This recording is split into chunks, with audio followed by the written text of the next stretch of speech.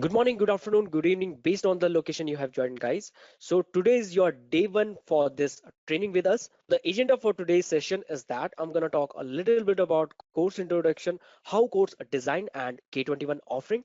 After that, I will hand over this meeting to our expert trainer. So as you know, this particular course is about Microsoft Azure Solution Architect Expert, which is AZ-305. It designed in such a way that it consists of 11 modules, 70 plus lessons, 30 plus hands-on lab. We provide exam and CV preparation, and most important, on-job support. Before we move further, guys, I would like to tell you that we have trained more than 8,500 plus individuals like you.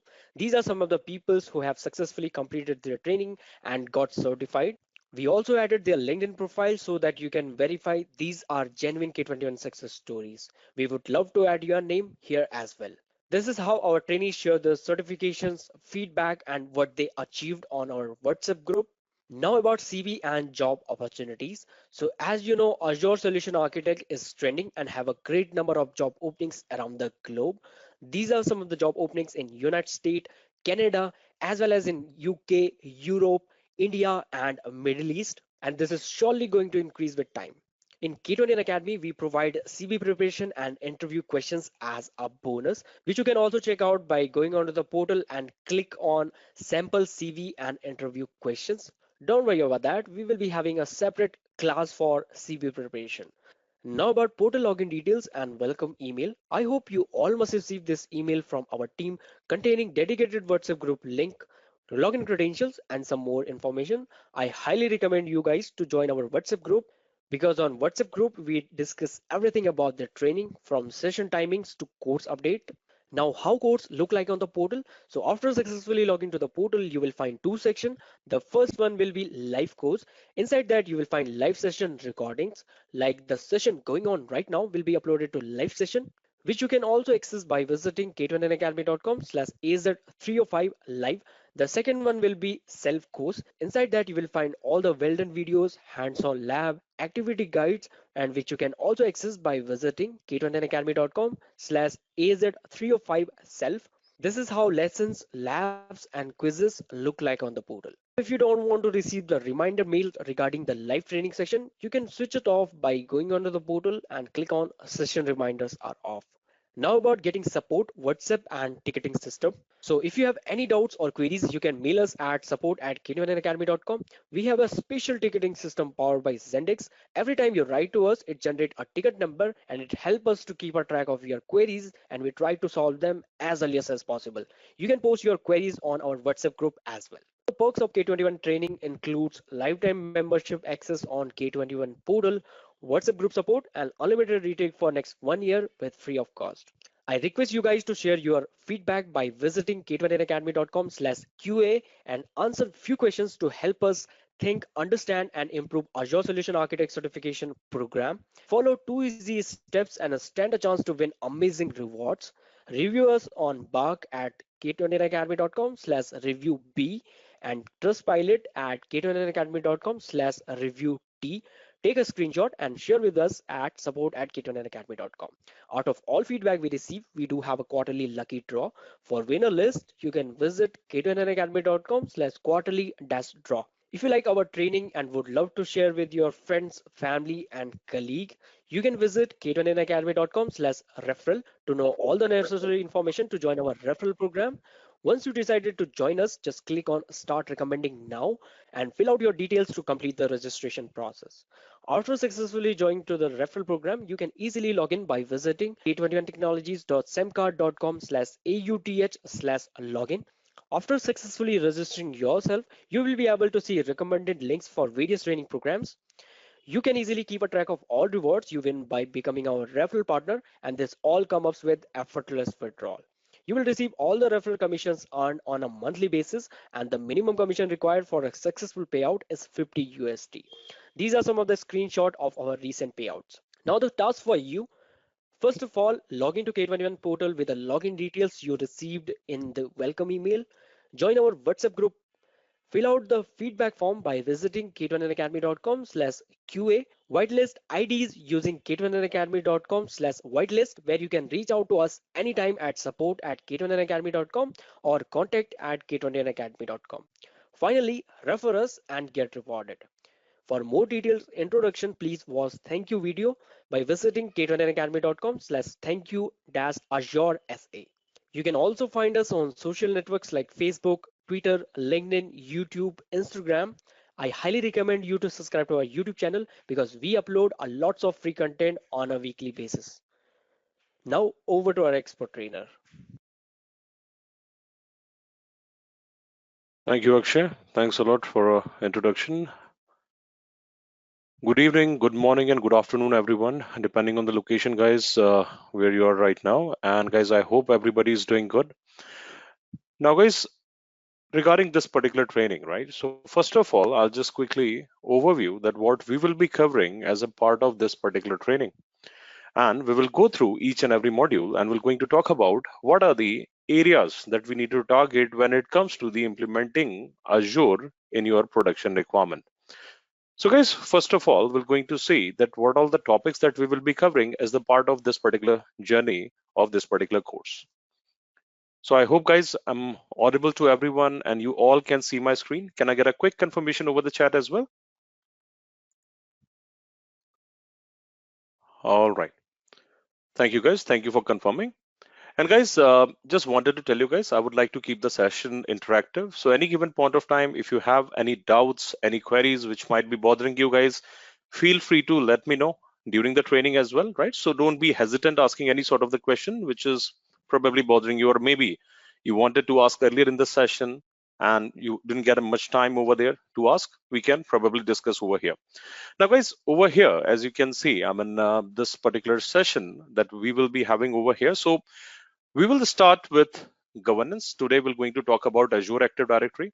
Depending any user that you will be creating within the organization or any particular resources that you will be creating, the first thing is start creating with a user, guys. So guys, probably you will be knowing that, the day you got hired in your organization as well, on the day one, what any organization does, they create your credential. And what will be the importance of the credential, we're going to talk about it today. And how we will be dealing that within Azure Active Directory, we're going to talk about it. So guys, over here, what we can look into that, this particular training has been divided into 11 modules. And one of the module that we're going to talk about is governance. Now, when we talk about governance, guys, we talk about compliance, we talk about policies and how those policies needs to be created for the different resources or probably for the users or the group of users. We're going to talk about how to ensure that whenever we will be creating or designing any production requirement, how we can ensure the compliance requirement needs to be fulfilled over here. In module 2, we're going to talk about computational need. Now guys, why we need to understand the computational requirement when it comes to the designing and the implementation? Because we can create a web application, and a web application is nothing but a code, and the code can be hosted on the top of the VM. It can be hosted on top of the app service plan as well, like your platform as a service, or could have been hosted as a container, or could have been hosted as a Kubernetes cluster as well. Now, what are the areas that we need to target over here when it comes to the designing and the implementation? So guys, it can vary from the production use cases to use cases when it comes to designing the computational need. So we'll talk about what all things that one need to understand when it comes to designing the computational requirement within Azure. In module 3, we're going to talk about a storage account and how the storage needs to be managed over here. So guys, when it comes to the storage, there are various components, guys, that we can deal with within Azure, like your storage account. Probably it can be your SQL databases, or it can be a Cosmos DB as well. And accordingly, we're going to talk about relational and non-relational storage requirement within Azure. So in module 3 and module 4, moreover, the discussion how to ensure your storage requirement, how we can probably design a model for a cost-effective solution, and probably if somebody is looking for performance, what all the areas they need to target. And when it comes to the storage, definitely we will be storing the data in it. So guys, data security is also very important. So we're going to touch upon that how we can design the security model when it comes to the storage of relational and non-relational storage within Azure. In module 5, we're going to talk about data integration. Now guys, being a solution architect, in the production, we never know that what kind of the project we end up working. It can be the project which may require integration with the different data analytics tool when it comes to transforming the data from the unstructured format to a structured format. So here we will going to talk about data factory, we're going to talk about Databricks, Azure Data Lake Storage, and what are these components where we will be using when it comes to the transformation journey of the data. So how the big data analysis looks like and what are the areas and the components that a solution architect need to target when it comes to the designing, we're going to touch upon that. Further, we're going to talk about app architecture. Now, guys, when you say app architecture, here we're going to talk about that what are the areas that we need to target when it comes to achieve better performance, when it comes to achieve security, when it comes to achieve integrating any sort of the application over here, and how your architecture looks like when you will be integrating with the various different components. So we're going to talk about the app architecture, where we will going to talk about the PaaS solutioning over here. In module 7, guys, it is about authentication and the authorization. And guys, this is our today's topic of the discussion as well, because guys, before somebody created any resources within Azure, one need to understand how that particular mechanism of a user work within Azure. So guys, as you can see on the top, Microsoft has also mentioned that adjust these module as per the requirement. So guys, before we end up creating any sort of the resources, how that user needs to be managed within Azure Active Directory, how any application which you design for authentication and the authorization, it is very important to understand that how you will be allowing a user to get the accessibility to the resources and what level of the accessibility we will be providing. In module 8, we're going to talk about monitoring your resources.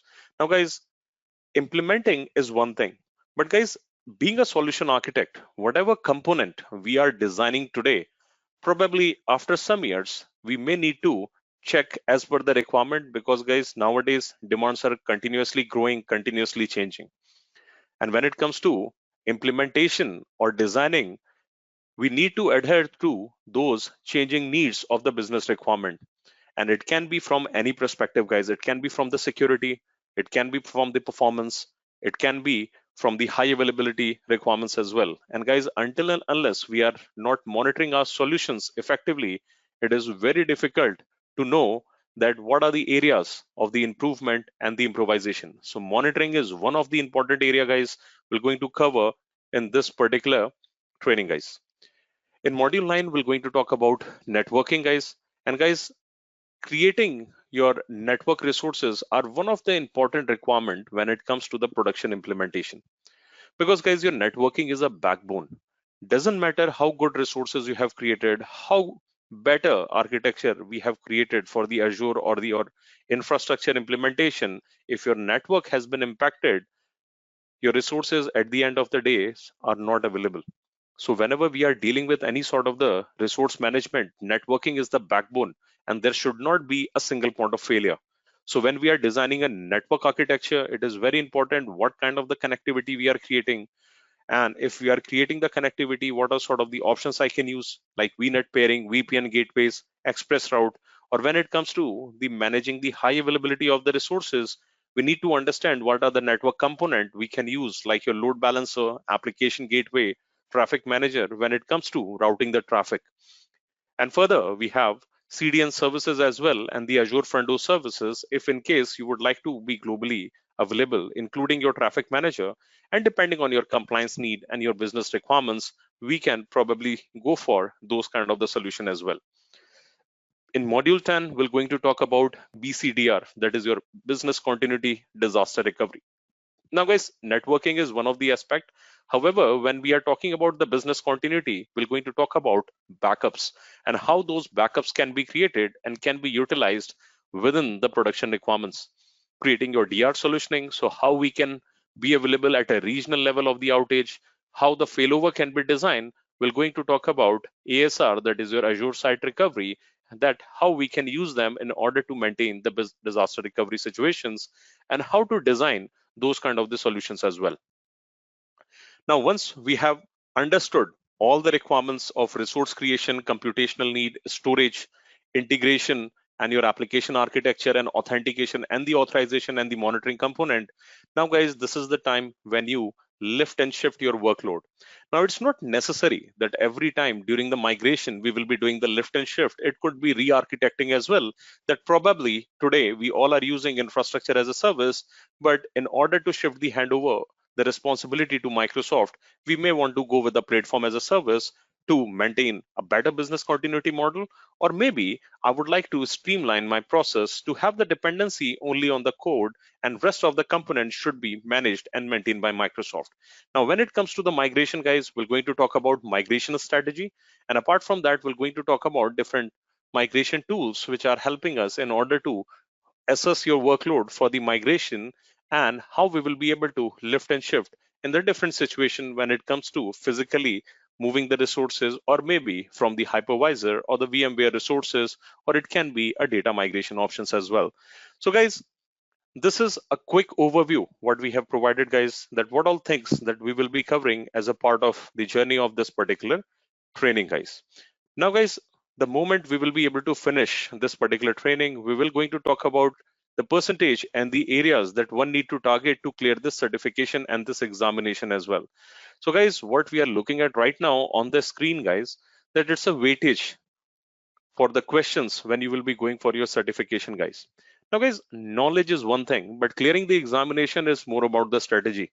So once we are finishing all the modules, we're going to talk about that how to strategize to clear the examination. Now here, if you see, guys, designing identity governance and monitoring solution, all these components having the weightage for your examination about 25 to 30%. Designing data storage and the solution has the similar impact when it comes to the weightage of the question in your paper, that is 25 to 30%. Further, if you understood your business continuity requirement, that how to manage your backups and your DR solutioning, you can easily score 10 to 15% of the marks. And if you understood your designing your infrastructure, mostly your computing and your networking component, again, guys, good amount of the weightage has been given over here as well, that is 25 to 30%. So guys, this was a quick overview and the summary what we will be covering as a part of the training, guys. Guys, any questions, any doubt what we will be covering as the part of this particular training, guys? Any questions, guys? Are we good? Guys, you can just put yes on the chat as well. I mean, if you're okay with that, or you can also unmute and you can just let me know, guys, in case you have any questions. Feel free to unmute yourself as well. All good? Okay, guys. Thank you. Now, guys, my name is Rishabh. I will be your trainer for upcoming session as well. Yeah, please. Somebody have a question? Please go ahead.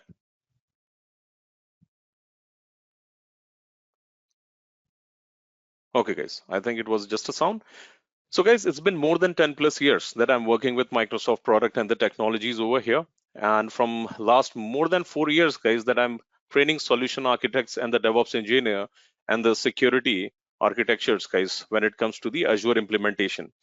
And guys, I'm also conducting the training on the SAP for Azure workloads as well. And below are my certifications, what we have cleared over the span of time throughout this particular Azure journey, guys.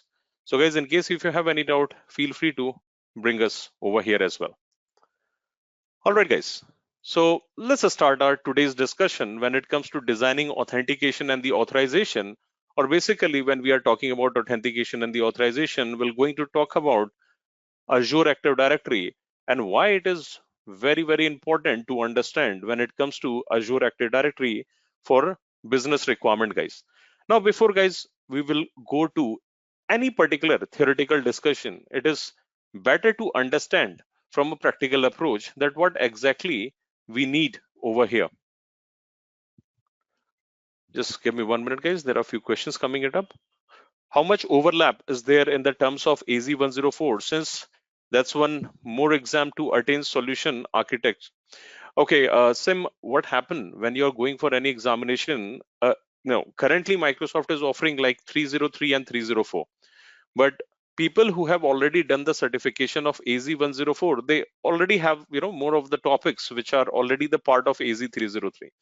Now, guys, when we talk about becoming a solution architect with the career path of AZ-104 and 305, these are two requirements that we have over here. But guys, one is implementation and another is design. Now, guys, both needs to be taken care work hand in hand, guys, because until and unless I don't know the implementation, it is really difficult to take any sort of the decision, right? For an example, if a requirement of an organization comes to you and says, hey, I would like to go for designing of a web application, and I require this web application to be connected to my networking components. Now, what should I use? Should I go with the infrastructure as a service model and the platform as a service model, or should I go with the Kubernetes cluster or the containerized model, or should I pick VNet to VNet connectivity using VPN gateway, or should I go with the VNet pairing action? Now, guys, here, until and unless we have not done the implementation, it is really difficult to comment on any particular requirement, right? So over here, when it comes to overlap, so guys, the topics that you will have learned in AZ-104, probably there are few components that we will be discussing over here, but that particular training is moreover about knowing the implementation area. This particular training is a designing aspect. So guys, overlapping of the topics will be there, and it will be approximately around 30 to 40%. But guys, when it comes to the designing, it is one step ahead, because over here we are not just going to talk about the implementation, we are just going to talk about the production requirement, and the answer for that particular requirement can vary from the perspective of the project to project. I hope, guys, it makes sense. Sim, are we good? Okay. All right. Now, guys, there is another question coming it up from Chandrasekhar over here. Correct, with completion of 305 will be sufficient to take AZ-104 as well. Chandrasekhar, what I will recommend, right? I mean, see, the overlap topics, definitely, guys, it makes sense if you have already covered AZ-305, and if you are already confident on those sections as well, you can go for the examination. But the approach is, guys, target one particular examination at a time. For an example, let's say if you are currently going for AZ-305 training, right, and we have gone through each and every module, because, guys, everything have its own perspective. When you are learning implementation, you are moreover emphasizing creating the resources and knowing the granularity of the implementation. But when you are designing over here, right, designing requires integration with the various components, right? So if you are already working on Azure, if you have done implementations in the past, there is no hesitation, guys, that you can go for AZ-104 examination after completing AZ-305 training as well. However, guys, if you are not feeling well in terms of confidence, because let's say if you have never touched AZ-104 module and you are directly learning AZ-305 as well, I would recommend go for AZ-305 certificate once we are done with the training.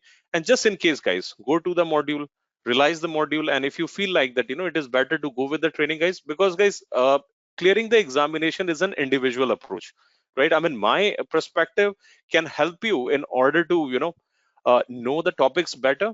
But, guys, you are the better judge, because examination everybody faces alone, guys, right?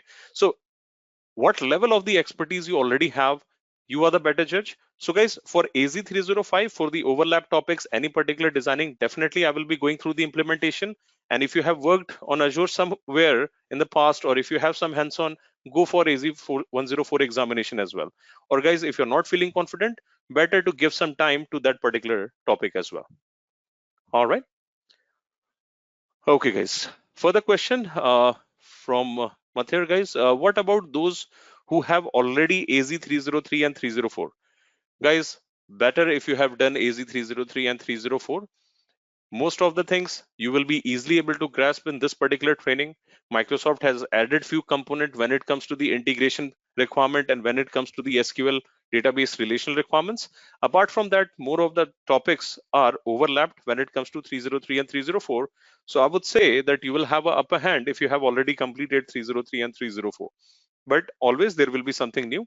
So yes, I mean, of people who have already cleared the certification of AZ-303, 304, definitely, guys, you will not find much difficulty when it comes to clearing AZ-305. Make sense? Okay, all right. Further question, to get the AZ-305 certificate, it's not mandatory AZ-104. No, guys, for AZ-305, no, it's not mandatory for AZ-104. However, if you are looking for solution architect expert certificate, guys, then it is mandatory, guys, to clear AZ-104. So AZ-305 is a individual exam, but solution architect bash that we get, that we will be getting that particular batch after clearing AZ-104 and AZ-305, guys, and that too effective March 2022. I hope this makes sense. Okay. All right, guys. Okay, guys, there is another question coming from Dhaval that will it help without AZ-303 and 304, as I'm SQL DBA with 25 years of experience. Good to know, Dhaval. The thing is, I mean, definitely, Dhaval, it will going to, help, I mean, 305, because after March 2022, there will not be any 304 and 305 because Microsoft will be deprecating that examination after March 22. So definitely, guys, after a few months, I mean, we are sitting in December, after 3 months, these examination are no longer in picture. So definitely it will be a help if you are directly going for 305, because everybody is doing the same after the month of March. Yeah. So definitely not a challenging part. Yep. Okay. All right, guys. Yeah, guys. Sunil, absolutely, you are right. Currently 305 is beta, guys. So this will be a regular exam from March 2022, right? This information, guys, you can also see on the website of Microsoft. Just type AZ-305 exam. Whenever you just need to go for this particular exam, guys, type this. You will have an examination option over here, and guys, you can see the date that Microsoft has mentioned, right? So this 303 and 304 exam is getting retired on 31st of March 2022. Okay. All right, guys. There is another question coming in. Please assist me with the correct path over here. Sure, I will do over here. And there is another question, guys. I was planning for going for AZ-303, 304 to get the solution architect, but I'm little confusing. Guys, let me tell you, there is no need for getting any kind of the confusion, guys, when it comes to attempting any particular exam, right? Anything that you will be attempting, definitely you will be saving a lot of time. For an example, guys, let's say this particular certificate is going to be launched in the month of March or maybe after March, because Microsoft has launched that particular date that after 31st of March only this particular examination will be there. But that doesn't mean that your older certification doesn't have any value. For an example, currently I'm certified on AZ-303 and 304, and I'm a solution architect expert. Now that batch is going to be there for 2 years in the market, right? So definitely I will be considered as a solution architect. 305 is just an additional update, guys. So don't need to be confused, guys. It's just an update. So if you are going for AZ-305, you are going for a futuristic approach. That doesn't mean that everything is going to be changed over there. The disaster recovery, the migration, the topics, if you're going to check, there will be an overlap for approximately around 85 to 95% of the topic. So guys, you don't need to worry, guys. I mean, for the examination, if you're feeling good for the examination for 30 and 304, you have already planned it, you have already scheduled it, go for it, guys. No problem with that. Okay. So if you are going with Uh, AZ-30, Mhm, Rishabh, just quickly about the exam itself. mhm, When it's beta version, mhm. the if I take the exam, they'll not I'll not get the result immediately, right? Correct. So So Sunil, is it the approach that you can do, let's say we're going to continue for this particular training approximately more than a month now, right? It will be a weekend yeah, session. So by the time we will be finishing this particular training, we will be already in the mid of January, right? Now, let's say right? if you have started preparation, at least you will take some time. For an example, let's say 2-3 weeks to buckle up or every questions and everything, right? And then you are booking a date. Now, not necessarily you will be getting a slot for a week for a two. So better to book this particular examination after the March and directly go for that 305 certificates as well. Or let's say if you have already planned for any particular examination already and it's been scheduled, there is no hesitation, guys, because it will give you an extra edge, or you can say an upper side, because you have already have an understanding that what kind of the examination that I'm going through and what sort of the question Microsoft will be asking. Make sense? Yeah, yeah. That's right. Yeah. All right. Oh, Thanks, Rishabh. yeah, you're welcome. Okay, guys. Another question. What is the best way, guys? I'm a beginner enrolling for AZ-305. What will be the best approach? AZ-900, AZ-104, or AZ-305? Guys, let me tell you. Just keep all the doubts aside, guys, because in this particular course, we're going to talk about from the basic till the designing level, right? So even if you are starting from a beginner level, guys, just start from any particular training, guys, because you have to pick one. AZ-900 is kind of an optional course. If you go for any particular examination, guys, Microsoft doesn't say that one should have AZ-900 certification. AZ-900 is for those people who might not be from the technology background or maybe hesitant about Azure and they don't have the understanding of the cloud. Now, if they don't have the understanding, definitely some level of the understanding one need to have before they will be touching upon cloud resources, right? So AZ-900 is an optional certificate. Now, talking about AZ-104. So guys, let's say if you have completed AZ-104 or you have already gone through, so it will be easy for you for the understanding and the training. So that doesn't mean that I cannot directly go for AZ-305 training as well, because guys, over here we will going to talk about each and every component from the scratch. And guys, let me tell you, even a particular person goes for AZ-104 examination, they are not be 100% covered from each and every perspective. So definitely, guys, whatever point that you will be starting, right, don't need to worry, guys. Just start. Any given point of time, one need to start. 4 years ago I have to start on Azure. Before that I was on AWS. So guys, everybody has to start from some point of time. So don't be hesitant, guys. Whatever certification you are going through, start from scratch, try to understand from that level, and just proceed it from where. And the moment you will get the expertise, definitely people who have 104 certification, they might feel easy on understanding on 305. Let's say you have already gone with 305, you will get that ease of understanding in AZ-104. So no worries about it, guys. You can start with AZ-305 as well. Okay. Okay, guys. All right, guys. So let's start with the training now. Okay. So guys, let's understand what is your Azure Active Directory. But before we will be understanding the Azure Active Directory, guys, we need to understand why Azure, why not on-premises, why not every organization continues to run the business the way they're supposed to run in the past. So guys, Active Directory is not a new concept. From last more than 20 plus years, organizations are using Active Directory and they are managing the users, group of users, and there are n number of things they are already implementing using GPO group policies. Why Azure? Let's understand this, guys. Now on the on-premises, guys, how any organization work. So on the on-premises, what choices we have? So on the on-premises, there are two choices, guys. Either I will be creating a physical machine or a virtual machine. These are two choices I have. After creating that machine, what organization does? They install ADDS service. What do you mean by that? Active Directory domain services over here. Now, why that particular services will be needed? Definitely, guys, in any organization, whenever you are running any sort of the business, you require users to manage them. Now, let's take an example, guys, that you work for TCS for a while. Okay. Or let's say if you work for Google, or let's say you work for Microsoft. So how they identify that which particular employee will be working in their organization? So definitely there has to be some identification for that particular employee. And guys, what is an identification of any employee in any organization? Their email address. This is how any particular person will be identified. So why identification is important? So the communication can happen. Now the communication can happen between two users. We are using emails for that. We are using Teams. We are using Slack. We are using Jira tool. There are many, guys. And we required a communication. Now, in the same manner, guys, that within the organization, we required communication between the user and the resources as well.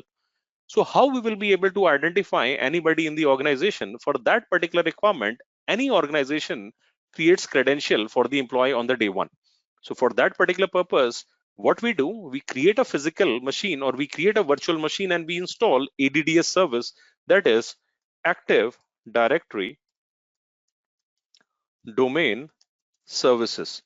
Now this particular service is required, and what we do after that, guys, we promote this machine on a domain. Every organization have their specific domain. So Microsoft has a domain microsoft.com, Citrix have a domain citrix.com, VMware has a domain vmware.com. Similarly, if you will be working for any organization, that particular domain, that machine where the users will be created who will be working in that organization, that machine will be promoted on a particular domain. Now guys, what happened when that machine gets promoted on a particular domain over here? That it creates a database for those users. And definitely, guys, if you are creating IDs for the user, definitely that IDs must be getting stored somewhere in that particular machine. Now, whether it's a physical machine and the virtual machine, that totally depends on the organization, how they would like to manage. But over here, that particular database where all the identities and the information are stored on your on-premises, we call it ntds.dit. Now, few of you guys who are already working in the AD background, you might be aware about it, but participant who are new, I'm just going to tell you guys what exactly it is. It is nothing, guys. It is new technology domain services dot directory information tree. This is what we call it, guys. We call it dit folder as well, dit folder. Some called it as a database. Guys, the technical name of this particular folder or the database where all the information of any particular user, group of users, or any resources that you will be adding in your on-premises will be stored, we call it ntds.dit, right? New technology domain services directory information tree. So whenever any particular user is created over here, definitely that user will be having the control on this particular user account, right? And how they will have a control on the user account? They will have their credentials set up on the day one, right? So any email ID gets created, there might be some default password. What we do, we log in, we create our own password.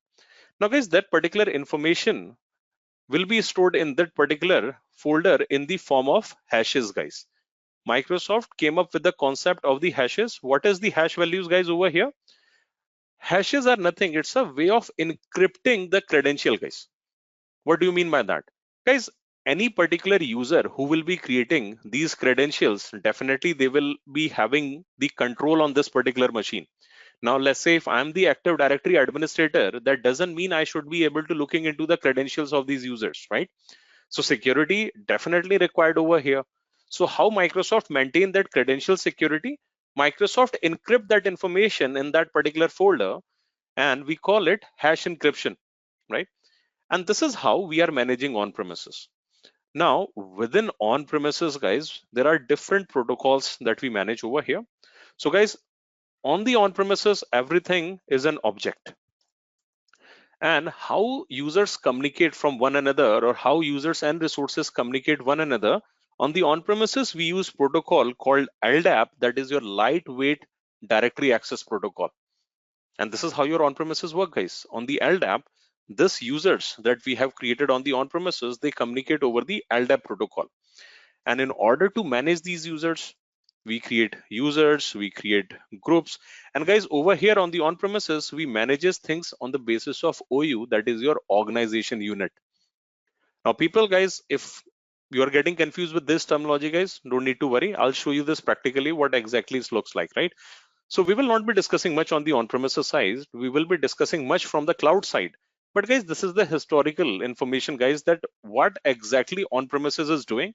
So we have object, we have LDAP protocol, we create OU's organization unit, and we also create GPO, that is your group policy.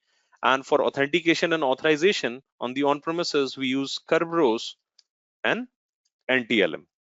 Now, these are the protocols that we use for authentication and the authorization.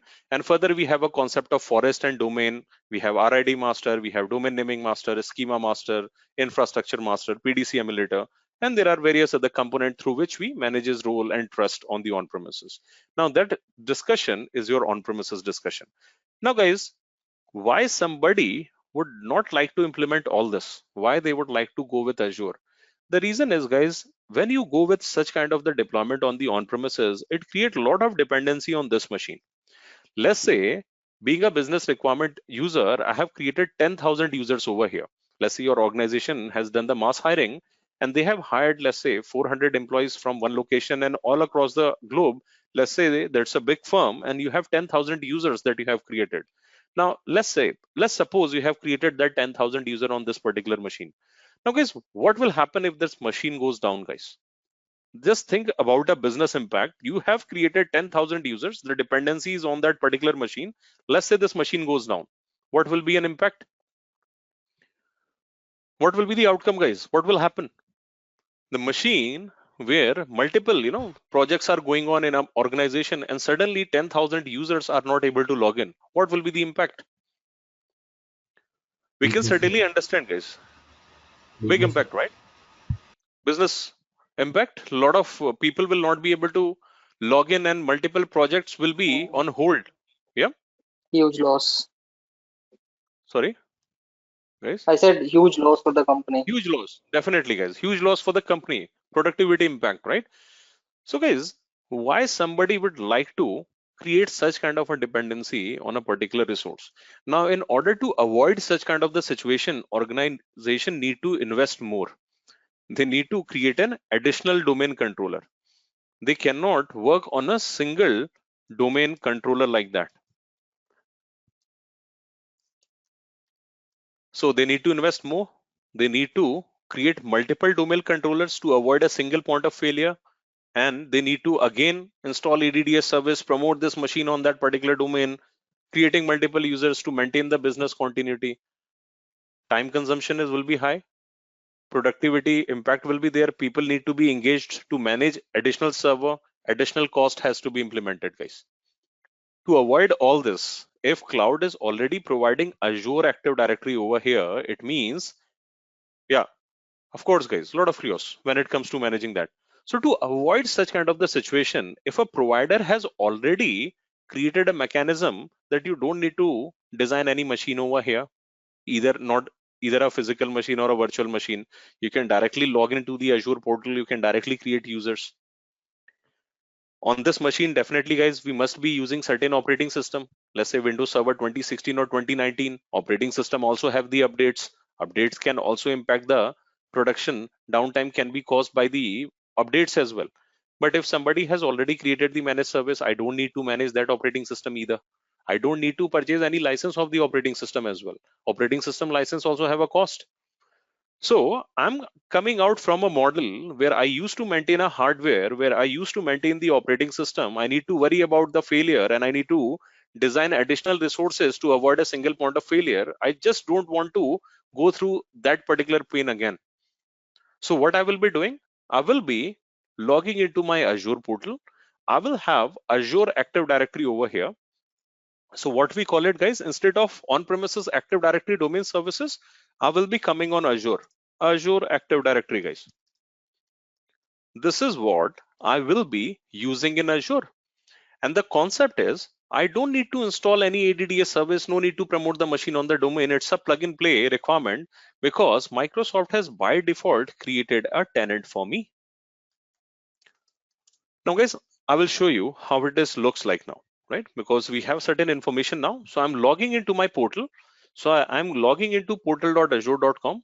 I've typed my credential, that is sync.rishabh4@outlook.com. I have created one Microsoft account. I'm logging in. And guys, this is your Azure Active Directory. I'm directly coming into the Active Directory option. And here, guys, I don't need to install anything. Everything is already available over here. By default, Microsoft have a default directory, right? And already I'm in a particular default tenant over here. Now, what do you mean by a tenant, guys? Tenant is nothing. It's a logical isolation. For an example, an organization can have multiple domain. Let's say I have let's take an example of a Facebook, right? Facebook have a lot of employees working for Facebook web application. Now, for managing that web application, Facebook can have 10,000 employees. Some people will be working in a front end requirement, in the back end requirement, database engineer, many different kind of the section, right? Production, project managers, multiple users. Now, in the same manner, guys, as Facebook has taken over WhatsApp as well, right? So for WhatsApp and Instagram, definitely there will be a different team over there who will be managing that particular business. Now, that particular domain might be different, should not be the facebook.com. Maybe they have a different tenant, and altogether those users are created on the different domain. Similarly, let's take an example of a Microsoft, or as an organization. Microsoft has a domain microsoft.com, but Microsoft also manages GitHub. Microsoft works in the different areas of the products as well, and the IDs of the users can differ maybe on a github.com. So guys, when it comes to managing any organization, not necessarily all the organization will have all the employees and the users created in the same tenant. They can have multiple tenants as well. For an example, 5,000 users has been created in one tenant. Another 5,000 users has been created in another tenant. Let's take an example of New York. In New York, we are running 10 projects and we have a tenant where 5,000 users are working. Now there is another project going on in California region, and I might have, the clients in California who might be dealing with, Singapore and the other region, but I want to keep those users separately in the separate tenant. So I can have a tenant over there as well. Now, what exactly the definition of the tenant? Tenant is nothing, guys. It's just a logical isolation. The way we have multiple domain controllers on the on-premises, in the similar manner, I can have multiple tenants on the cloud to maintain my business requirement for creating the users or group of users. Make sense to all, guys? Are we able to follow so far? Any doubt, any queries, guys? Any questions?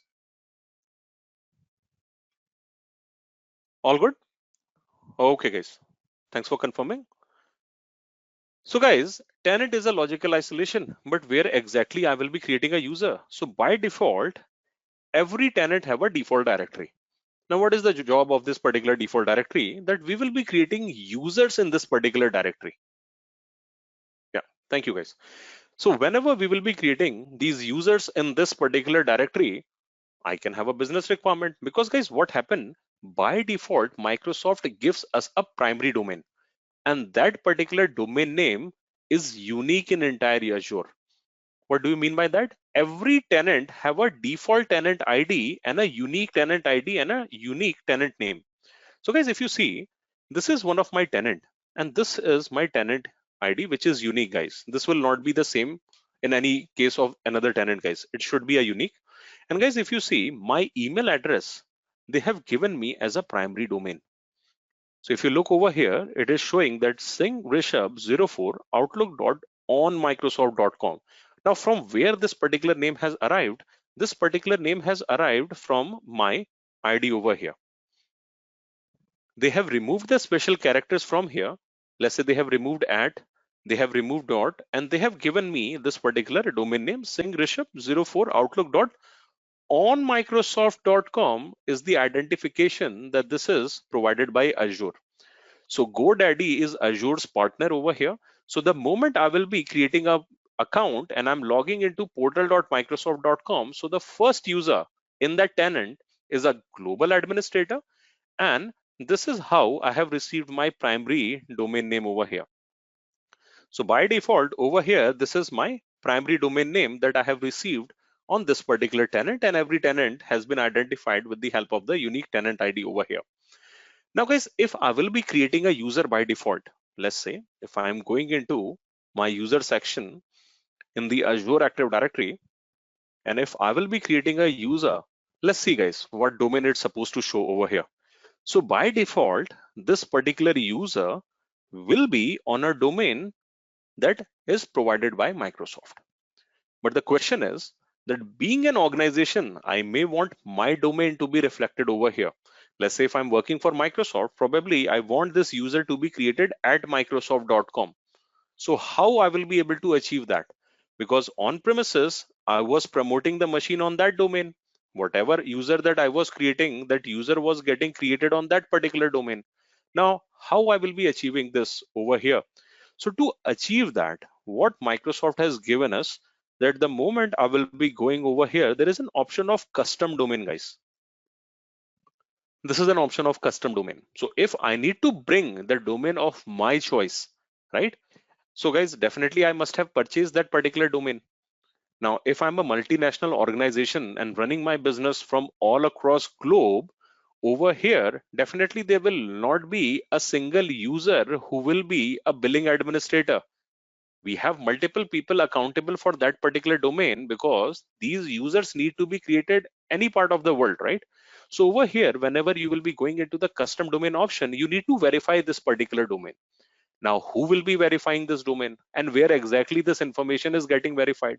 So guys, any organization purchasing that particular domain, let's say tcs.com or microsoft.com domain purchased from GoDaddy. So that information has been stored on GoDaddy, that where exactly these domains are being getting used. So guys, in every organization creates a user as a billing administrator. and that particular person is responsible for any kind of the purchase or any particular subscription or the domain or the DNS that needs to be purchased over there.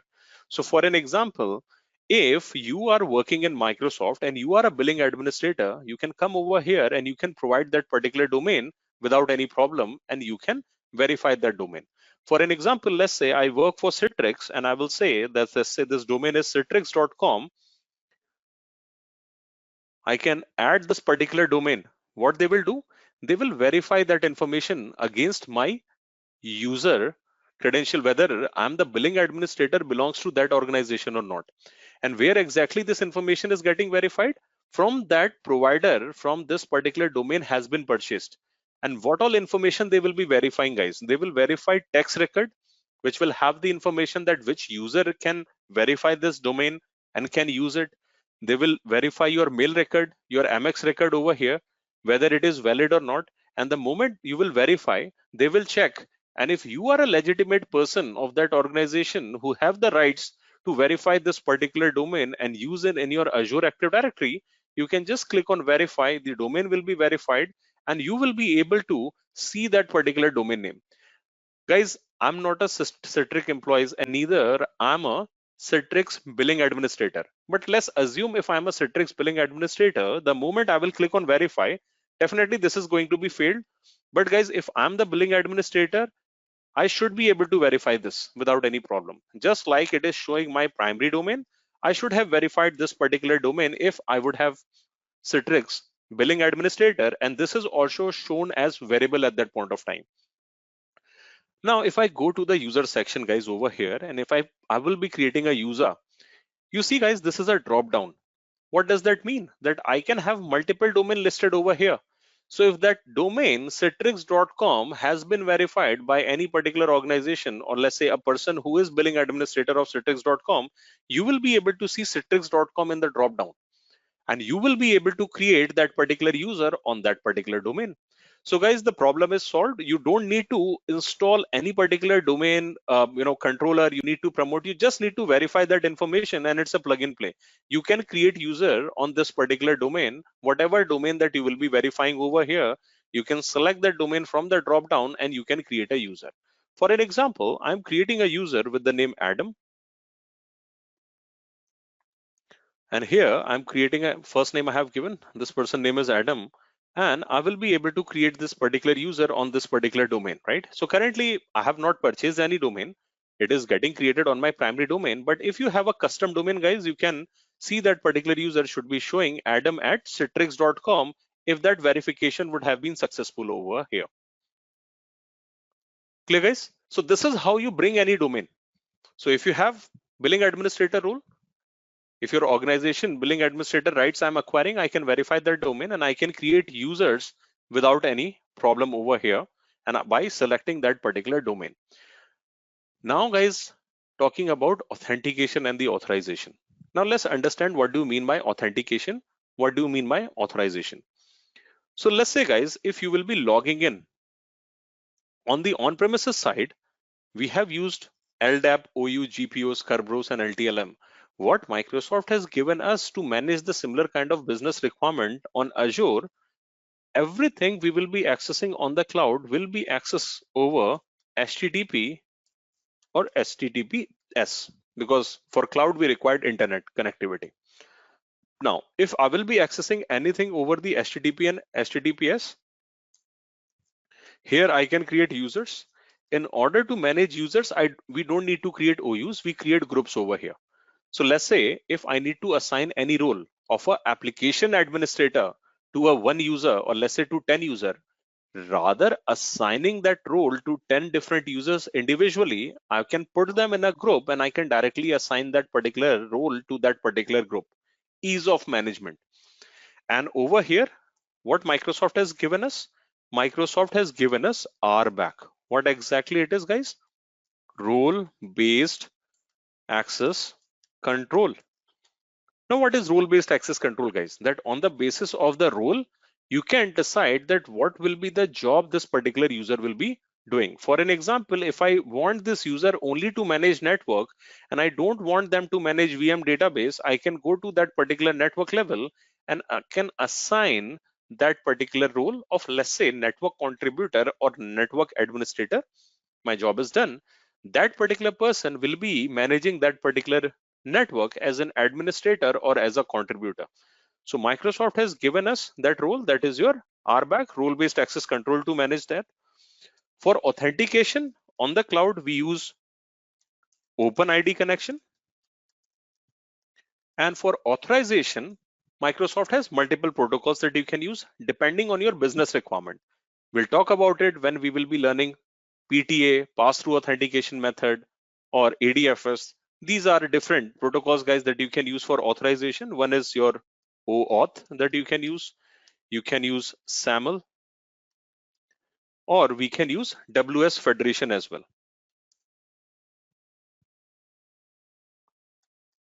So guys, these are different options available when I'm dealing with my cloud-based architecture, guys.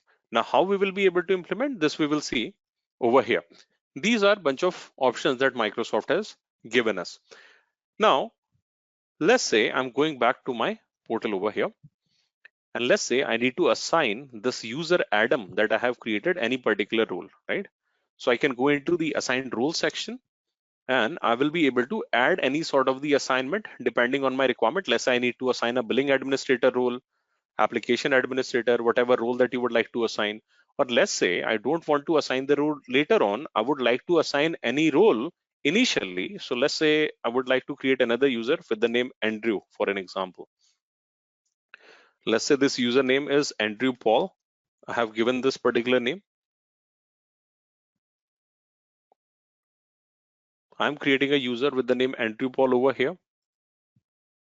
Just give me 1 minute, guys.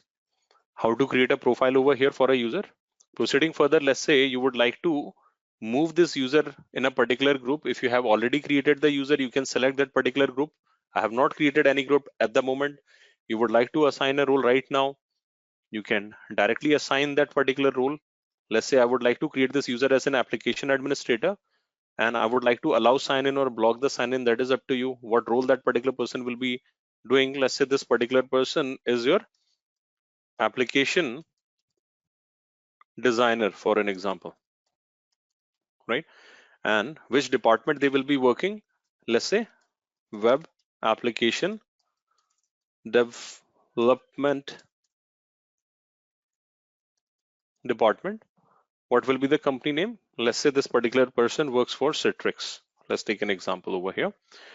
There must be another person, so maybe this particular person must be reporting to Adam, for an example. So Andy reports to Adam, and job title is application designer, and the role they are carrying in that organization is your application administrator.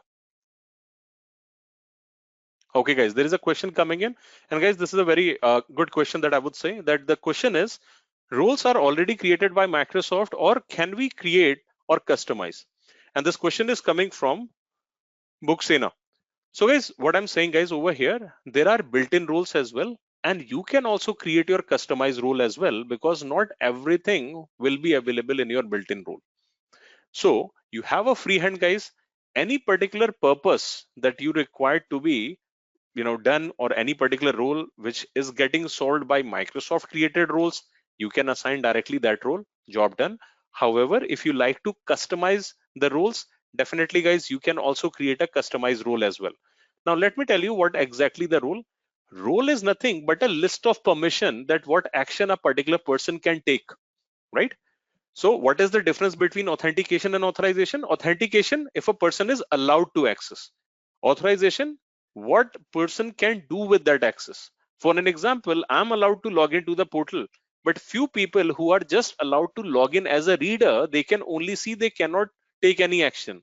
But few people who are allowed to access as a contributor, they can make changes. But what changes they can make in the list of that particular permission, you can definitely customize that particular permission level. Let's say I don't want to give them delete permission, though I would like to allow them to create resources. Customization is possible, guys. Make sense?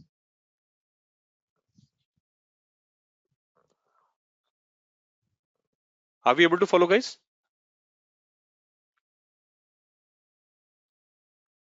Everyone? Yes, Okay, guys. yes. There is another question coming in, guys. The another question is from Nosa, that how does role creation affects billing? Guys, role creation does not affect your billing at all. Clear, guys? Now, how to manage the billing? We'll talk about it over here, because with the help of the role, you customize your requirement for providing the accessibility to the user. But what feature user will be using, that particular part we manage with the license of your Azure Active Directory, depending what all services that we need, right? So your billing always depends upon the features that we will be using. Roles is a business requirement. Create 500 role or 5,000 role on the basis of 5,000 user or 10,000 user. That is something that depends on the organization need, right? So billing has nothing to do with that. Billing will always depends on that what sort of the features that you required in your Azure Active Directory, and that we manage on the basis of license. So we'll talk about what are the different license available, and depending on those license, what are the different features and what are actions that we can do. So that feature requirement that we are controlling with the licenses, that will have a billing impact depending what license you will be assigning to that particular user. Make sense? Sim, are we able to follow this?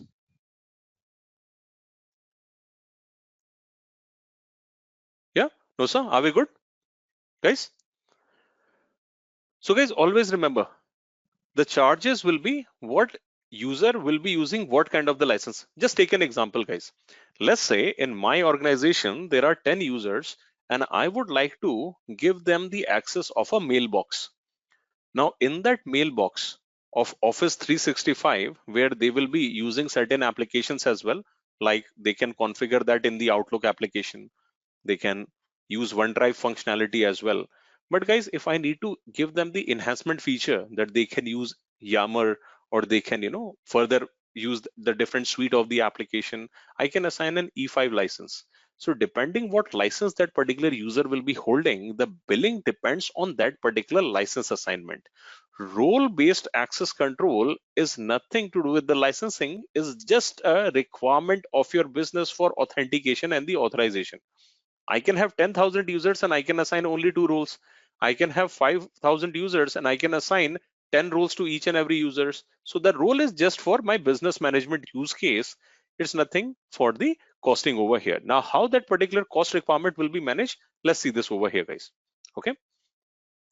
So guys, I'm just creating this particular user as an application administrator. Okay, guys, more than one role cannot be granted. I have already granted this particular person as a particular role for the administrator. I can show you how this can be granted in a while. The reason is currently I'm in the free tier license. Now let's see, guys, the licenses part. If you see, by default, I'm using Azure AD free license. So what all things that I cannot do in Azure AD free, you must have seen in your production that users are allowed to change their own password, right? Why? Because if we are not allowing the user to change their own password each and every time they need to contact support. Now, the moment your hundred and thousands of the user need to contact the support, definitely you need to pay for the support team as well. You need to create the infrastructure for the support team. But to avoid that particular cost, what organization does, they purchase a license and they will assign a license which can help them to change their own password. For an example, I'm a global administrator right now. The first user will always be a global administrator by default. I have the accessibility to each and every component in this particular portal at the moment. Now, assume myself as a Azure Active Directory administrator for an example. And my job is to manage these users. Now, let's say I want these users to be allowed to change their own password at the moment. So the moment I will go to the password reset right now, what it says, guys, that facility is not available. Why that facility is not available? Because what it says, get a premium trial to use this particular feature.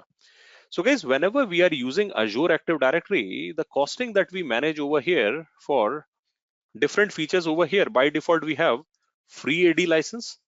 Apart from that, you can get to the basic license. We also call it Office 365 license. Or if you required security enhancement capability, you can go with premium one.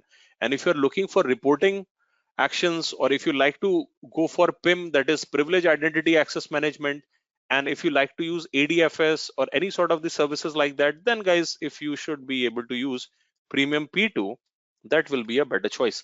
Now here guys, different licenses have a different requirement. So guys, if you want to allow a user to change their own password, one should have at least basic license. If you want to use identity protection, conditional access control, or if you want to, allow them to manage their own devices and, such kind of the security, then one should have at least premium P1 or premium P2 license. One should be able to use PIM, privilege identity access management, and once people would like to use the reporting, then they required premium P2 license. So depending what actions and the features one user will have the access to, accordingly we assign that kind of the license to that particular user, and the charges will be applicable on the basis of what license has been assigned to that particular user to function in the organization up to that level. For an example, let's say I'm hiring a group of people, let's say only for 6 months on a contractual basis. Now, what set of the license I required? So depending on their role, let's say I only want to give them the accessibility for certain resources where I don't need to implement much security over there. I can probably assign a basic license and I can get the job done. Why I should pay for premium P1 and premium P2? But let's say if I need to maintain the security enhancement capability, for an example, I would like to have a control on risky user management or any sort of the security requirement, I will rather assign premium P1 and premium P2. And depending on that requirement, my costing will vary that what licenses that I will be assigning to that particular user. So currently, guys, you can see I'm using Azure AD free license. Let me go ahead and activate a premium P2 license in front of you. Now, how we can do that? For that particular purpose, I can go into the licensing option. Within the licensing option, we have an option for all products over here. So guys, if you will be going with all products, you will have the option for try and buy. And you can see guys, there are more options available over here. Okay guys, there are few questions coming in over here. I thought that SSPR was only for premium P1 or premium P2 license. Okay, Kurt, it is also available in your basic and as a part of the Office 365 license as well. And even if you will be using your MDM, that is Microsoft Mobility Management service, where we also call it as an Intune license, you also get that particular functionality in that particular license. So license is a bundle of feature. Depending what functionality you will be using, you just need to check a self-service password reset you will find in all of the paid subscription. Not necessarily it should be premium P1 and premium P2. Make sense?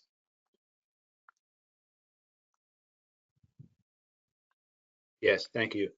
Okay, all right. Thank you, Kurt. Okay, guys. Another question coming from Rahul, that for single tenant, can we assign different licenses to different users? Why not? Definitely you can, Rahul.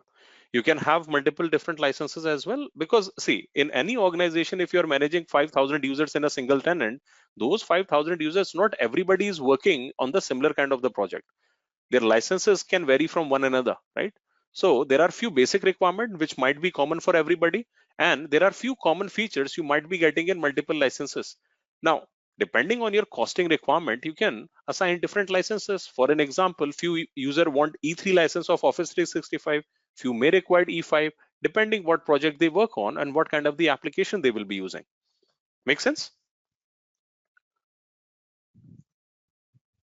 Okay. Now another question, role-based application access, how we map it. Okay, Raj, that particular part I will show you, but before that we need to have an understanding for the resources as well, right? So I will explain that particular part when we will be discussing about the subscription as well, because only if we have an active subscription, only then we will be able to create resources, and then at a resource level we can assign RBAC to that, right? I'll give you one example over here. Guys, let's understand this. Okay, let's understand subscription for a minute over here. Now guys, this is the story for managing the user or group of users, what kind of the features that we will be assigning to that particular user. And guys, meanwhile we will be discussing it. It will take time to activate premium P2. So let me activate this trial premium P2. It will approximately take 5 minutes, and within that particular 5 minutes I will be getting certain functionality. So guys, over here I'll just want to show you what will be before and after effect. So currently my account is Azure AD free account. If I go into the security option, for enhancing the security capability, guys, over here, if I try to use conditional access, right, it says that you are not allowed to use it. If I try to use identity protection service, it says get the premium license over here. If I try to enhance my multi-factor authentication security, it says go for a premium P2. And guys, I have only limited option over here, block and unblock user. I have just activated premium P2. Let me refresh the browser and you will certainly see the list of options which will now vary because I'm in premium P2 license now. So it will take a while, guys. Currently it has not been activated, though I have initiated the activation, but this will take 5 minutes. And within that particular 5 minutes, you will see that there will be more set of options that I will be able to see over here. How to cross check, guys, whether it has been activated or not? You just need to go back to your licenses option. And I'm going into all products, guys. You can see premium P2 is available. This option started reflecting over here, guys, in few seconds. So earlier it was showing Azure AD free. Right now it is showing Azure AD Premium P2. And if I go to in the user and password reset option, this option will be visible in few minutes, guys. It takes a time over here. So we'll come back on this and I will show you what are the additional options that we have. Okay, guys, premium trial is available for 30 days, right? Without any additional cost. And that is the, the validation of your free account or any Azure Pass account that you will be using. So you can use this particular service without any additional cost for 30 days, guys. Okay. There is another question coming. If a user has a premium P2 license assigned, will be able to run the reports for all the users or only the users have the P2 licenses reported will be available for them? Okay, so Sushil, over here, whenever we are going for such kind of the licenses, right, your Azure Active Directory have that particular license. So the person who will be running report, that particular person required that particular license. Not necessarily those users should have that license. Yeah, those users can have the different license as well. But if you will be managing the report, you don't need to assign that particular license to all the users. You can do it for the reporting, and the person who will be doing it, you just need that license to that particular user. Make sense? Okay, all right. Okay, guys. So Raj, answer to your question, right? I mean, how we will be able to assign RBAC. So guys, this is one of the important area, guys, for the understanding. Yeah, one tenant can have multiple subscription, right? So what is the job of a subscription? Why somebody required a subscription within Azure? So guys, subscription is your billing boundary.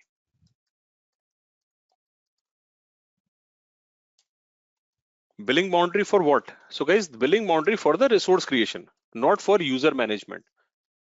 If you will be creating any particular user, you will be managing that particular user, group of users, and the features on the basis of what license that you have in your Azure Active Directory.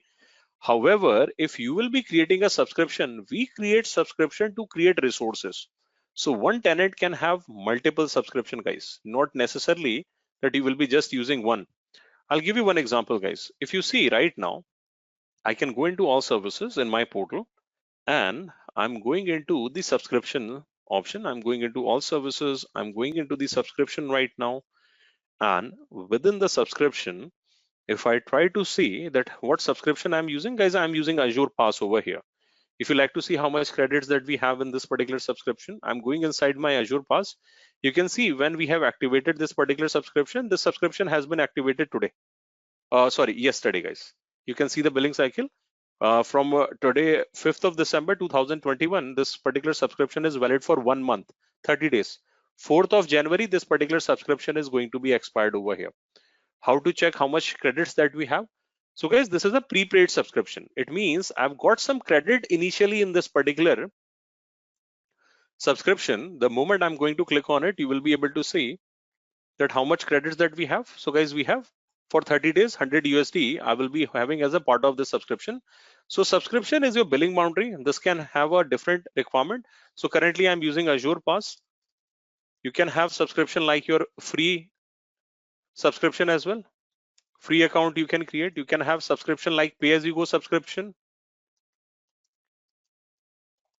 You can have subscription like your enterprise subscription as well, depending on your business use case. Now, why we require different subscription? Because I may need to run testing environment. Probably I would like to have a MSDN subscription where I will be having certain foundation of a credits that people should not be able to use the credit beyond than that, right? So probably I would like to go for some testing resources and I would like to create it in that particular subscription. So guys, in subscription, we just need to create a resource group where we will be creating resources. So guys, your resource group is nothing, it's just a logical container that we create, right?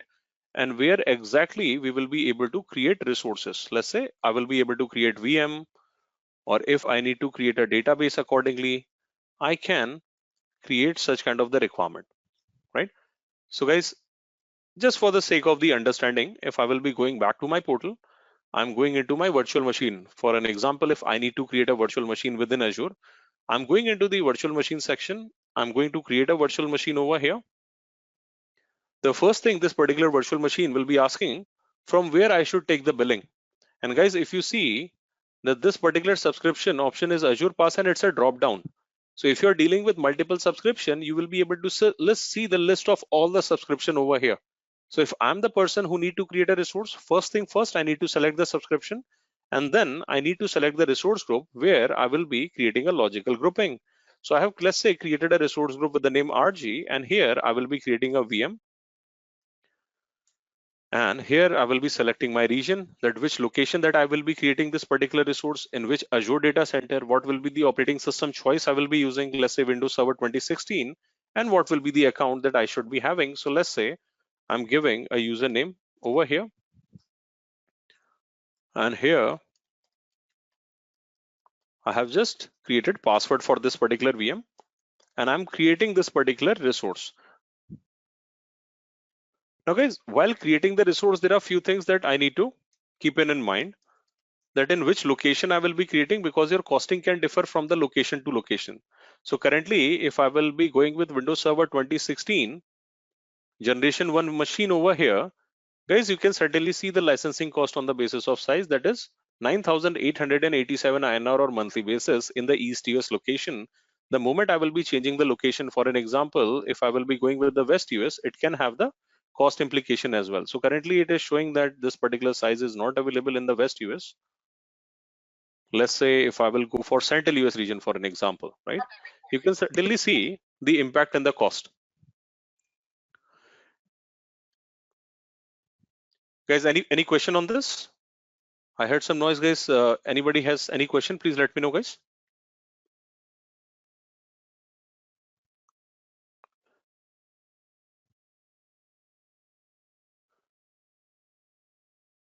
Yes, guys, your single tenant can be linked with multiple subscription as well. So for that, guys, you required a paid subscription. I'll just show you guys. Just give me 1 minute. If you want to see that particular requirement, for that, you just need to go into the subscription section and you need to add over here, guys. Just give me 1 minute, guys, showing that validation has been failed.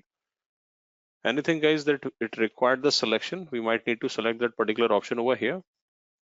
Yeah, just give me 1 minute, guys.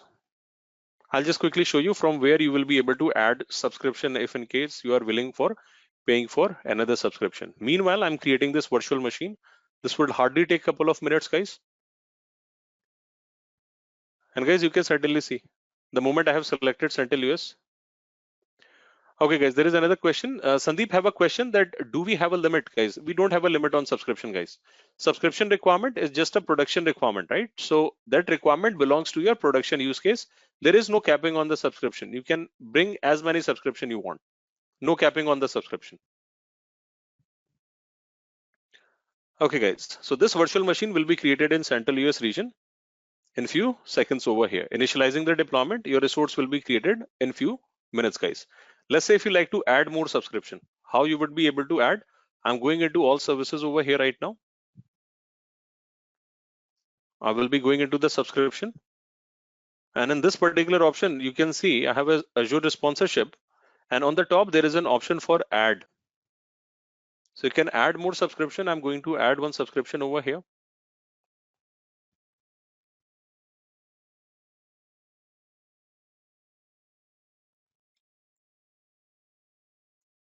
You see this, guys, over here.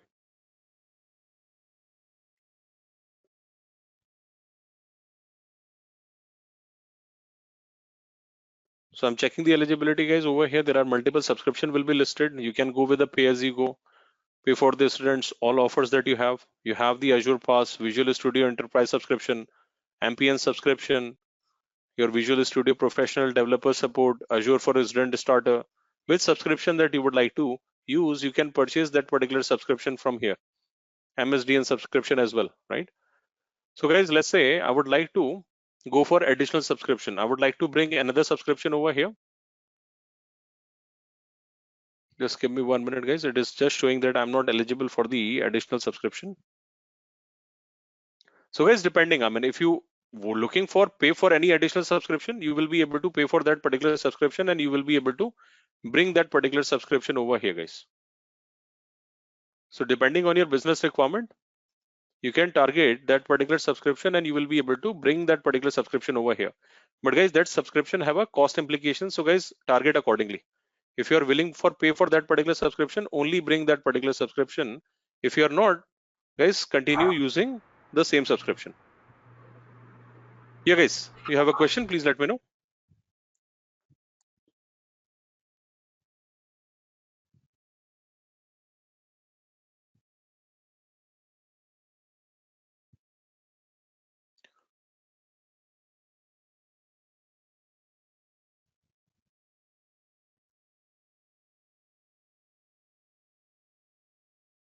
Guys, currently I'm not eligible for additional subscription right now because I have to pay. Just give me 1 minute. Guys, Nosa, you there? Can you hear me? Yes, I can hear you. Okay. So Nosa, what I'm saying over here, if you will be paying for any additional subscription over here, your subscription will be listed in your subscription part, right? Any new subscription over here. Okay. So So how just do I like what I'm link to one tenant? No, sir, you don't have to link anything over here because the moment you will be purchasing that subscription, you are already logged in some tenant, right? Yes. Without tenant, you cannot reach for Okay. this particular option, right? So that particular subscription, if you are going to add from here, it will be already there. For an example, let's say if I'm going into the Azure Active Directory, let's say I'm creating a new tenant. So by default, there will not be any subscription in that particular tenant. Yeah. So if you need to add, definitely you need to log in that particular tenant first, and that subscription will be the part of that particular tenant. Make sense? Yes, but do I have to exhaust one billing before I go to the second subscription? Or how do I share the billing between both subscriptions? Every subscription is a billing boundary of that resource. For an example, you don't need to share the billing for that. Let's say if there is one subscription, right? Your subscription itself and billing isolation, right? Some resources you want to be created and it should be running and you don't want to put any capping. So in such cases, you will be creating those resources in pay as you go or in enterprise, right? But let's say some resources I would like to put a billing capping over here. So I will go for such kind of the subscription where I have credit limits. So if you want to have a billing, this billing for certain subscription will be on monthly basis like your pay as you go. Enterprise billing is something that you have to pay upfront. So depending on your architecture of your business requirement, you will target what subscription that you required for the resource creation. Make sense? Let's say these resources I'm creating for the testing, I may want to go for MSDN subscription, but any resources I will be creating in the production, I don't want to restrict that resource on the basis of the credits requirement. I should go with pay as you go or enterprise. Okay. Right? So let's say this I would like to pay on monthly basis, but this I would like to restrict on the basis of the credit because the chances of the goof ups in the research and development sections are high. So it should not be going beyond that limit because the impact can be high over here. Make sense? So what I will be doing, I will be limiting these subscription on the basis of the credit. So if in case in the testing as well, if there will be a goof up, it should not be impacting more than that. Clear? So Yes, that sir. is the reason you required different subscription in your tenant to run your business for meeting your different business requirement. So your subscription is your billing isolation, or you can say billing boundary, right? That one should be controlling the billing for all the resources on the basis of the subscription for the resources. Now these subscription needs to be managed by users. Now where is that user is coming from? That user is coming from the tenant that you have created over here, right? Let's say you created a user, you want this user to manage all this subscription billing. So you will be assigning a billing administrator role on this particular user, and that particular person will be managing it, right? In all the subscription over here. Make sense? Are we clear with the relationship between tenant and the subscription right now? All good? Yes. Okay. For further understanding what I'm doing, I'm creating an additional tenant right now. Okay. Let me create an additional tenant. For an example, I'm creating an additional tenant with the name test for Citrix new. Let's say I have created this particular tenant with this particular name. Okay. And I'm creating a new tenant right now. So if I will be logging in this particular tenant, by default, you will find there won't be any subscription.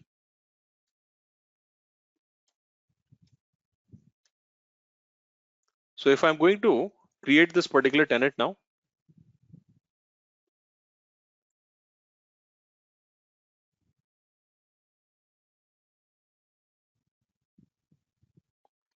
and by default, you will find there won't be any subscription. So this will take few seconds, guys. Here you will be able to see there are different tenant directories over here. So currently you can see one is showing as default right now. At the moment, I'm dealing with only one directory. But the moment additional tenant will be created, it will have a separate directory altogether, right? So what I will be doing, I will be creating a altogether another tenant right now. In general, the organization will be having only a single tenant, right? General. Multiple tenants. Multiple. Because single tenant will have a single point of failure, right? Okay. Let's assume if you're running 5 projects with a single tenant, right? Because Okay. Microsoft is providing this particular service as a managed service, right? But they Yeah. also need to do the maintenance job. Microsoft guarantees 99.9% of the SLA, right? So on yearly basis, if you see 99.9%, the outage time is 0.1%, right?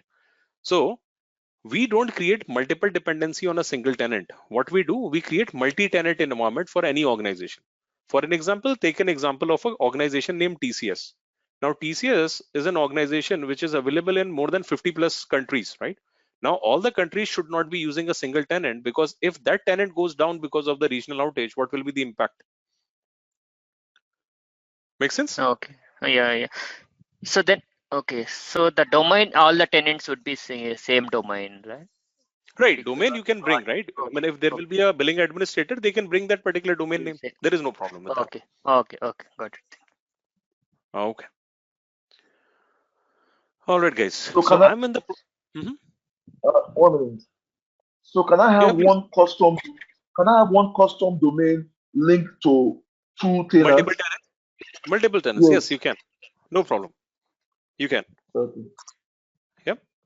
So guys, over here you can see I have a new tenant available. Now I'm logging into the new tenant right now. I'm switching into the new tenant. And guys, what you will find that in this particular tenant, I don't have any subscription at all. Yeah, guys, for regional outage, you can have multiple tenants, right? That you can create, and it's a managed identity. So guys, Microsoft has pairing region. If Microsoft is guaranteeing 99.9% of the SLA, definitely Microsoft is already prepared for disaster recovery. So guys, your tenant won't be down. But guys, in order to manage them easily, in order to avoid a single point of failure, being an organization, I should not be creating a dependency on a single tenant for multiple projects. Let's say if I'm running 5 projects, 10 projects from one tenant, rest of the project I should run from the different tenant. And guys, there should be some restrictions in terms of the policy. Organization does create those kind of the restriction on the basis of the policies, that let's say if this tenant will be created, it will be only created for running the project in United States, maybe for the GDPR region, or a number of different regions as well, right? So there are situations like that. GDPR is mostly for the European countries. So let's say if I'm working on such projects where I need to create users for the projects running in European countries, so I may need to look into such kind of the requirements as well, and accordingly I can select the location of my tenant where exactly I would like to create users and group of users over here, right? So currently, guys, I have just switched this particular tenant right now, right? I'm already in another tenant, guys. You can certainly see the name of this particular tenant over here is now showing test for citrix.com. And guys, I'm just changing the color of this tenant, because the moment I will be switching, you should be able to understand that I'm in the different tenant. So guys, this is a different tenant. If I go into the Azure Active Directory right now, you can see in the previous tenant, I was showing as a premium P2. This tenant has only Azure AD free, right? License is separate. If you go into all services and if you try to look into the subscription, this tenant doesn't have any subscription. So it means whatever subscription that you have associated in one tenant, that should be associated with that tenant only, not with any other tenant. So at the same point of time, one subscription can be the part of a one particular tenant only, guys. You can see there is no subscription available.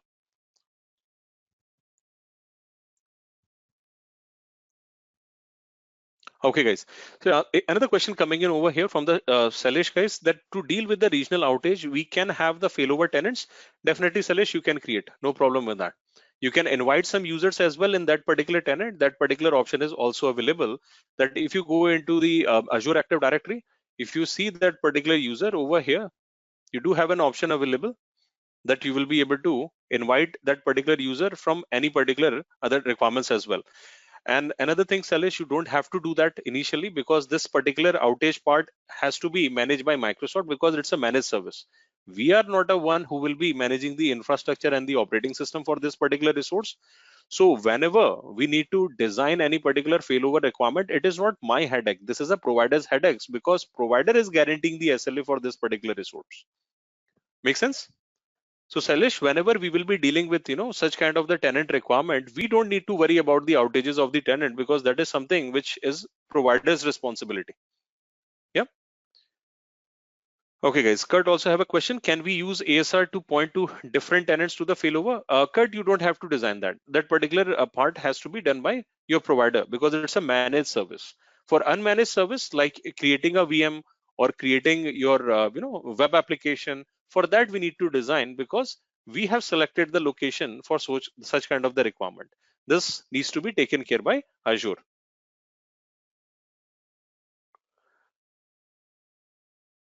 Yes, guys, tenant is a global service, but initially you have to select the location that where exactly you will be creating this tenant. So guys, if you go into the properties section of any particular tenant, you can see that particular information as well. And it does ask about that which particular location you would like to host this particular tenant as well. So currently this particular tenant where I have created in United States. So while creating any particular tenant, it does ask you that information where exactly you would like to create this particular tenant. So if you go to your Azure Active Directory, if you try to add any particular tenant over here, this information that needs to be given during the creation of that particular tenant, guys. So whenever you will be creating that particular tenant, it does give you that particular option where to create in this particular country, and that is something that you can select. Depending if you need to create any sort of the policy which is regional bound, you can target on the basis of the location as well, where exactly you require that particular tenant requirements. Clear, guys? So tenant is a global service, but the thing is we have to select the region because if you're implementing any regional based policy, that needs to be identified on the, for an example, if I would like to create a policy on the basis of the region, one subscription has only one tenant only. Yes, Raj. At a time, one subscription can be only associated with one tenant. Clear? Guys, any doubt, any queries? Guys, don't be hesitant asking the questions. If you have not understood this particular requirement of the tenant and subscription, feel free to ask because this is very, very important, guys. Are we clear with the tenant? Are we clear with the subscription, guys? Everyone? Rishabh, I have one question. Yeah, please go ahead. You just told that one subscription has only one tenant, right? But in this subscription, whatever you have created, you have right now you have created two tenants, right? One is your default directory and one is whatever you have created the new one. So there's two tenants are there, right? Right. So you can create multiple tenants, right, in one subscription. Why not? Say, okay, in this particular tenant, do we have any subscription right now? Okay, the new one, test this one. New one. Do we have any subscription? No. Right, but tenant does exist, right? Okay, understand. So you require tenant for subscription. You don't require subscription for tenant. Understood? Okay, understand. Tenant is on the higher side, right? One tenant can have multiple subscription, right? First, you should have a tenant, then you should have a subscription. Yeah, Okay, tenant then subscription. Okay, understood. absolutely. That is the reason that one tenant can manage multiple subscription, right? Subscription can be different over here. And if I go into this particular tenant, I do have an option for adding subscription, right? So if I'm willing for paying for more subscriptions, I'm ready to buy any subscription from this tenant. Yeah. Yes, yes. I have a Okay. question. So let's Yeah, say please.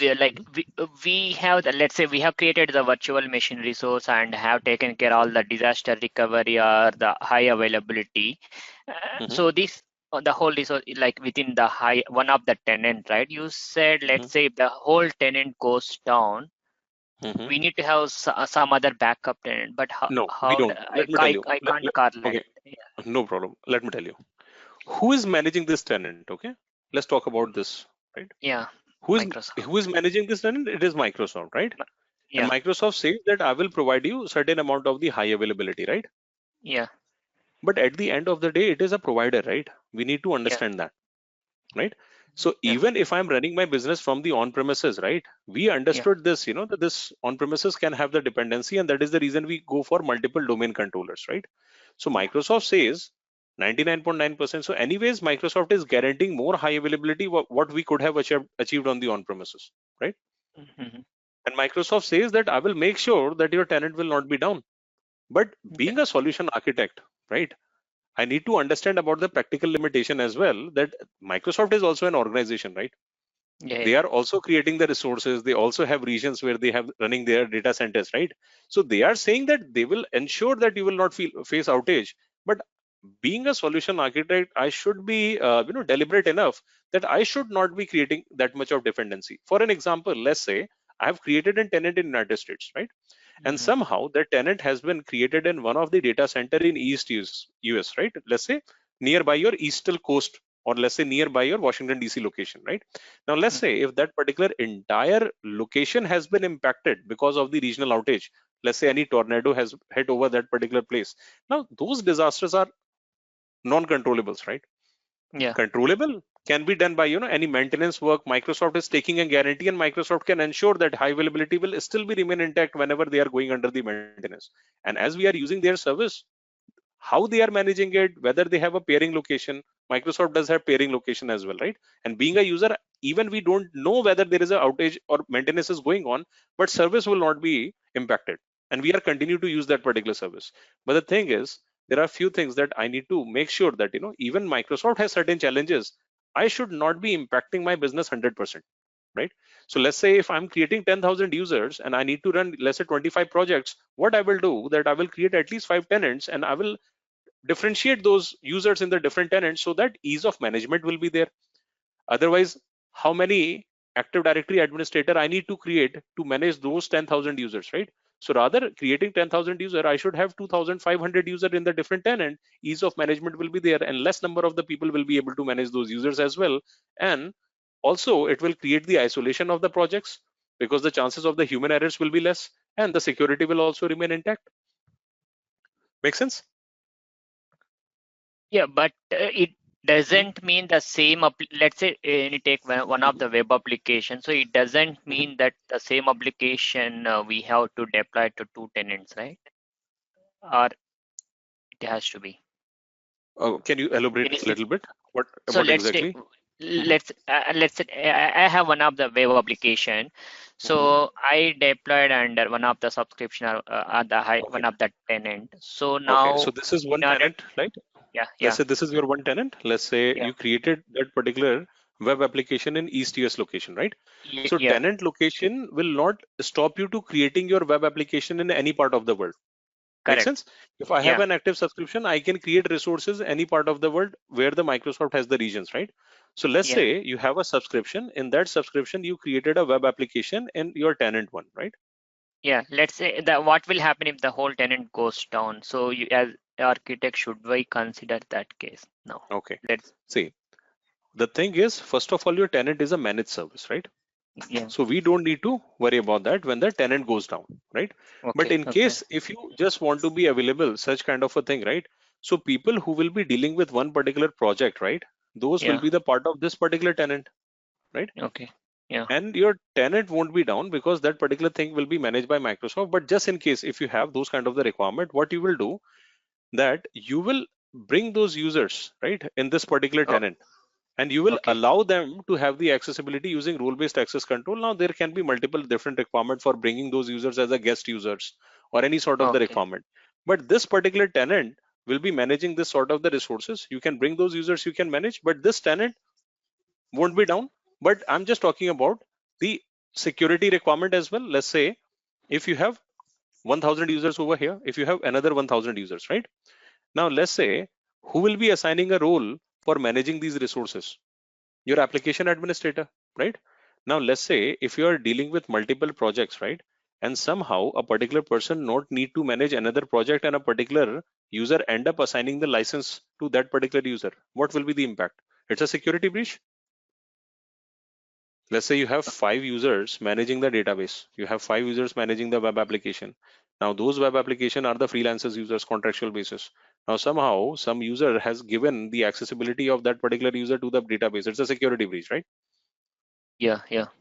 Yeah, it's a security breach. Yeah. Now if you're running multiple projects like that, let's say if I'm dealing with 10,000 users and I'm running my business with 50 or 60 such kind of the project, the chances of the users goof offs are high, right?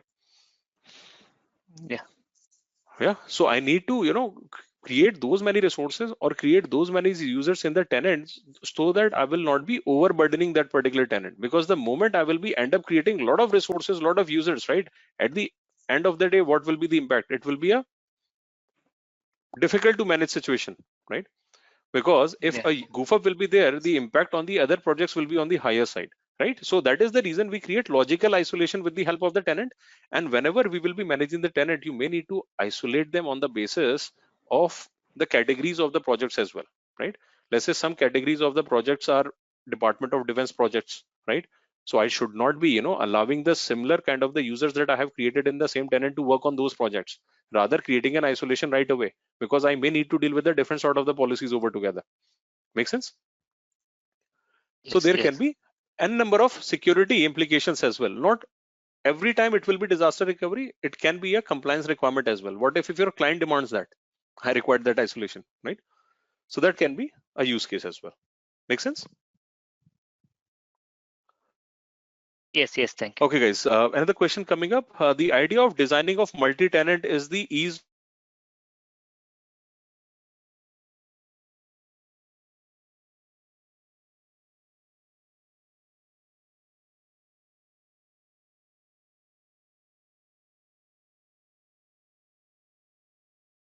Yes, guys. Your Azure AD need to be guys. Just understand this, Salesh over here. Seems like there is a confusion over here. Guys, when you say, Azure AD, your Azure Active Directory is associated with one tenant over here at a time, right? So let's say there is a default directory, another tenant has another directory, and that is the reason, isolation is managed. If you will be able to have the same directory in the another tenant, it is not the right way of managing, because how you will be managing the isolation over here. So if you need to bring any users, let's say I have 10 users over here.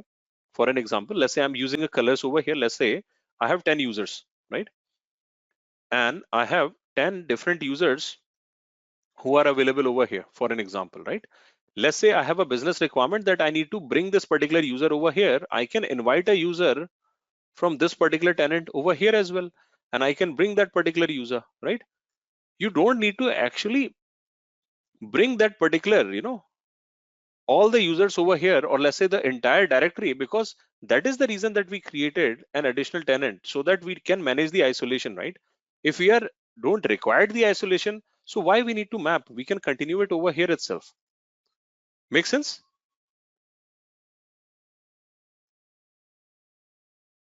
Rishabh, this is Shailesh. I just Yes, unmuted Alish.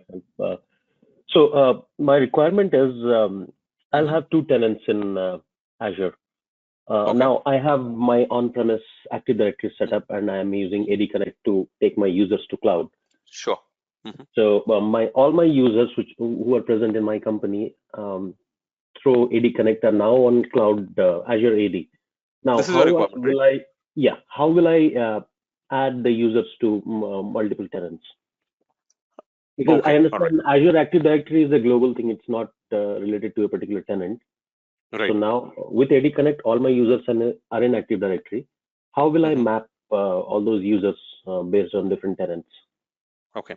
So let's assume you have 20 users that you have used AD Connect service. Okay. We have not talked about AD Connect, but let's say you have asked for that. So let's say AD Connect we have used and we bought those users from the on-premises to the cloud using AD Connect service, right? Now, while configuring AD Connect, you have the list of user. You decided for certain group of user you want to map it over here, right? Okay, yeah. During configuration, you did that. Now, what you want that you would like to move, there are certain set of the user in the another tenant as well. Now, as you are running your business from the on-premises side, you don't have a single DC over there. Make sense? Yeah. You have multiple DC as well.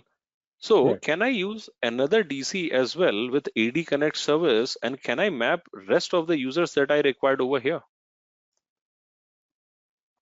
Okay, can we do that? Why not? Okay. Because AD Connect you have run over here.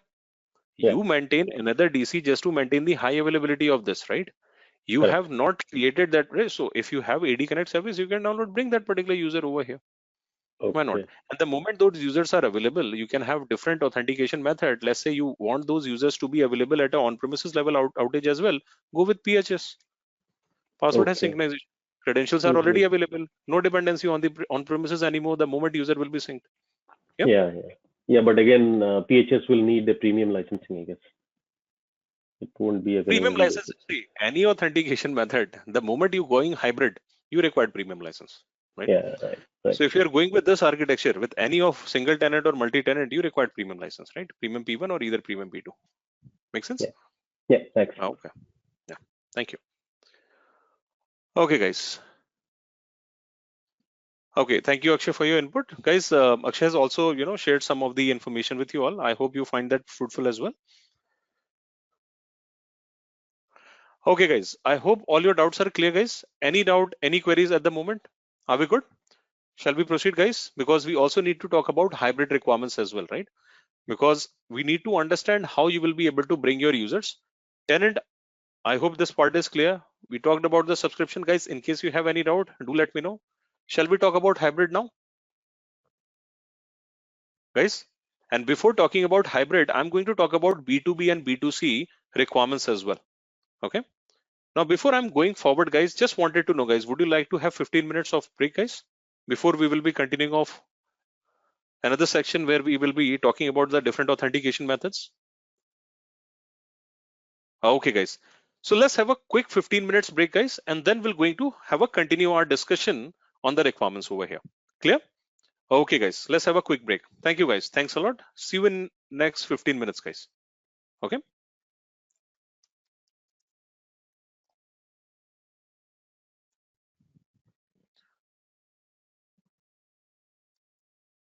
This conference will now be recorded. Okay, guys.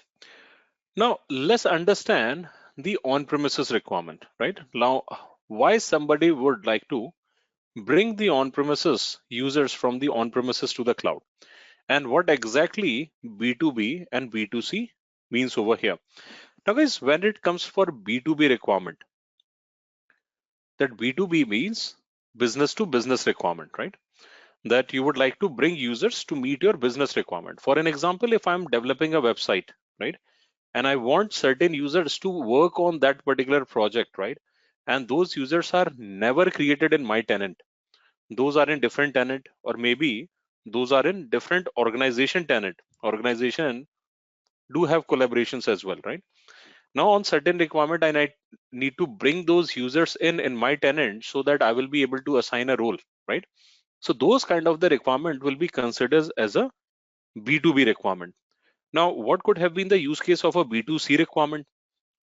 Now, guys, let's take an example of Facebook, right? We all have a Facebook account. Now, if I will be using a Facebook account, we don't need to create any particular login credential on a facebook.com, right? That we can register using any email address like Gmail, Hotmail, Yahoo, Rediff, and I will be able to sign up that particular service. But guys, when we will be logging in that user need to be identified that particular web application as well. So it means that that organization does carry those username and the password and keep it somewhere, right? So those users and the password must be stored in somewhere in the tenant. Now that tenant is not the same tenant as what we are using to keep our employees users credential. That tenant is a separate tenant we create altogether, and we call it as a B2C tenant. So guys, what is the perspective over here? That whenever we will be using any service and my users and the IDs is getting stored somewhere in the tenant, that is B2C requirement. But let's say if I will be bringing any particular user or I am creating a guest user, that will be considered as B2C. Oh, sorry guys, B2B. Now guys, let's understand. Guys, let me ask this question to all guys. Let's say if I have logged in on the Facebook and I have created a business account on the Facebook. Let's say I'm going for my hotel business requirement and I have created a Facebook page where I'm using it for my business need for the promotions. Guys, what kind of the relationship it is? It is B2B or B2C, guys? Anyone, guys? You can put it on the chat as well. It is B2B, okay. All right. Guys, anybody thinks that it is B2C? Guys, it is B2C because I'm still using the services of the Facebook. It is not B2B. Why I have asked this particular question? Guys, the customer can be the business customer as well. It is not necessary that always it will be a single user who will be using our services. It can be organization also using the services.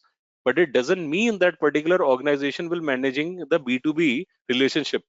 B2B relationship is always, guys, let's say if they are collaboratively working on a particular project and they are bringing that particular user. If I'm using a business account or I'm using a customer account, guys, it doesn't change the relationship of mine with the Facebook. I'm still the Facebook customer. It's a similar way, guys. Let's say if we are booking a flight ticket, if I book a economy class ticket or if I book a business class ticket as well, still I will be the customer of that particular airlines organization. It doesn't change my relationship, right? The only thing that I'm paying for that particular service, and as long anybody will be paying for that particular service, they are entitled to have that particular service. But my relationship is still as a customer. Guys, make sense to all? Are we clear, guys? So B2B and B2C is just your relationship. On the basis of that, it will be defined. Clear, guys? Are we all able to follow this? Everyone? Yeah? Okay, guys. Similarly, guys, if you are using OneDrive, I'm still a customer of Microsoft. If I'm using OneDrive business account, I will still remains the customer. The only thing is I will be getting some extra storage, but it doesn't mean that, I'm business to business use case will be there if Microsoft collaborates with my organization and wants certain users to work on that particular project, and they would like to either they invite that user or maybe they will be creating the credential for me as a guest user and I will be working on a project, then it will be B2B scenario, right? Okay. Now guys, let's understand when to invite a user or when create a guest user. Now guys, let me ask this thing. If we are dealing with two tenants, right? Let's say we have a tenant one. If I have a tenant two over here, right? And I required certain users from this particular tenant to work over here. Let's say these are certain users. I have also created few users over here. Now these users are working on a particular project in one subscription. Let's say this was the subscription. This was a resource group. And let's say there was a website that these users were creating or working together, right?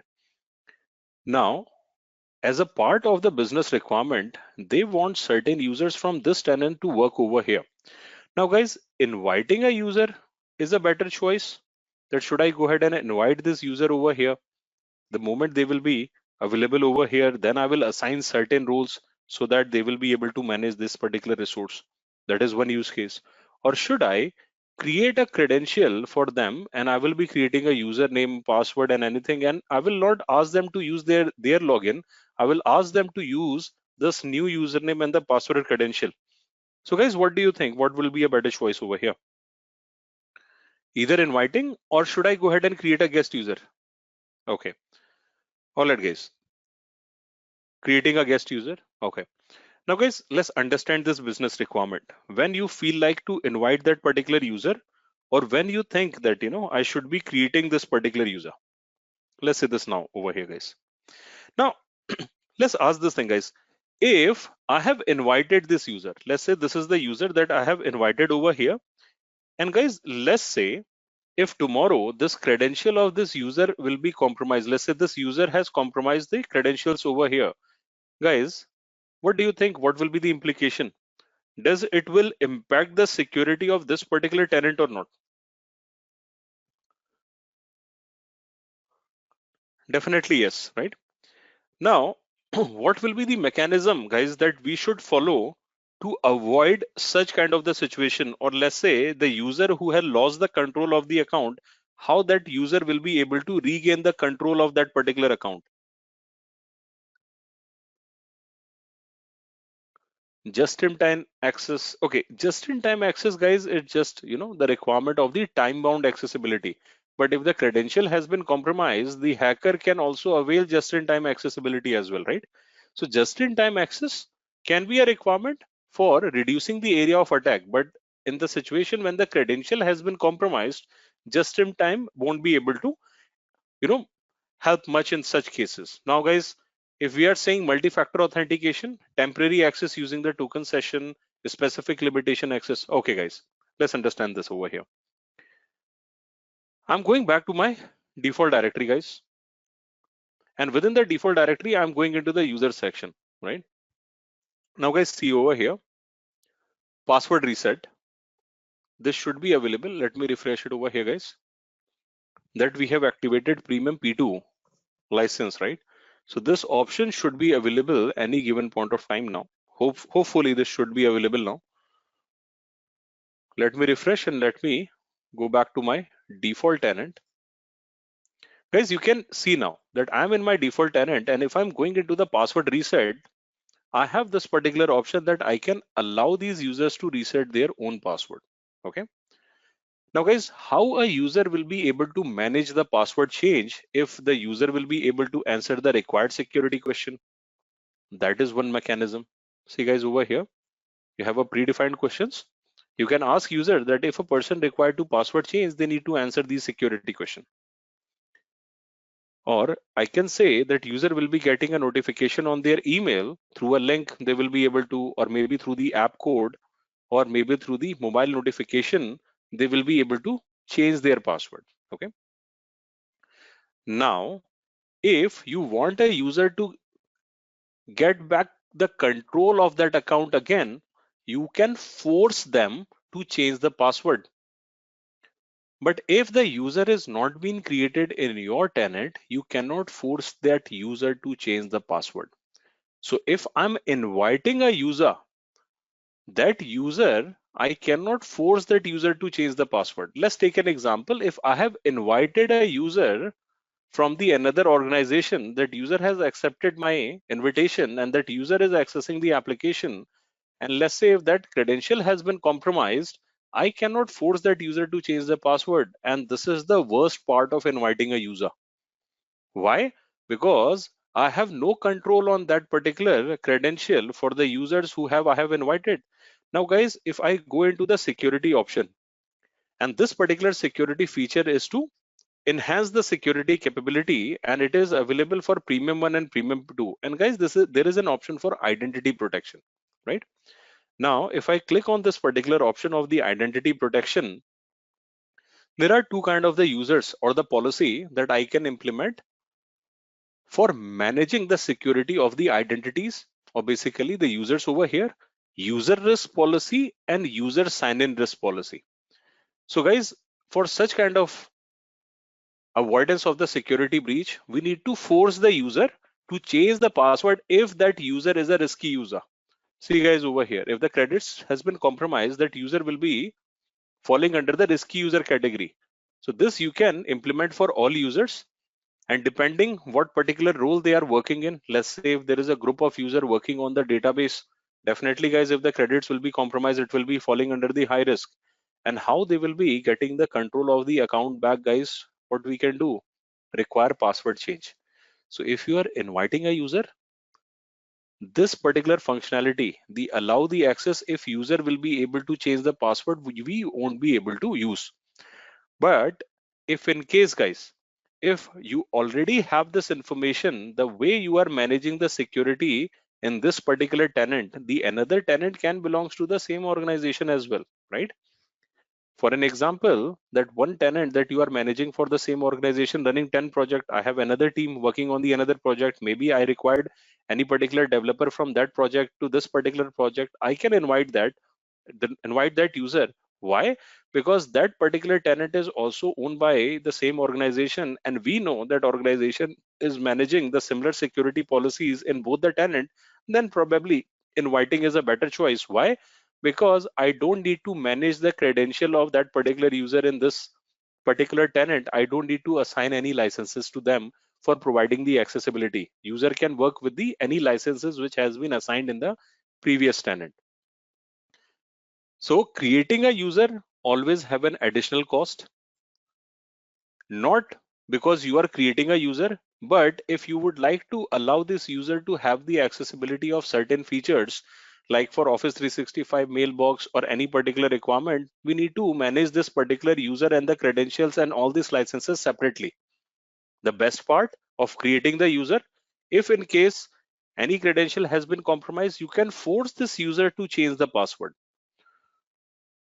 Inviting a user can be a bad choice if that tenant from where you are inviting the user is not under our organization control. So if there will be a collaboration between a vendor side and a particular organization, rather inviting a user, creating a user is a better choice. But it may require additional cost because you need to take care of the license assignment, but it will give you more control.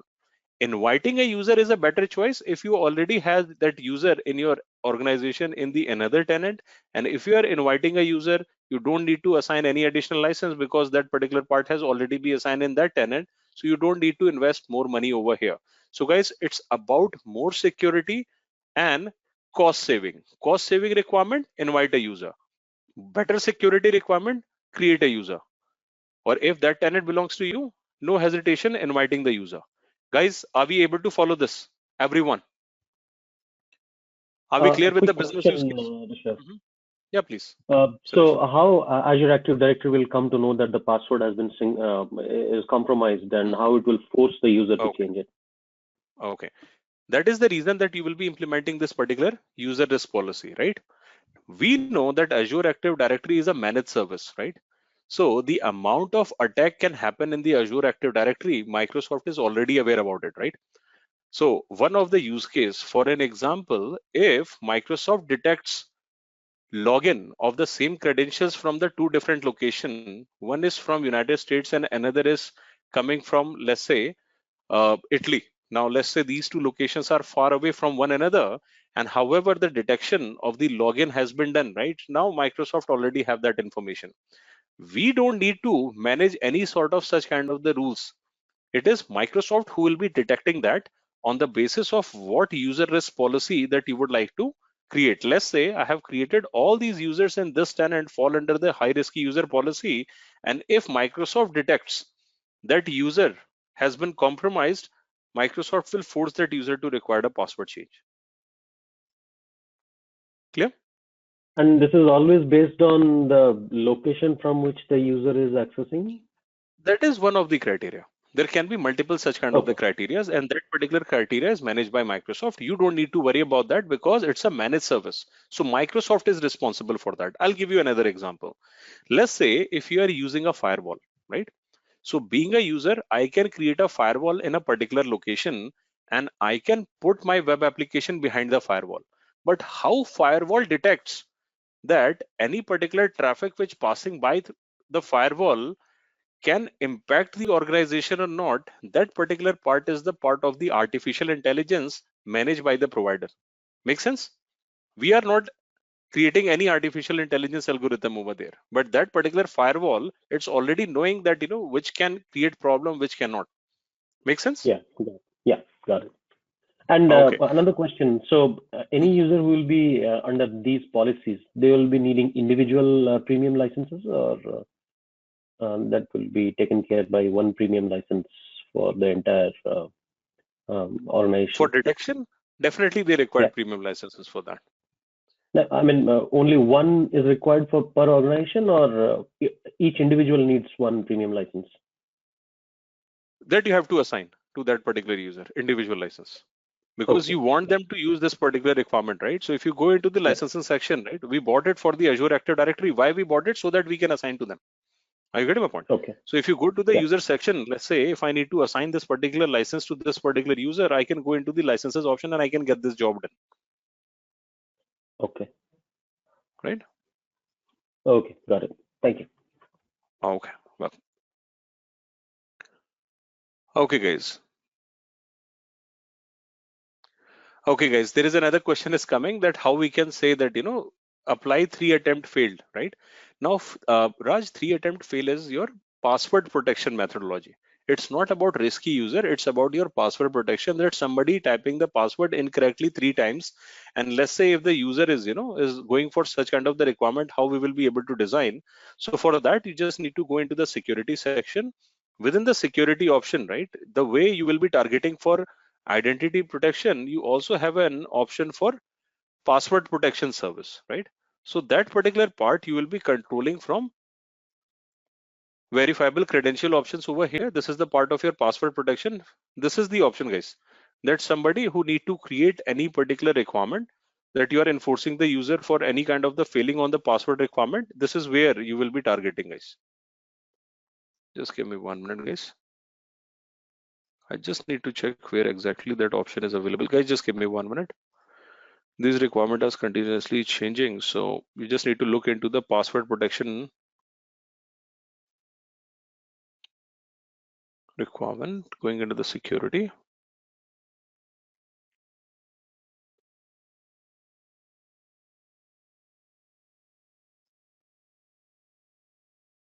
Yeah, here, guys. This is an option, lockout threshold. So let's say if the duration, that particular account, and custom band password, you can say certain password you can stop, that user won't be able to change. Here you can set the lockout duration, and you can set the threshold 3 consistent failure. Let's say how many failed sign-in are allowed over here. So this is an option of your password protection methods. Clear? Okay. All right, guys. So this is what regarding B2B, and regarding the security creation for the identity protection service, right? I'm going back, guys, to show you more, guys. Now, guys, let's say risky sign-in. Now, risky sign-in is a condition that if a user is trying to log in from a network, which that network is prone to attack. For an example, I'm logging in from a public network and the chances of the hack can be there. So in order to provide the security in such kind of the requirement, what we do, we enable multi-factor authentication as a mandatory criteria, that a person has to do multi-factor authentication before a particular person will be logging in. So just like we create a high risk sign-in requirement for risky user, and we say the risky user has need to change the password. Similarly, guys, you can create a high requirement for your risky sign-in, and you can allow the accessibility where you can enforce that user to require multi-factor authentication. Now, how multi-factor authentication works over here, guys? For changing or for doing multi-factor authentication, what you have to do? You have to enable multi-factor authentication. Now, guys, multi-factor authentication is a service that you don't require any additional license to implement. But if you required security enhancement feature of multi-factor authentication, then you required premium P1 and premium P2 license. Now, let me tell you what's the difference. Currently, you can see I have 3 users over here. One with the name of Rishabh, another with the name of Andrew, and third with the name of Adam. Now, what I want, that if I need to enable multi-factor authentication over here, I can go over here and click on use multi-factor authentication. And here it will give me the list whether you would like to force any user to configure multi-factor authentication. So you can select that particular user and you can enable multi-factor authentication from here. And guys, you don't require any additional license. This you can do in the free licenses as well, right? You can go into your service setting and you can decide that for what kind of the application user required multi-factor authentication. For an example, allow users to create app password to sign in, or do not allow users to create any particular additional password. Or let's say guys, there are business requirement where people are not even allowed to carry their cell phones, that people need to park their cell phones in their locker and then they need to log in to the application, guys, because they might be working on the client sensitive data. For an example, people working for the details, the credit card support team, where they are accessing the financial data of the customer, and if they will have the accessibility to the cell phones in such kind of the environment, security breaches can be high, because the security is not only the concern from the outside of the organization, it can also have an impact within the organization as well, because not all the employees are from the good intention side, guys. So for such kind of the business use case where people are not allowed to carry their cell phone, they are getting checked before they will be going inside the office environment, right? And everybody have a dedicated system. Now guys, in such kind of the situation, if people are going for multi-factor authentication, what will happen? Let's say 10,000 users are generating multi-factor authentication code at that point of time. What will happen to multi-factor authentication server? It will be bombarded with the request of multi-factor authentication. And what will be the impact? Now, let's say if a single user is spending 5 minutes of multi-factor authentication requirement to be done, 10,000 users, 50,000 productive hours we have lost. So to avoid such kind of the hassle-free login, you can also skip the multi-factor authentication from a particular range of the IPs. If you know that people are being checked, people are under surveillance, and they are not even allowed to carry the cell phone in such a high security requirement, multi-factor authentication can have the productivity implication. You can skip multi-factor authentication on the trusted IP in such kind of the requirement. That option is also available. What else, guys? Verification option. How you would like to verify your multi-factor authentication code? Maybe I can have a text mechanism, and that particular OTP will be coming onto the cell phone. Or maybe you have a notification mechanism. Few organizations have their own applications where people are getting an alphanumeric code to provide that information to get the multi-factor authentication done. To be with your mobile app code or hardware based tokens can be by those organizations where people are not allowed to have the accessibility on their own device. Like bring your own device is not an option, where organizations are sending their devices to the users to log into those applications where they will be working. People working on banks requirements, people working in the defense, Department of Defense, or any security organization, they are not allowed to use their own cell phones for the business requirement. Usually their organization give the requirements and their devices, and for that they will have the hardware token for their multi-factor authentication. Choices are available. Business use case, I have just discussed for which particular requirement you will be using what option. Allow users to remember multi-factor authentication for certain devices. Now guys, within an organization, not all the users will be working in a similar kind of the profile. Few people need to travel frequently, like your country head, your operational managers, and the people from the sales who need to bring the clients from the different part of the world. Now multi-factor authentication, if in some areas they might be facing challenges with the network, in some areas they might not get the code as well. Now to avoid all such problem, you can allow those kind of the users to log in once for multi-factor authentication, and their device through which they will be doing multi-factor authentication could be marked as trusted, let's say for 90 days and maximum for 365 days, that they can continue to log into those applications on that particular device once they have done multi-factor authentication once in a year or whatever time frame that you will be providing over here, and you can click on save. Now whatever options we have discussed so far, for that you don't require premium P1, premium P2 license. This can be by default done in any license whatever you own. But now let's talk about security enhancement feature of multi-factor authentication. For that particular requirement, you need to go over here in security, and that feature is only available in Premium P1 and Premium P2. That if I go into the security option, guys, if I go into the multi-factor authentication, guys, earlier it was only giving me the option block and unblock user. When I came over here approximately 2.5 hours ago, it was just showing me the option block users. The moment I have activated Premium P2, you can see now I'm also getting account logout, fraud alert, notification, OTH token, and several other options to protect further multi-factor authentication server. Let me show you once again, guys. Let me switch to a tenant which hasn't have Premium P2 license at the moment, right? So I'm going into that particular tenant right now, and in that particular tenant, we will see whether security enhancement capability for multi-factor authentication is available or not. Guys, this particular Azure Active Directory, that the new tenant that I have created over here, if you look into this particular requirement, currently this is using Azure AD free. If I go to the user section, let's say I'm creating a user over here for an example. Let's say I have created a user with the name James.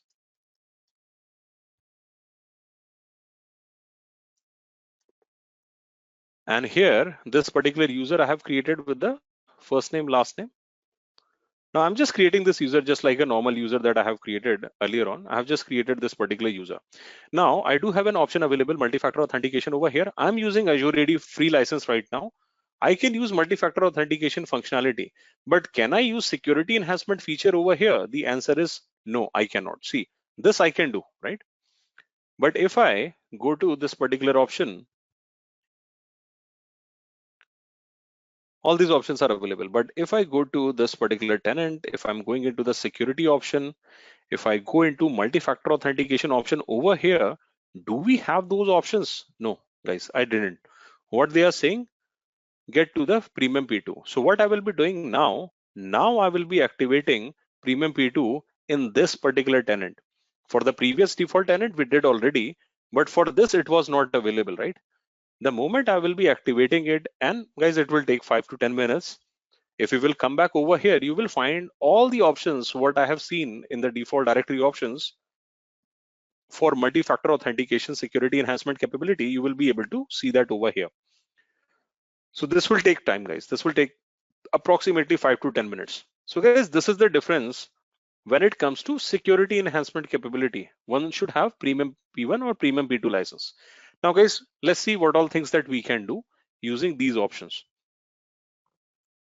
Now if I go to your Premium P2 requirements option over here for security enhancement capability of multi-factor authentication, here you have the option for account logout. For an example, if a person is failing to proceed with multi-factor authentication, how many attempts you would like to allow to have that particular person? Now guys, we just talked about few minutes ago about the password protection. Password protection, incorrect logins. But guys, let's say a particular person knows the password and failing multi-factor authentication, that could be a hacker as well. Or hacker are not always trying to hack the account. Hackers are also trying to consume the bandwidth of a multi-factor authentication server as well. What will happen, guys, if your hacker continuously generating the request for multi-factor authentication and keep on filling? Your server will be bombarded with the number of multi-factor authentication requests. Now, what will happen to the legit user in such kind of the situation? Guys, have you tried filing your taxes on the last day of that particular tax filing, guys? Have anybody faced such kind of the challenges that you are not receiving multi-factor authentication code in the timely manner? The code says that your code will be only eligible for 10 minutes and you are receiving multi-factor authentication code after 30 minutes, guys. Have anybody faced such kind of the challenge, guys?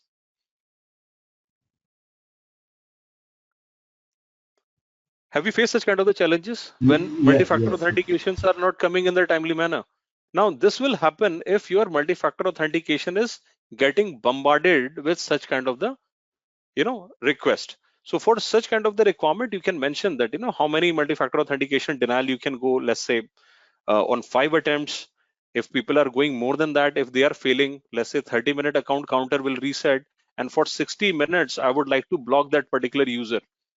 and their account will be unblocked after 60 minutes only. So by the time, the 60 minutes, that account won't be able to send any new request. So these kind of the mechanism that we can create. Guys, I'm getting one request over here from Nosa. Okay, guys, there is a request, guys, which is coming in that what exactly B2B and B2C.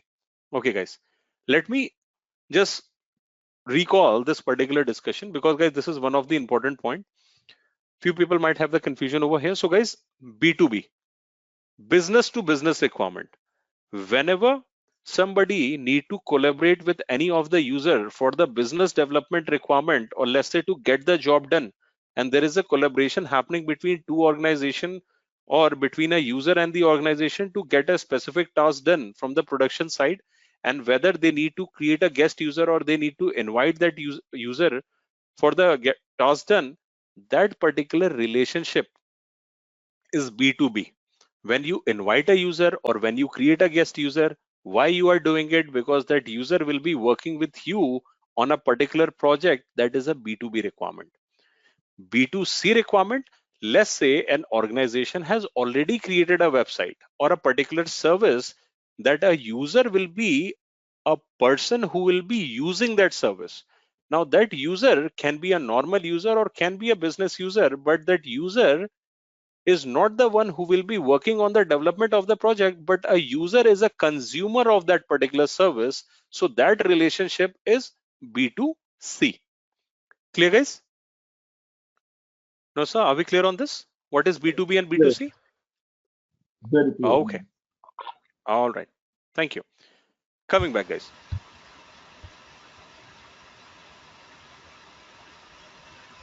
Yes, guys, premium P2 is free for 30 days. Yes, Raj. You can activate, it will be free for 30 days. No problem with that.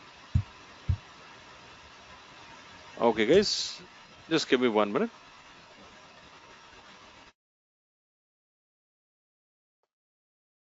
Okay, coming back, guys, over here, you do have an option for users block and unblock. So let's say if you have a list of the users with you, and out of the list of the users on the basis of their sign in. So guys, in your Azure Active Directory, on the on-premises side, you need to invest money for the monitoring requirement as well, right? But over here, when it comes to your Azure Active Directory, by default, guys, it also have the monitoring capability as well.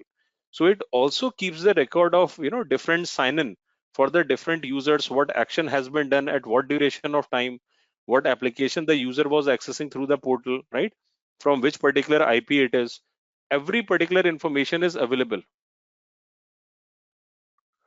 So here you can have audit logs that you will be able to use, right? Which particular policy has been created by which particular user at what duration of time, and whether it has been created successfully or not. All this information, guys, you will be able to take care over here. Guys, there is a question coming in. What are the authentication process in B2B requirement? Shiva, authentication process, right? Whenever you will be designing the authentication process within Azure, the authentication will be done by your OpenID connection.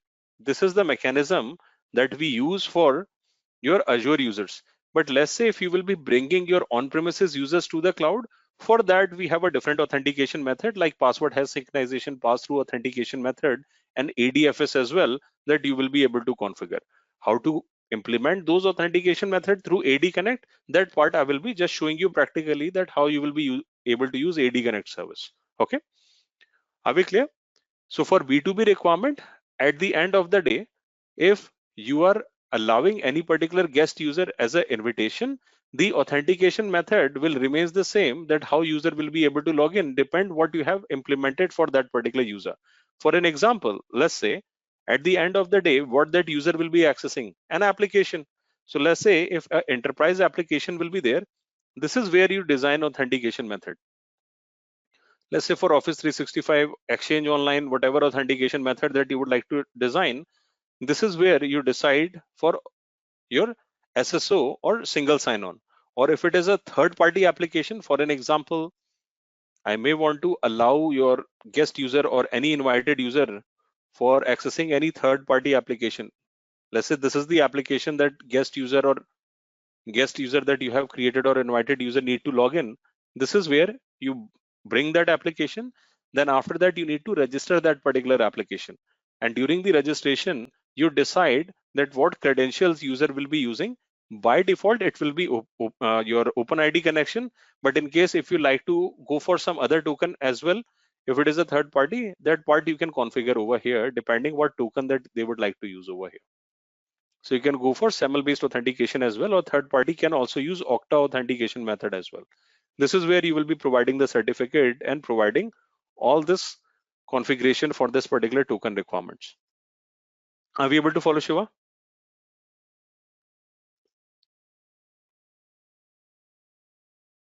Okay. All right, guys. That's a separate part of the discussion, guys. When it comes to the application authentication method requirement, we'll talk about it, guys. Currently, we are dealing with how we will be able to manage the security requirement. So in the security enhancement capability, guys, we do have the options available. I'm going back into the security options. Here further, I'm going back to multi-factor authentication. Guys, you also have an option. Okay, Sushil, app proxy is nothing but a proxy connector that you required for your on-premises application. If you are developing any web application on premises, but you want your cloud users to log in, right? So for this particular course, we don't have much regarding the app proxy. We have a separate course for that, like your SC 300, but I will show you how you will be able to do that in case if you require. Okay. So if you want to enable app proxy requirement, that option is also available, but that is only for your on-premises integration requirement. Yeah. So Sushil, I'll just quickly show you. If you go into the app proxy, this is the connector that you download for your on-premises. So this is what that you have to download and configure over here for your on-premises web application, which you will be hosting towards the on-premises side. So this is what you have to download, and then you have to configure this. After configuring it, what you have to do, guys, that this particular application will be listed just like any other application which will be showing up over here. And once that application will be listed, the way you are configuring any third-party application, you can configure the same for your on-premises application as well. So once you will be able to download and configure that particular connector, this will be started reflecting in your Azure Active Directory. Rest of the mechanism remains the same, the way you configure your any online application. Make sense, Sushil? Are we clear on this? Yeah, but what is app registration? I mean, if is that, will you talk about it later Okay. at some point? I mean, Sure. App. Okay, I'll just quickly explain you, because yeah, okay. that particular topic is not the part of this particular course. So as a part of the query, I'm just quickly explaining. Let's say this is a user, Yeah. right? Okay. Now this particular user is logging in a particular application. Let's say you created this web application, right? And you want this user to log in. Now this web application, if it is available on the on-premises side, let's say you have hosted this web application over here, right? So how this on-premises application will be shown up in your Azure Active Directory, because in your Azure Active Directory, that web application was never created, right? So what you do, you configure the app proxy so that this web application is started reflecting in your Azure Active Directory, right? Now, the moment user will be able to use username and the password. So in app registration, you decide that what credential user will be allowed to use over here to log in to that particular application. Are we able to follow? So here when you say app registration, so app registration is nothing but a method to decide that what particular credential user will be allowed to log into that particular application. So if you go over here to this particular option, it will ask you whether you would like to only allow the users to log into that application to that single tenant only, or if that web application is allowed for the user for multi-tenant. So if you're allowing the guest users to log in, or if you're allowing any particular user that you can invite and you can allow them the accessibility, then you will go with multi-tenant requirement. Clear? Or if you want to allow that particular user to use their personal Microsoft account credential as well, that option is available, or personal Microsoft account only. And you just need to provide that particular URL, how they will be able to log into that web application. So your enterprise option is to identify that application by your Azure AD tenant. Clear? And your app registration is the authentication method, that how users are allowed to access that particular application. Clear?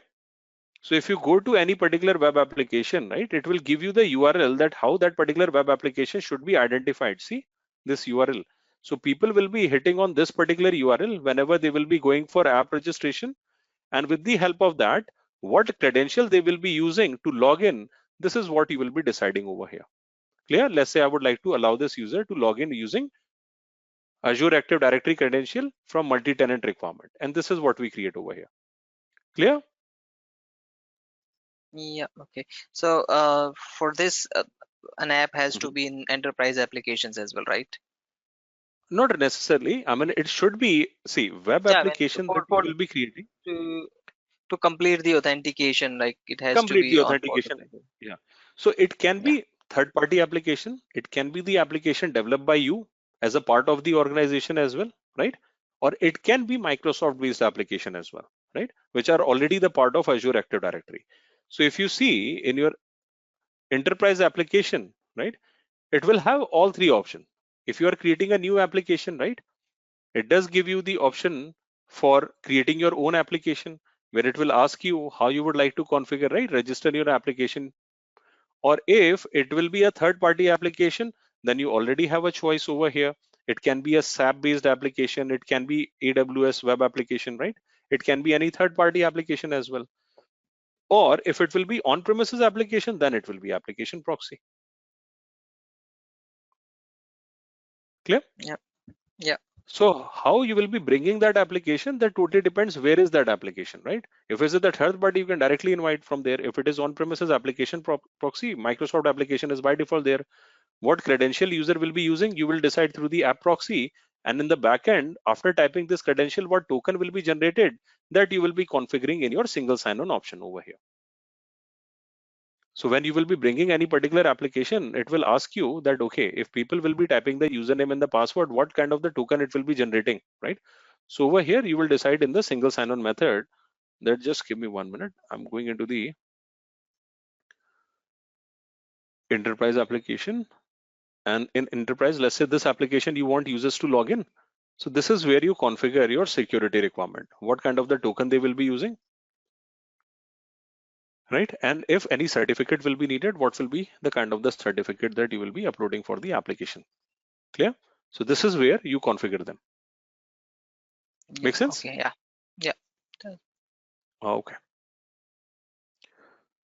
All right, guys. So guys, that was the part of the query. So the moment you will be typing username and the password, it will generate your token-based accessibility, and which particular token will be accessing what application, that you will decide as the part of the bringing that particular enterprise application. So this is your enterprise application. What credential? That will be the part of your app proxy, or that will be a part of your app registration. App proxy will only come into the picture if it is on premises. So for the on premises application, we required app proxy.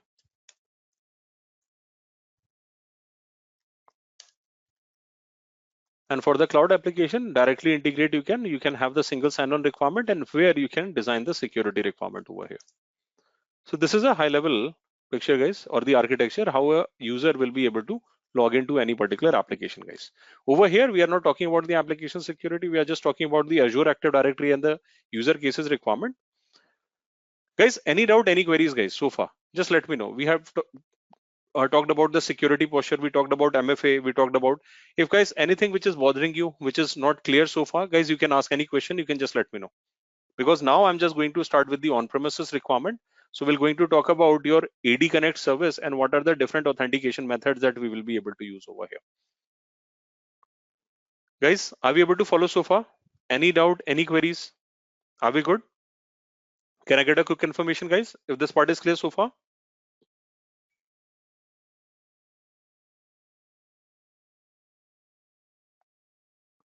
Okay, guys. All right. Thank you, guys. Thank you for confirming. Question. Yeah, guys, please. Okay. For Azure AD, can I create users and link them like the way I could do on premises, where I can have an hierarchy? Okay, so you would like to use your on-premises hierarchy and you still want to use Azure. This is the ask? Can I create such hierarchy on Azure?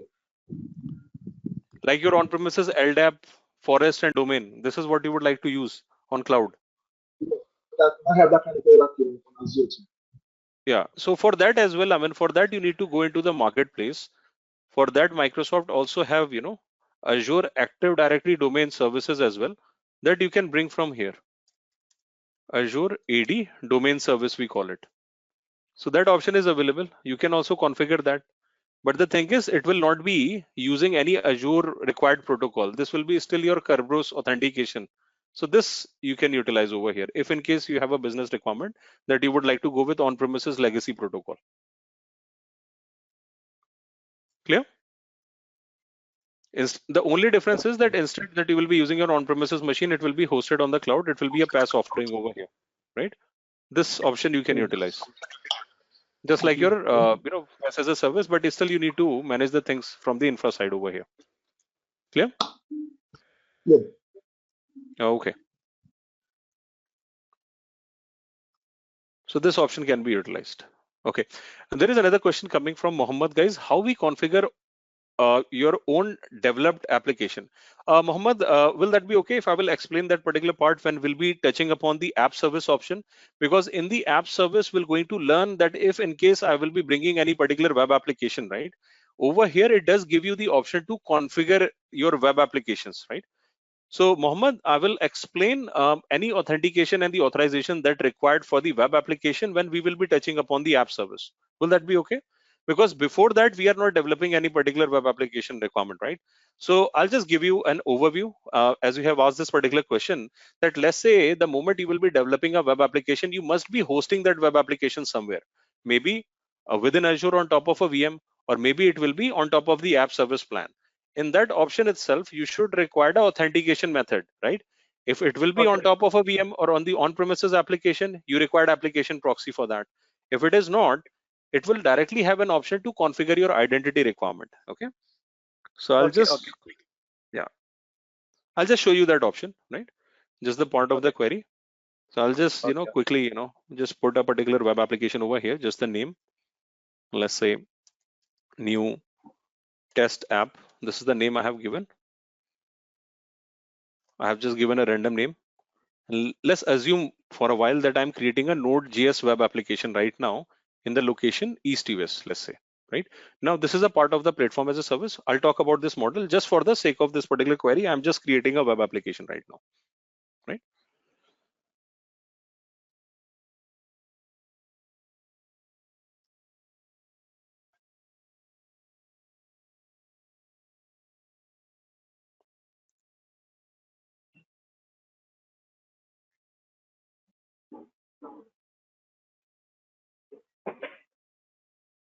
So this will hardly take few minutes. So guys, meanwhile, if somebody has any question, guys, please feel free to bring us over here. It will going to take 2 minutes for the deployment. So we can probably utilize this particular time, guys, in case anybody has any particular doubts and any particular query.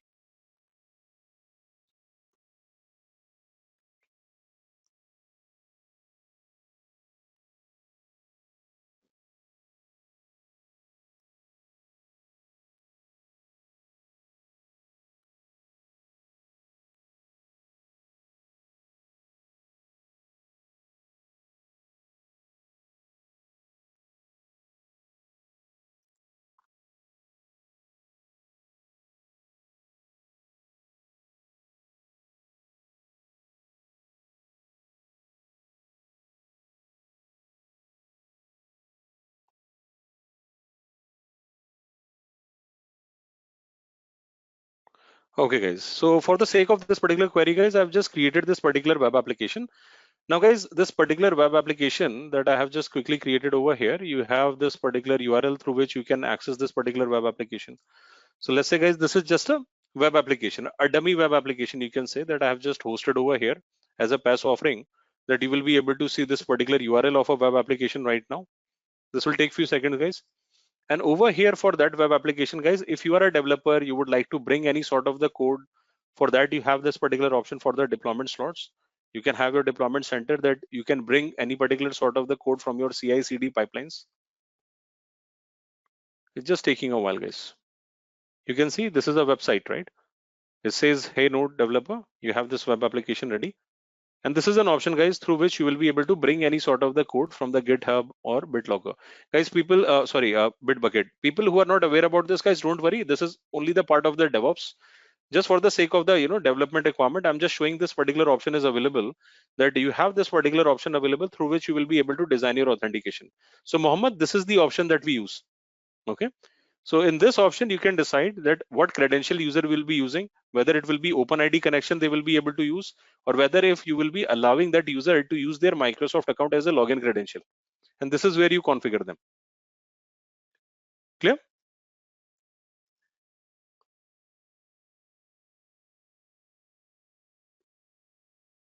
Okay, all right. Thank you, Mohammed. So guys, this is one of the business use case. We're going to talk about, guys, more when we'll be touching upon app service requirement. Coming back, guys. Coming back to our discussion when we were about to touch upon the on-premises requirement. Now, guys, what I will be doing in order to show you the on-premises requirement, right? That I will create a virtual machine, just like your on-premises ADDS server. And what I will do, I will install ADDS on that particular machine. And I will promote that machine on a particular domain, right? Just like your on-premises scenario, okay? And what I will do, I will use a service called AD Connect. So guys, whenever you need to bring the users that you have created on the on-premises side, right? We required a service called AD Connect to bring all those users from the on-premises to the cloud. The name of the service, guys, is AD Connect service. And the job of the AD Connect is that whenever you will be bringing the user, now guys, here we have to think from the compliance requirement, whether you just want to sync users, whether you just want to sync user and the password both, or whether you would like to use your own multi-factor authentication server, whether you don't want to use Microsoft multi-factor authentication server or not. So on the basis of such kind of the requirement, we have password hash synchronization, we have pass-through authentication methods available, and we have ADFS methods available. Now, how this need to be configured, that we will see. So guys, what we will do, we have created a particular domain over here. So I'm just creating a business use case over here, guys. I have created this particular Azure Active Directory tenant, right? So this is one of the Azure AD tenant that I have created. This is the name, right? As definitely this particular tenant have a directory over here. Now what I will be doing, that in this particular directory, I will be creating a user. So guys, we have just seen, guys, that I have created a user over here with the name James, right? So this particular user is available over here. If you switch to, I'm just switching to that particular tenant, guys, a business use case. Let's assume that this tenant belongs to your organization for a while, okay? And the virtual machine that I have created, let's assume this is your on-premises virtual machine where you have your ADDS service available. I will promote that virtual machine in a while. So guys, this is your Azure Active Directory tenant. And here I'm having a user. And guys, what I will be doing, in order to use this particular service of your hybrid requirements, we also call it hybrid identity because we are bringing on-premises user. This is the user I have created on the cloud, and I will assign a particular role to this particular user. What role I will be assigning? Guys, in order to allow AD Connect service to bring users from the on-premises to the cloud, you required Azure Active Directory authentication. Now, in order to provide Azure Active Directory authentication, either the user that you will have should have a global administrator role, or either it should have a hybrid identity administrator role. Clear, guys? Either of this role will do the needful. Now, how I will be assigning this particular role to this particular user, I'm going into the assign role option, and I will be making this particular person as a global administrator of this particular tenant, right? So there must be a global administrator in your tenant as well, or it can be a hybrid administrator. Any role will do the needful, guys, over here. So I'm just creating this particular user as a global administrator. You also have a role for hybrid identity administrator as well. That will also do the needful, guys. This is a role, hybrid identity administrator. This will also do the needful. So what I will be doing now, I will be creating a virtual machine. That particular virtual machine, I will be installing ADDS service just like your on-premises, and I will be promoting this particular machine on a particular domain. And after promoting this particular machine, I will download AD Connect service on this particular machine, and I will configure an AD Connect through your Azure Active Directory, so that whatever users that you will be creating over here, you will be able to bring those users on the cloud. Guys, are we able to follow this architecture, guys? All of us? Any doubt, any queries over here, guys? What we are just trying to do right now? All good?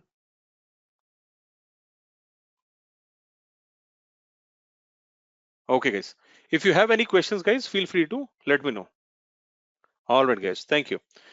So what we will be doing now, I will be going into my Azure AD portal. So guys, this is one tenant I have.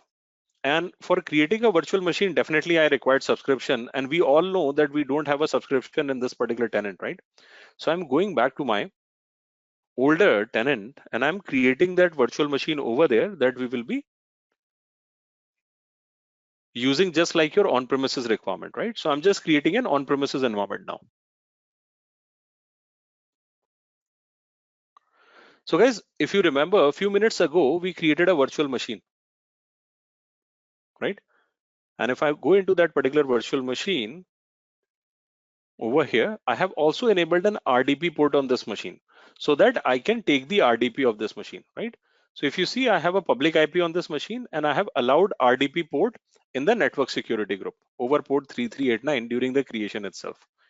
If you want to create, guys, from scratch such like of the environment, just go to your virtual machine and just enable the RDP port with a public IP.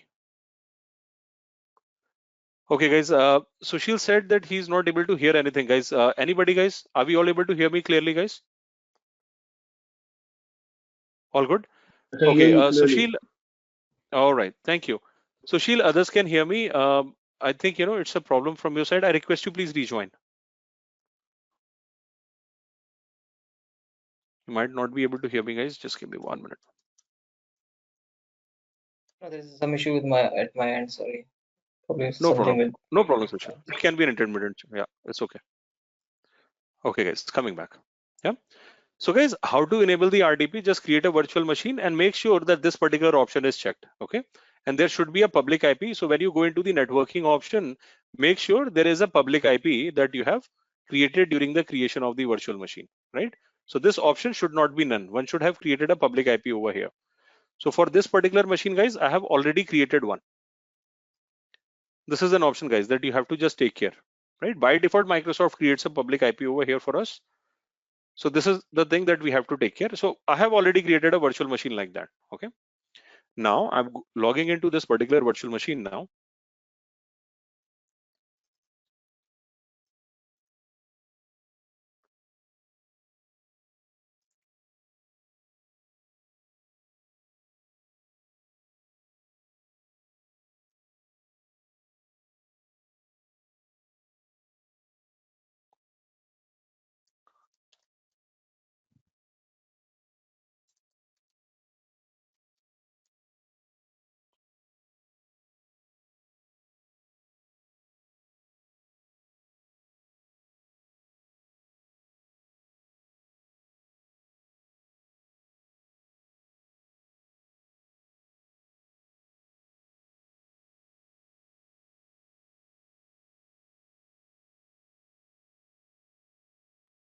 Okay, guys.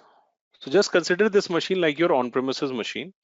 So what we do on the on-premises machine, guys, in order to bring Active Directory requirement, we promote this machine on a particular domain. And before that, we install ADDS service. So first, I will install ADDS service over here. This is an option, guys, add rules and features. This is what we use. So guys, services are getting ready right now. We just need to wait for a few more seconds.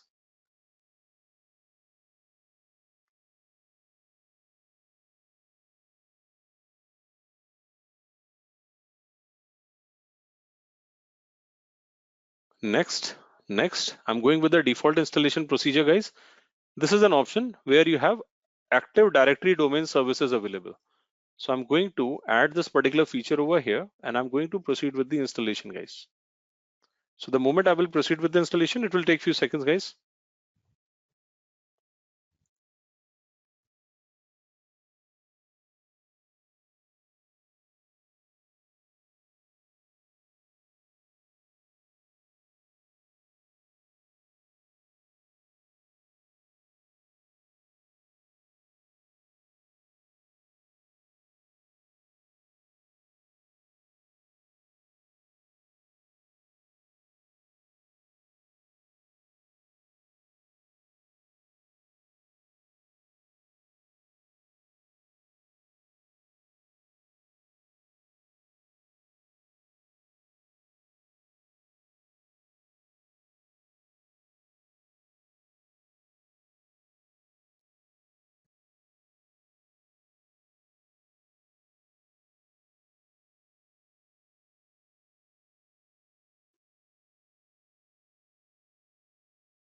Okay, guys, so this particular machine has Active Directory domain services. You can see that particular option coming up. And now it is asking us to promote this particular machine to our domain controller. Okay. So guys, I'll just going to give a, any unique name for this particular domain over here. So I'm just going to click on this particular add forest over here. I'm going to give a domain name. So guys, let's say we have created this particular domain over here. Let's assume that, your on-premises domain of your organization is testforcitrixnew.com over here. So I'm just, let's say, providing this particular domain name.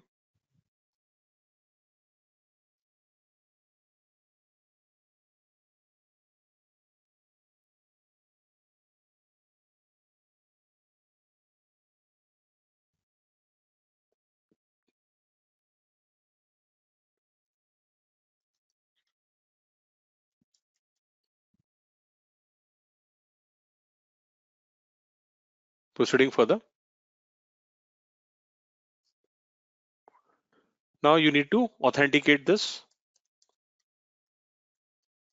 So I'm just creating one password over here. Going next. I'm not creating any DNS delegation, guys. I'm going with the default over here. And what we done, this machine I have promoted on a particular domain, guys. So this will take few seconds. And this machine will be on a domain.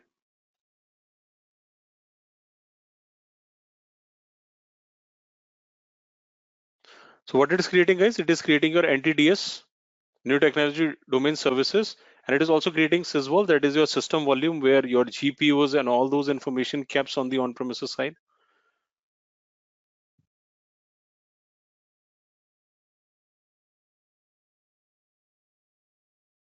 Okay, guys. So just like your on-premises machine, this machine is about to be ready. Now, what we are trying to do, that before this machine is promoting on the domain, right? Let's discuss about the different authentication methods that we can use for the hybrid identity requirement, guys. So this process will take approximately 5 minutes. Once this machine will be promoted on a domain, this machine will reboot, and when machine will be rebooted, it will be promoted on a domain, and we will log back on this particular machine, guys, in few minutes. So I'm just going to initiate this particular installation now.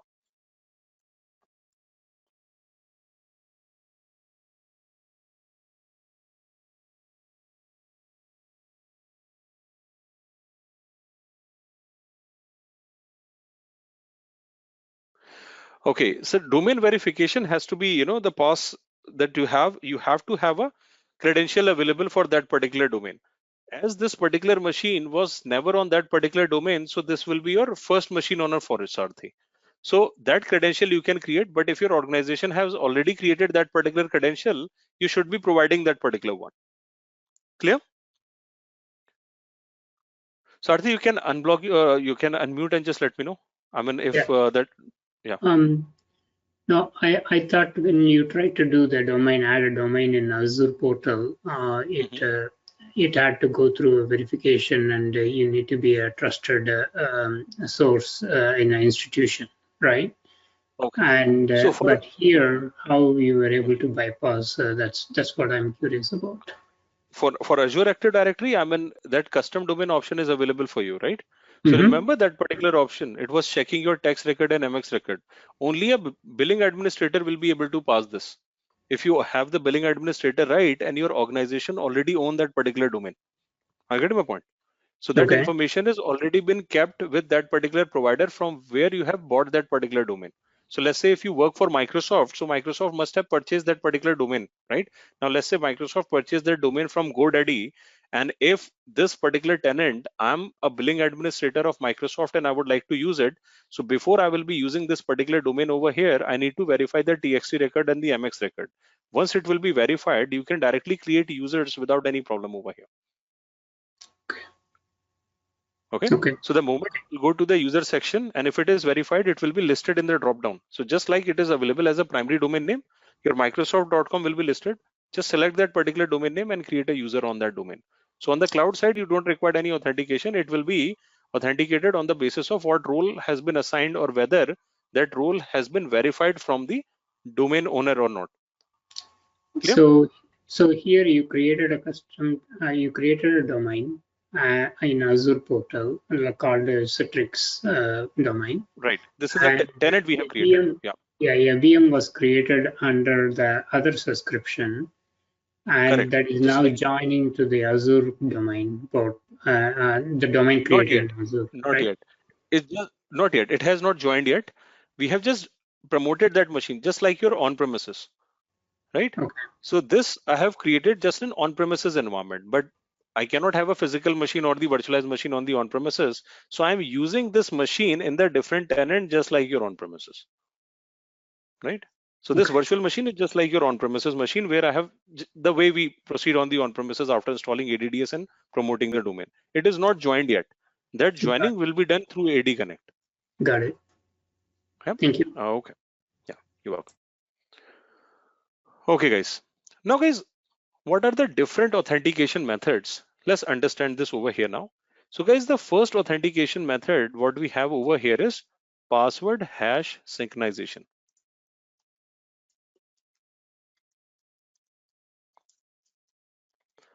Now, guys, how this authentication mechanism work when it comes to password hash sync? So, guys, your password hash synchronization not only sync user, but it also sync hashes. And guys, initially we talked about hashes, right? What exactly the hashes? Hashes are nothing but credential encrypted by Microsoft.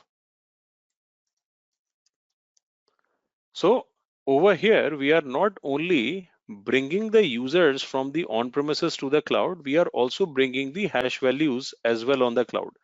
Now, guys, what is the plus point? So first, we're going to talk about positives of this particular authentication method. So guys, let's say if you have your ADDS service available on the on-premises, and there will be a database which will be created for keeping those particular users with the name ntds.dit. Just like we have a mechanism over there that we have ADDS service. We promoted this machine on a domain, and we have created a folder over here that is ntds.dit. Now, what I don't want to bring only a user, but I also want to bring all these users with their credential on Azure. If that happens, the plus point is that if your on-premises goes down, for an example, you don't require an additional ADDS servers. Your users are already available on the cloud with the credentials, right? So if tomorrow, if those users need to log in on the cloud side, they will be able to log in with the help of the username and the password, which is already available in your Azure Active Directory. So the maintenance cost for the additional domain controller for the Azure Active Directory won't be there. That is one. Another thing, guys, what is the maximum challenge a user can face on the cloud side? That will be an incorrect username and the password. There is, I mean, this is not a complex authentication method, right? So always remember, guys, if there will be a complex authentication method, or if your employees are facing challenges logging in, where they will be contacting to your support team. So if any mechanism which is complex, which creates problem during the login and your people are looking for support at that point of time, you need to invest money on the support environment as well. You should have a support team ready to handle such kind of the situation. Less problem, less team size, less infrastructure to be maintained. At the end of the day, we are maintaining the business with the less infrastructure cost requirement over here. So guys, whenever we are going with password hash synchronization, it is very cost effective method over here.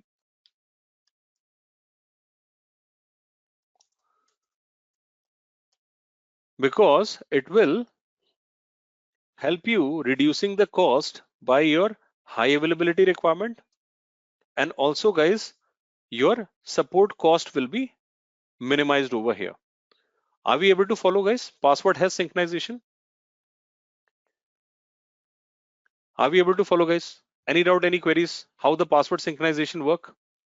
It brings your users from the on-premises to the cloud, and not only the users, but also the credentials of the users. Okay. So now guys, one question here. The passwords are usually protected through some one-way encryption, one-way encryption, right? And that is only recognized on the where it was created. And how would a different authentication be able to interpret that password match it against? Okay. So over here, we are not just bringing the credential, we are bringing the entire hash, and that is the name has been given password hash synchronization. So you are not just synchronizing the value, you are synchronizing the value with the encryption. Are you getting my point? So the way it is working on the on-premises side, it's supposed to work in the same manner in your Azure Active Directory. So your security remain intact over there as well. Okay, got it. Thank you. Yeah, you're welcome. Okay, guys. Shiva has a question that why was a new forest created in the VM running ADDS? Shiva, currently we don't have an on-premises environment, right? So in order to show the demonstration of AD Connect, we need to have an on-premises environment, right? So we created an on-premises environment on top of that particular machine. So it will simulate just like your on-premises requirement where we can use AD Connect. Yeah. And that is the reason we promoted that particular machine on our domain and we created a particular forest on top of it. Make sense? Okay, that's great. Good. Another question on the same topic is, you created the VM in a tenant separate from the Active Directory, right? Right. Directory. Is that a requirement for the lab, or can we create it in the same tenant? It's up to you, Shiva. Create it anywhere, because at the end of the day, the purpose will be solved by AD Connect. It is not on the basis where that particular machine is, right? Machine is just for the simulation. If in case I can have the hypervisor on my laptop, I could have created a virtual machine over there. And again, I need to install ADDS machine and I can promote it. The only difference that when you create a virtual machine on the cloud, licensing is not a challenging part over there because it comes with the operating system. But if you go with the installation of the operating system on the on-premises virtual machine or a physical machine, we need to bear the cost of the licenses as well. I get my point. So I should have the activated key or the OEM key where I should have activated this, Windows Server 2016 or 19.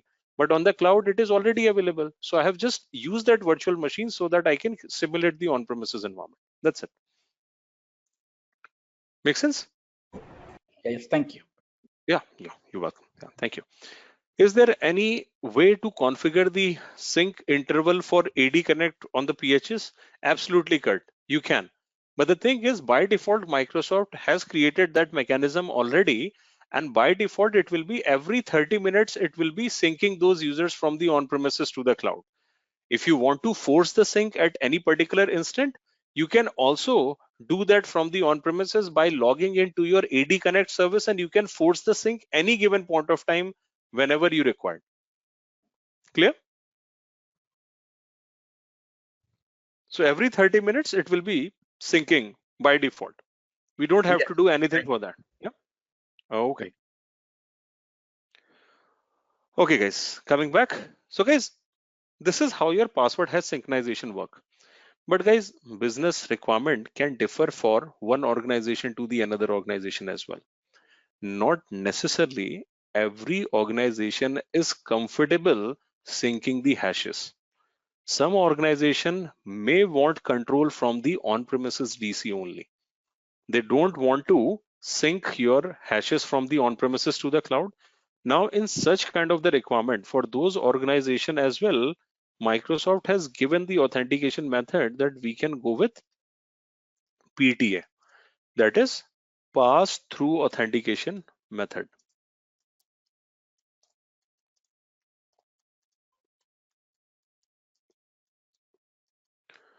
Now, what do you mean by pass-through authentication method over here?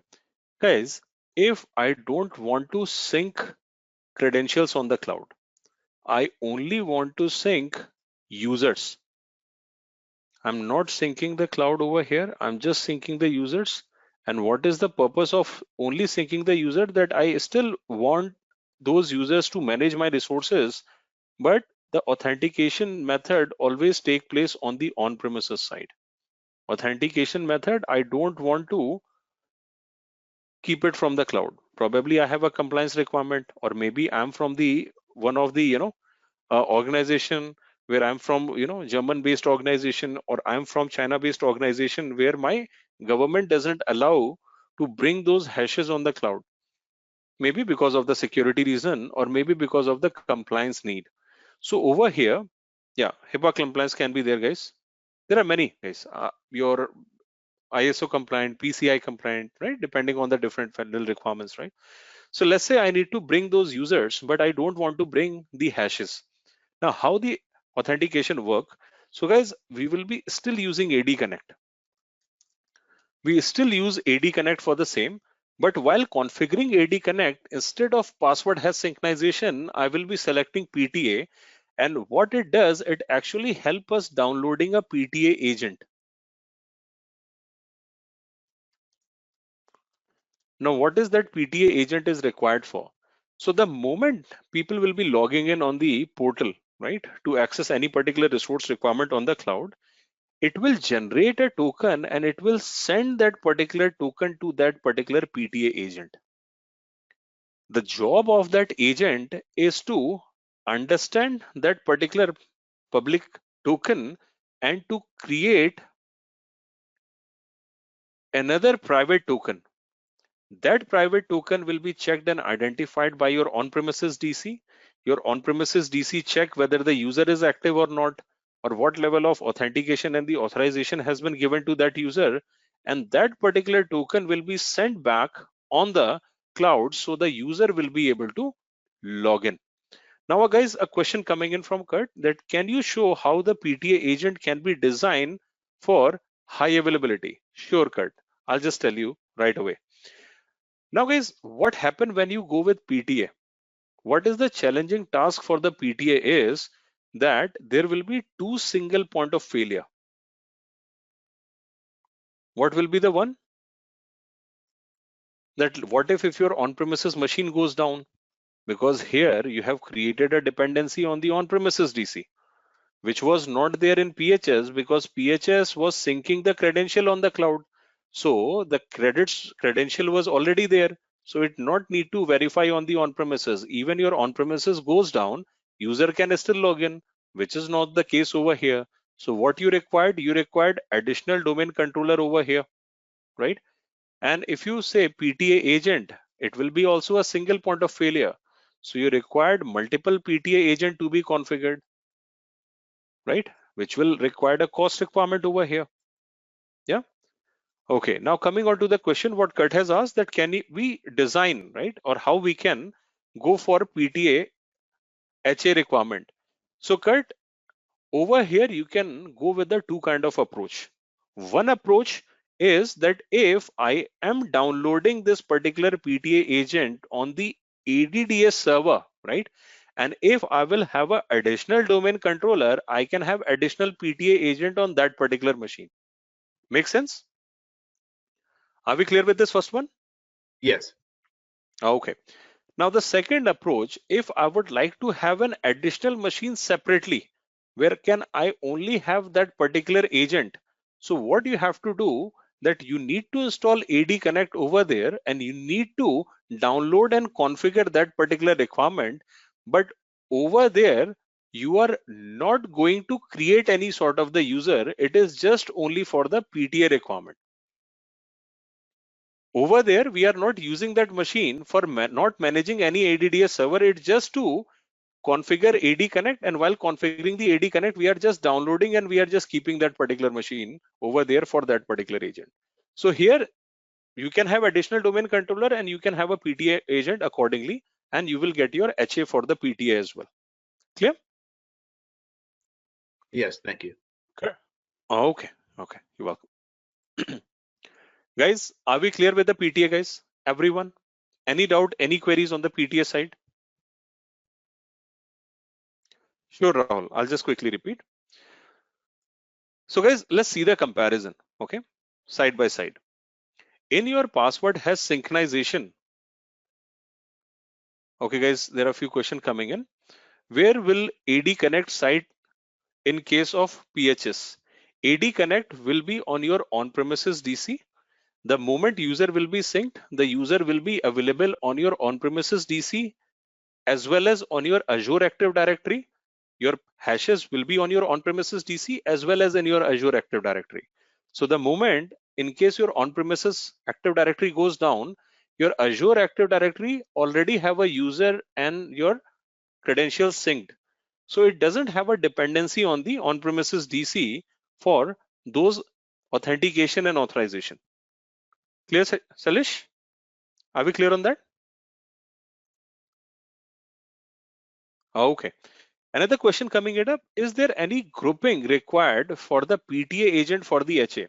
Guys, let's understand this requirement, okay?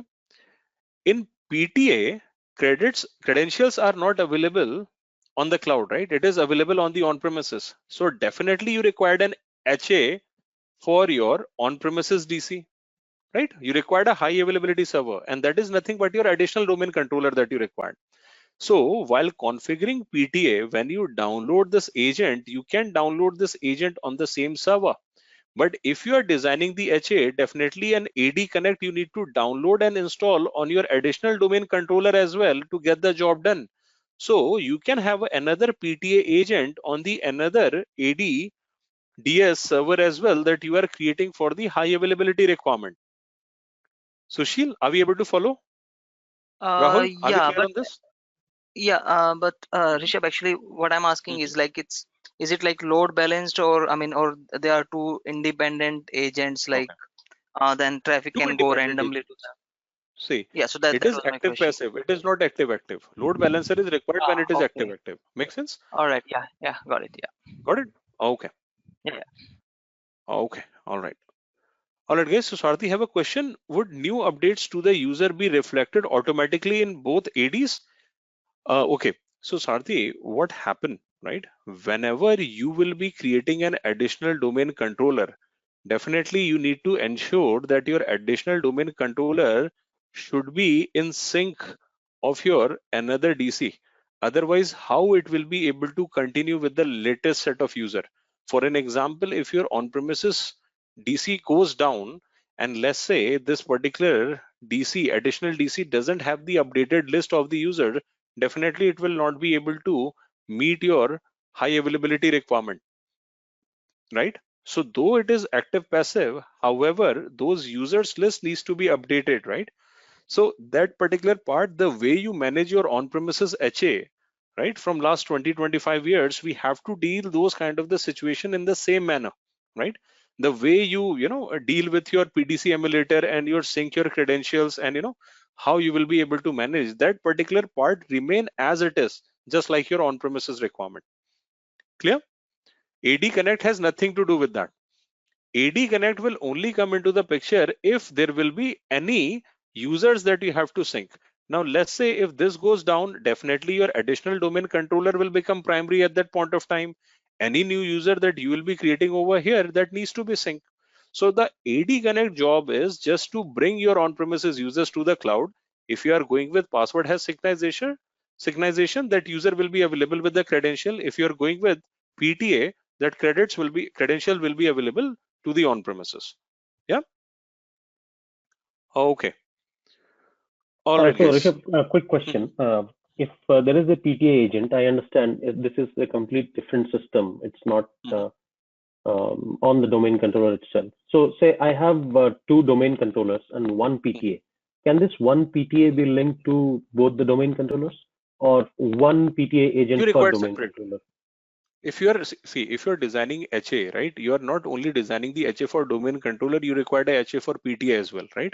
So try to keep it separate so that if one fails, another should be able to continue. Otherwise, if we create a dependency on 1 PTA, it is a single point of failure. Yeah. So we require 2 PTA at least.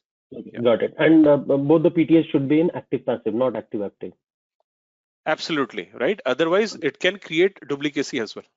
Yeah. Got it. Thanks. Makes sense? Yeah. Okay. Yeah. Okay, guys. Yeah, so I just had to, I was away for 2 minutes and missed this PTA. So I understand this password hash sync.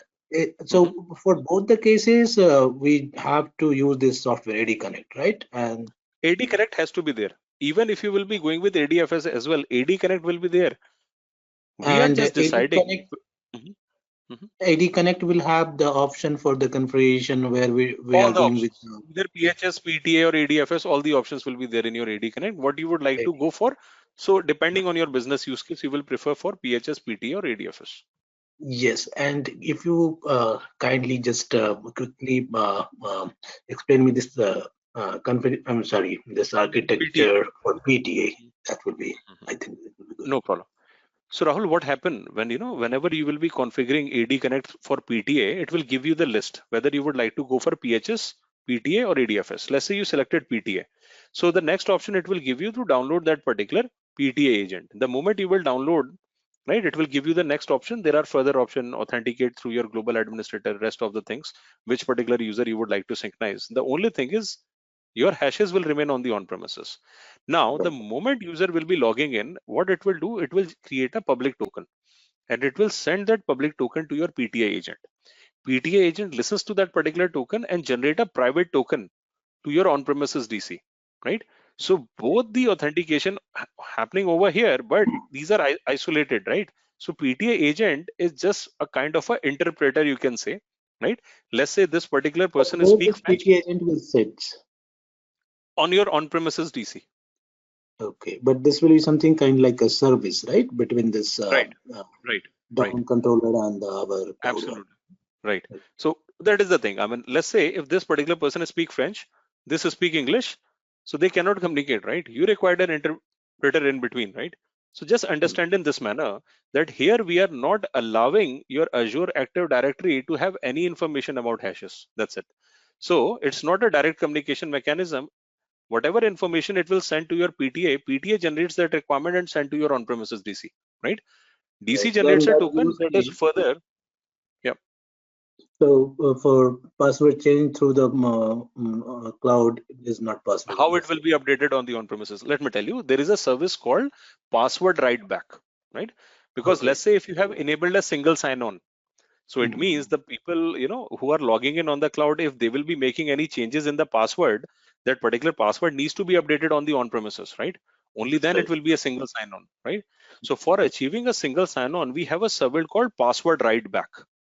You just need to enable that particular service after configuring AD Connect so that any particular password which will be getting changed on the cloud should be able to update on the on-premises side. So that particular option on the AD Connect, or no, that particular option you will see over here when you go to the user section of the password reset option, right? This is an option available for on-premises integration for password write back, right? So the moment you will be able to configure AD Connect, this particular option will be active. Currently what it says, no agent has been detected because we have not configured any AD Connect so far, right? But once it will be done, you will be able to use this particular option. I will show you this practically, right? So I will use AD Connect right now. I will configure it. The moment I will be able to configure, you will see that this particular option will be active. You can design as per your requirement. This good for both the authentication, right? Any authentication method, PTA, PHS, or ADFS. If you have this option, you can enable this. Yeah. Great. Cool. Thank you very much. Yeah, you're welcome. Okay, guys, there are a few more questions coming in over here. Is there any delay happen while we do authentication AD Connect with PTA agent? No, Dhanani, I mean, there won't be, any sort of the delay. The only thing is the dependency is on the higher side on the on-premises. That's it. No delay in terms of logging in or any kind of a requirement. Yeah. Though it requires on the on-premises side for the PT agent, but it will be fast enough. There won't be any, delays or any production implication to that. And another question coming from Shiva, do we require two different VMs for AD Connect as well as PTA agent on both can be installed on the same VM? Guys, if we are using AD Connect on one domain controller on the on-premises, and if we have downloaded a PTA agent, if we are creating additional domain controller, we require additional PTA. We don't go with a single PTA. Otherwise, if that PTA goes down, again, it's a single point of failure. Yeah.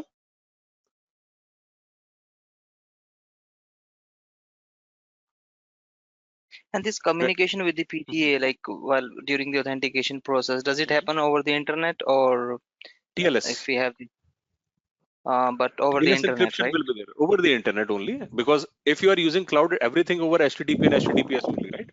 So it is happening over the internet only, but the only thing is that it will be encrypted. So the moment you require, AD Connect, it will be TLS encrypted over here. So if we have VPN in place, it'll still be over the internet, right? Not through VPN. If there is no internet, how VPN will be connected? No. I'm saying like if it's the, I mean, will it be public over the public internet, or can it be done through a VPN as well? That was the question. Okay. So you are saying that you would like to have a private network through which the connectivity that needs to be created, right? Yeah, exactly. Yeah. See, when you go with a private network, like let's say take an example of the OSI model, right? So where the HTTP and HTTP stands at your application layer, right? Where your internet or your IP will be standing at layer 4 at your transport layer. Are you getting my point? Yeah. Let's understand in this manner, right? Let's say I'm accessing ADDS service, right? Or let's say Azure Active Directory service, right? How you are accessing ADDS portal? Oh, sorry, Azure Active Directory portal over HTTP and HTTPS only, right? Right. This is coming from where? This is coming from your HTTP and HTTPS, and Microsoft is managing the security for the same, right? Now, let's say I want this to configure with my on-premises, right? So it is a PaaS offering, right? You have to adhere with the similar protocols which will be getting communicated over there. So if you like to create, private connectivity, you can create connectivity using the network, no problem over here. You can keep your private network. But the only thing is the moment AD Connect agent will come into the picture, that AD Connect is what? A kind of an agent through which this communication is happening, right? So whatever they understand, this agent is providing in that particular format and on that particular protocol. So the protocol what they use over the TLS over here. Now let me know where this network requirement coming into the picture. Network will only come into the picture if you are physically connected, right? Right.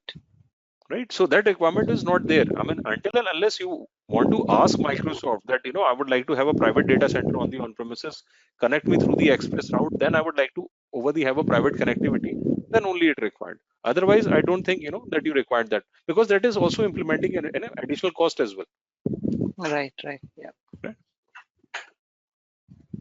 Okay. Okay, guys. Another question coming it up. Do we require 2 VM? Shiva, are we good with this question? Do we require 2 VM for the AD Connect? Is this part is clear?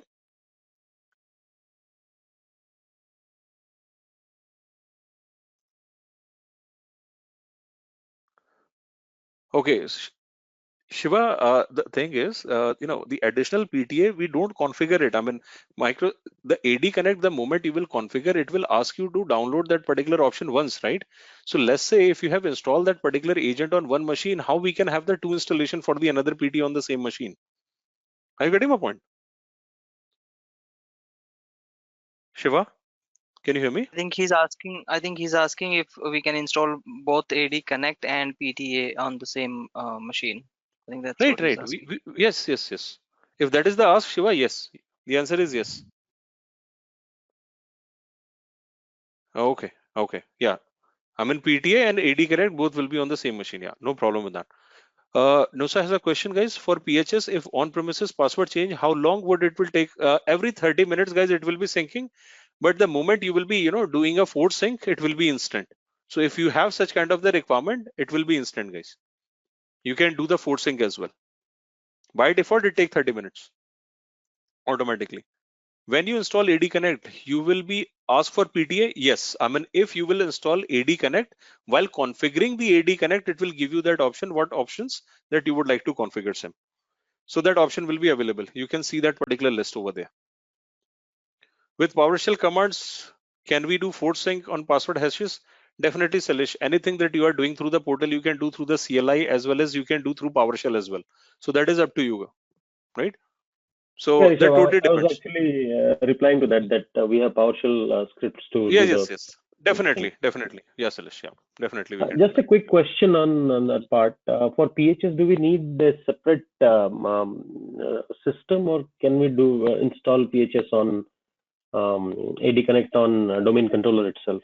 Is there any complication if we run AD Connect on domain controllers? No, I don't think so. There will be any problem. Why there will be a problem? I mean, where domain control will be the first machine where you will have the information, right? So it will be the best. I mean, if you'll be keeping that particular machine on the PHS, because that is the source basically. The frequently the source is getting updated, you will have the instant updation on the cloud rather having the additional domain controller and waiting for the sync and then getting done. So if it will be your right ADDS machine, it will be instant then. Yeah. Okay. Thanks. Okay. Yeah. Okay, guys, any further questions? Any further doubts, guys? Yeah, Rishabh, I have one question. Yeah, please. So the once the complete migration will be happen from ADDS to our Active Directory. So we do not need that ADDS server. That totally the matter of a discussion whether you are running any of your on-premises workload as well and you want that user to manage your cloud as well as your on-premises, right? Let's take an example. You are working on a project on the on-premises and you are also working on the project on the cloud side. Now, being a user, your dependency is also on the cloud project, also on the on-premises. So that user required on both the sides, right? So there is a dependency. In such case, you cannot remove that particular user from the on-premises. But let's say your organization is migrating all the projects on the cloud. They are not running any business on the on-premises. In that case, eventually the user is available on the cloud. Later on, you can get rid of your on-premises DC as well. No problem with that. Okay. Make sense? It's a business requirement. Yeah. Yeah. Okay. All right, guys. Coming back. Now, guys, we have an option for ADDS service, ADFS service, Active Directory Federation Services. Now, guys, either of this option, whether you will be using password hash synchronization or PTA, in both the authentication method, if we will be using multi-factor authentication, the multi-factor authentication server belongs to Microsoft in both the authentication method, guys.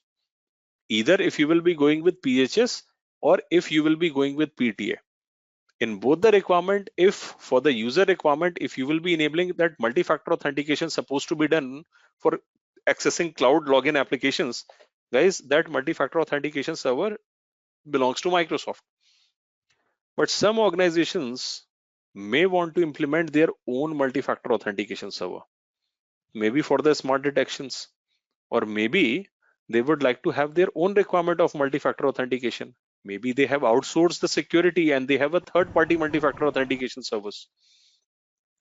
Now, if you need to fulfill such kind of the requirement, in that case, ADFS is a choice because with password hash synchronization and with PTA, we cannot use third-party multi-factor authentication servers.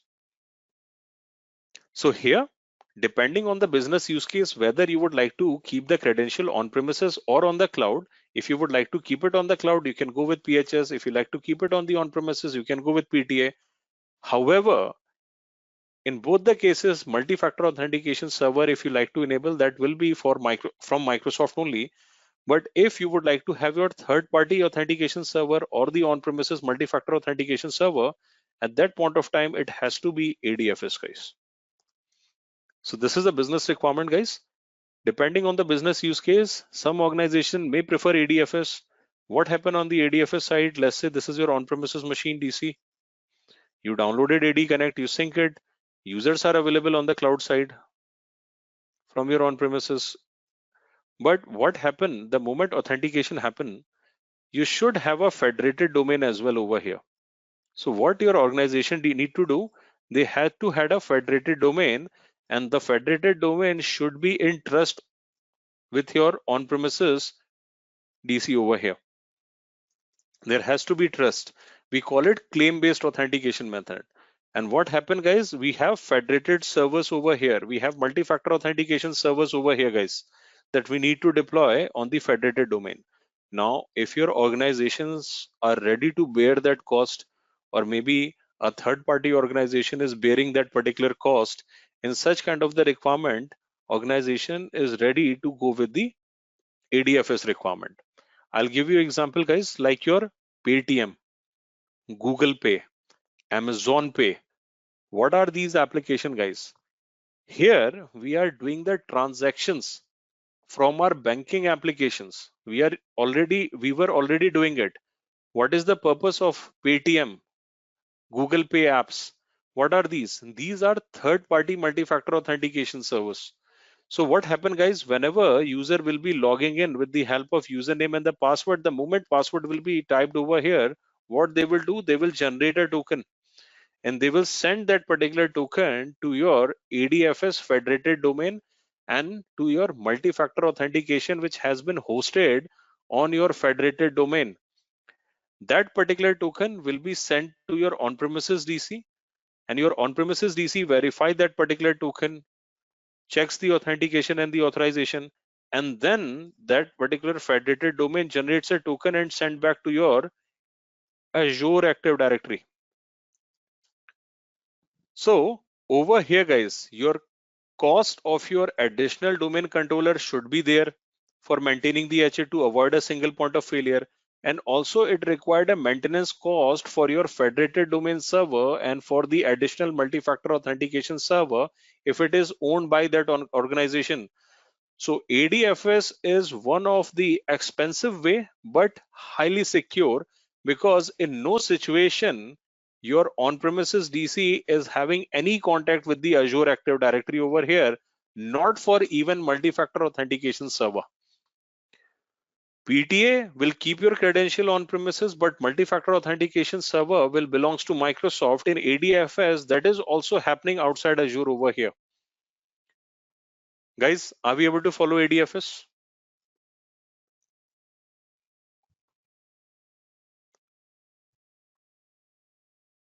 Guys, is this part is clear to all?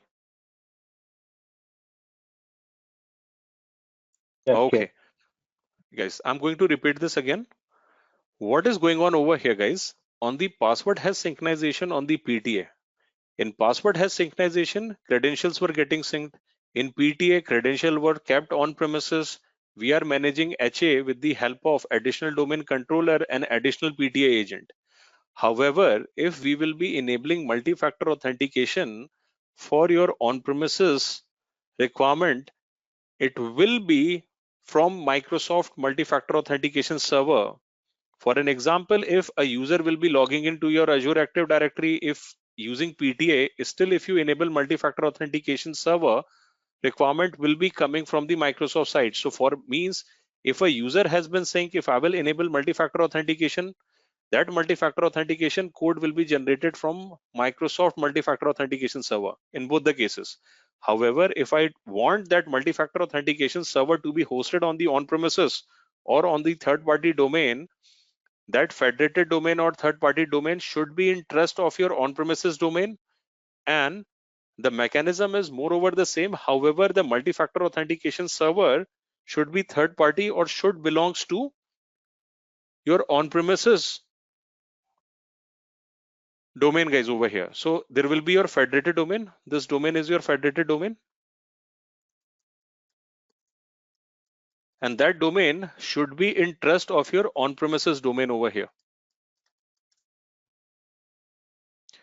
Hash will still remain to your on-premises DC. Clear?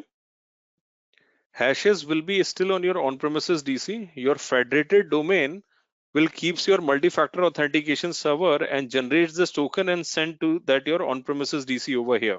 And how your on-premises DC will accept the token because both the domains should be in trust with one another. Yeah, you can say that. Yeah, but over here there is no PTA agent. Here we will have a federated server which will be doing the job, right? So just modification over here. I mean, there is no PTA agent will come into the picture. This will be a federated domain which will be coming into the picture. Yeah. So you can say that, that if multi-factor authentication control, if you will have, then I mean, because we cannot say it PTA. That's the thing, because we don't have a PTA agent over here. Clear, Rahul? Okay. All right, guys. So knowingly, unknowingly, guys, we does use this particular authentication method. I'll just quickly show you guys.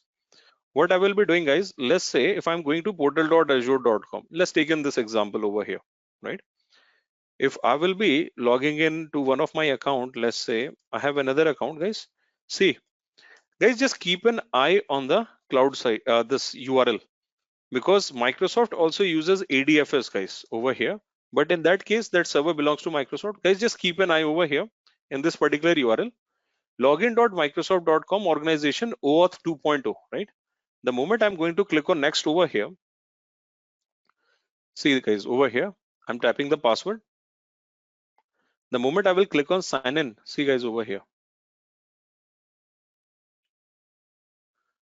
federation over to bringing the hashes over here. See guys, it's asking for multi-factor authentication. The moment I will be doing multi-factor authentication, guys, I will be receiving a code over here. Keep this eye on the URL, guys. Keep an eye on the URL, how this will be changing over here, guys.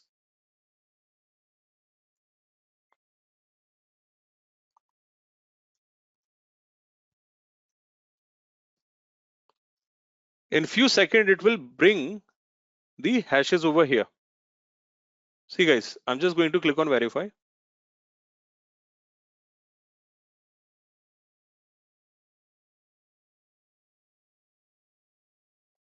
Over to MSA, bringing the hashes, guys, see, and then you will be able to log in. So even guys, Microsoft does uses ADFS in the backend over here. Clear, guys? Are we able to follow this? There is a question coming in, guys, over here. Just give me 1 minute. If ADFS server is down, authentication will not happen, right? Absolutely, guys. And that is the reason you need to invest the money over here as well for maintaining the HA.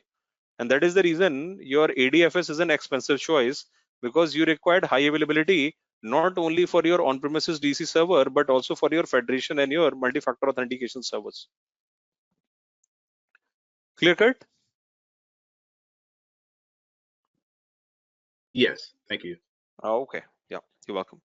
Now guys, this is the time so that we can quickly see how this particular requirement will be fulfilled over here. So guys, my machine has already been promoted on a domain. So for what we did, we install ADDS service on this particular machine. We promoted this machine on a domain. Now what I will do, I will download AD Connect and I will show you how this can be configured over here. So guys, I'm logging in now.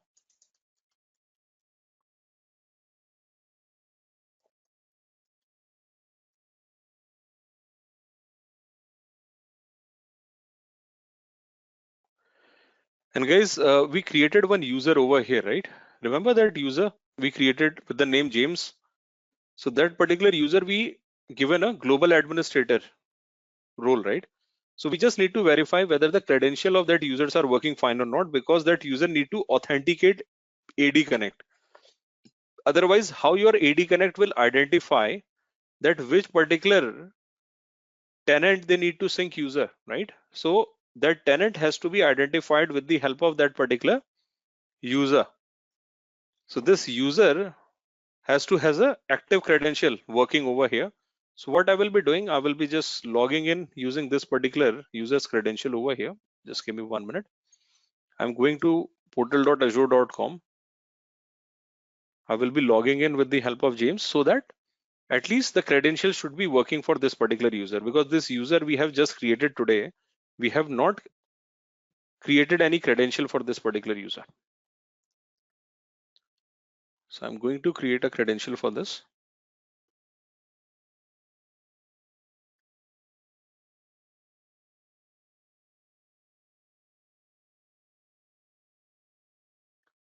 So initially it will ask you to change the password. So I will be creating credentials over here.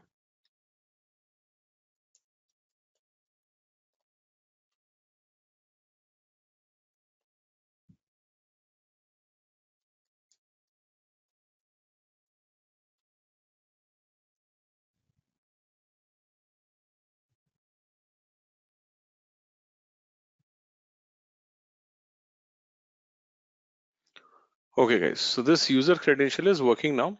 So we are good to go. And this user is a global administrator.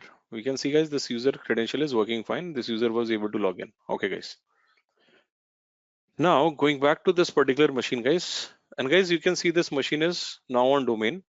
So just like your on-premises DC guys, this machine is now promoted on domain, right? Test for citrix.com over here. So what we need to do guys now, I'm going into the local server setting. Let me turn off this IE enhancement security configuration over here,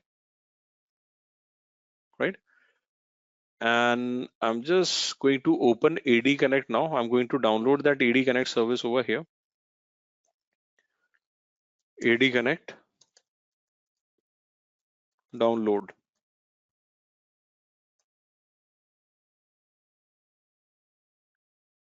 This is what we are downloading now.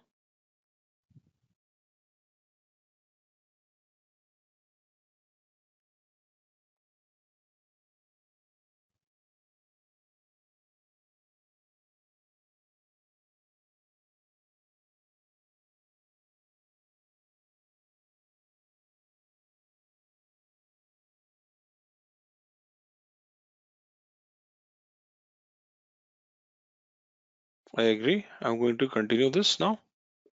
Going with the default configuration. I'm not selecting any of these guys. I'm not creating any existing SQL server, anything like this. Now guys, the moment you will be initiating the installation of AD Connect, now it will be asking you all those questions that what kind of the authentication method that you would like to configure over here. Whether you would like to go with password hash synchronization, PTA, ADFS, right? All this option you will be able to see now.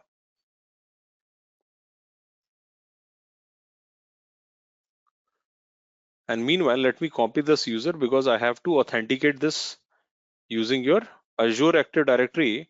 This is how your on-premises machine will identify that which particular tenant I have to sync, because the global administrator automatically should be on that particular primary domain. So we just need to wait for a few more seconds now.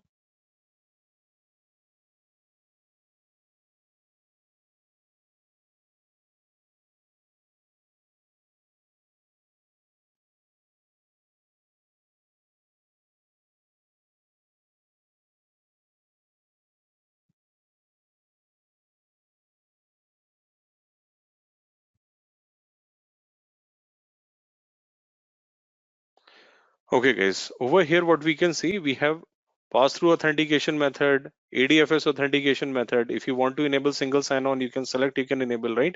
So you can select your choice of the authentication method. Let's say I'm going with password hash synchronization. And guys, you can see, enter your Azure AD Global Administrator or Hybrid Identity Administrator credential. So this is what we are providing over here now.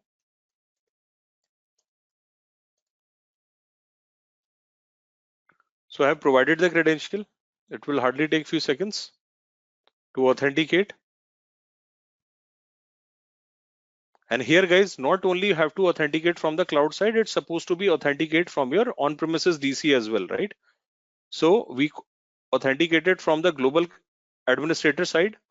What we have to do, we have to just authenticate from your on-premises DC as well, right? So what credential we will be providing? Local admin credential of your on-premises DC. So here we're going to click on add directory over here.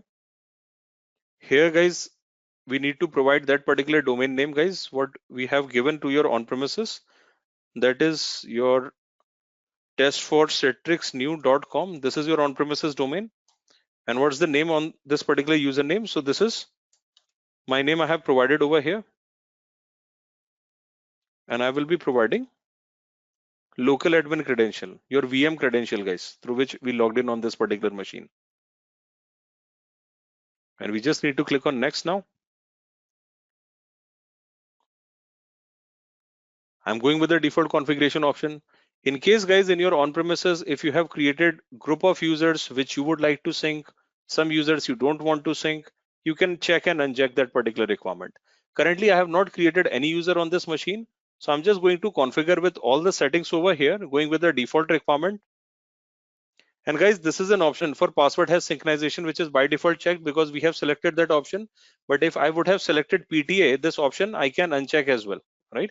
So I'm also enabling password write back. This will help me writing back the password if somebody is updating the password in your Azure Active Directory. I will be checking that particular box and I'm going to click on install. And meanwhile, this installation is going on. What I will be doing, I will be going into the server manager and I will be creating a user over here. So let's say I'm going into the users and computers. Over here, you can see this is my user section. Here, I will be creating one user, guys, not computer, guys, one user. Just give me 1 minute. Here, I have created a user with the name. Let's say I have created a user with the name Alex. And last name I'm giving, let's say Anderson. Let's say this is the user I have created now.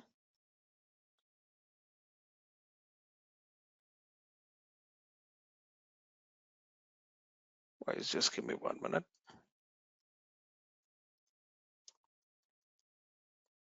This is the username I have given now.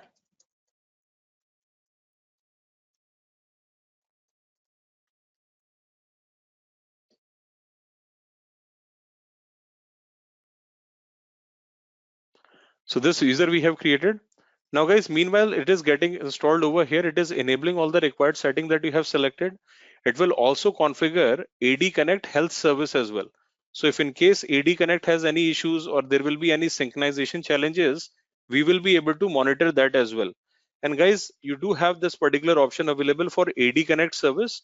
So if you want to do a force sync, you can also run those actions over here as well. So that particular choice is also available. So right now it is going to configure your AD Connect health service over here.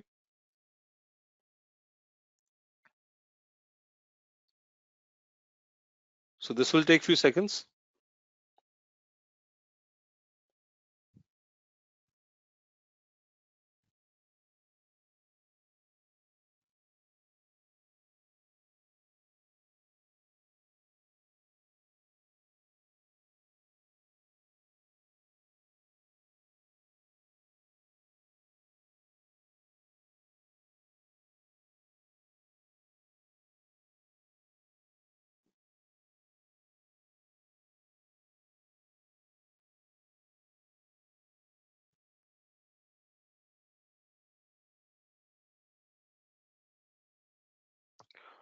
No, guys, I mean, we are on the last topic right now, Chandrasekhar. So rest of the topics we will be discussing in our next session, right?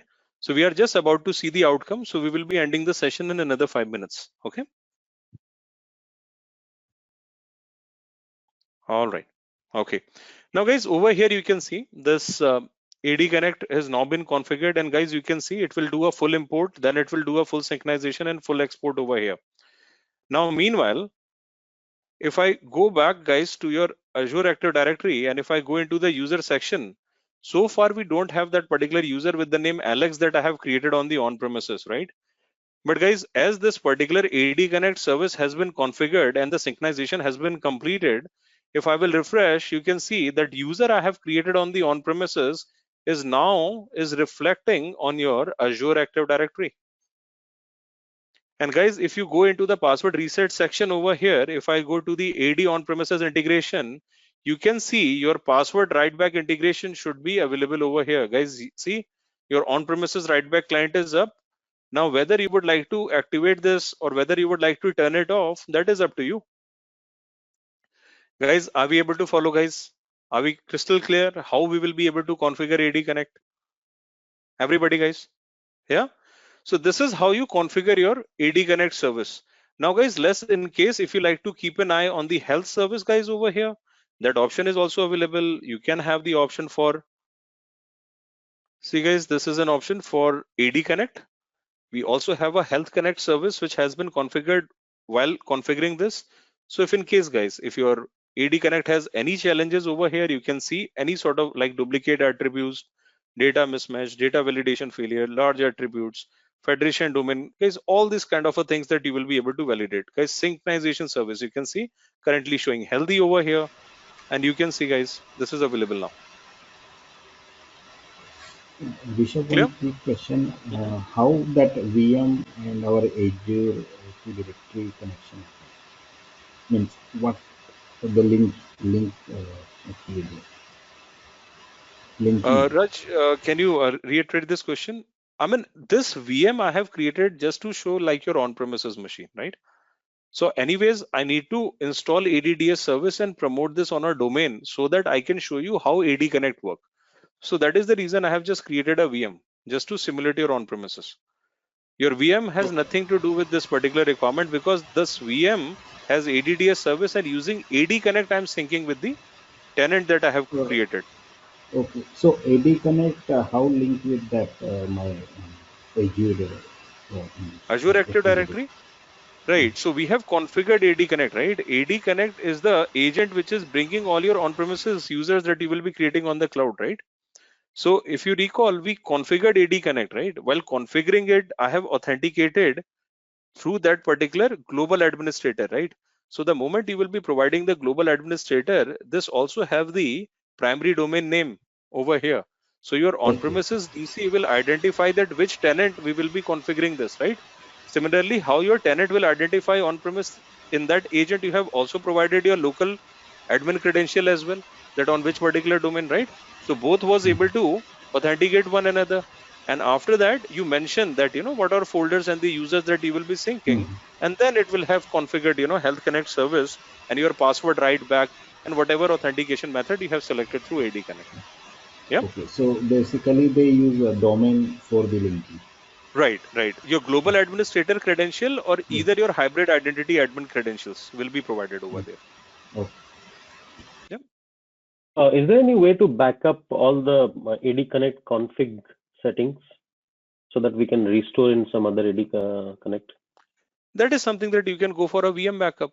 The way you do a backup of a machine, right? Okay. Stateful backup that you would like to create, right? System state data, or you can have your AD server backup, right? That part I will show you when we will be touching upon your business continuity and disaster recovery, right? So we can create recovery service vault, where we can have a VM backup for that. Yeah. But from the application itself, there is no way, right? Application, we are not running any application here. No, we are just I'm running an saying, agent. From AD Connect portal, there is no way we can take the backup of just AD Connect without going into full VM backup. Okay. So you are talking about this particular setting, that if I will be going through this particular portal. No, the AD Connect application that is installed on a server on a system. Yeah. So if you will be taking a backup on the same machine, if this machine goes down, again that backup won't be available, right? Anything that you will be taking on this machine won't be available if this machine goes down. It has to be on the different machine. Yeah. Okay. Yeah. So for that, we has to have from your Active Directory.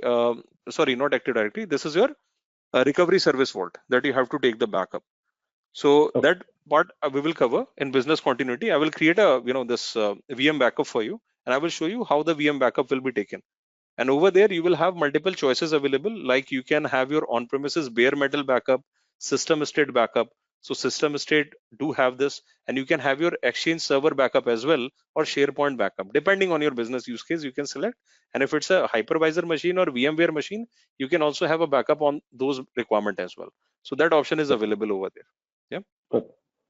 So my question is actually, if our domain control is on premise and we have AD Connect installed on the domain controller.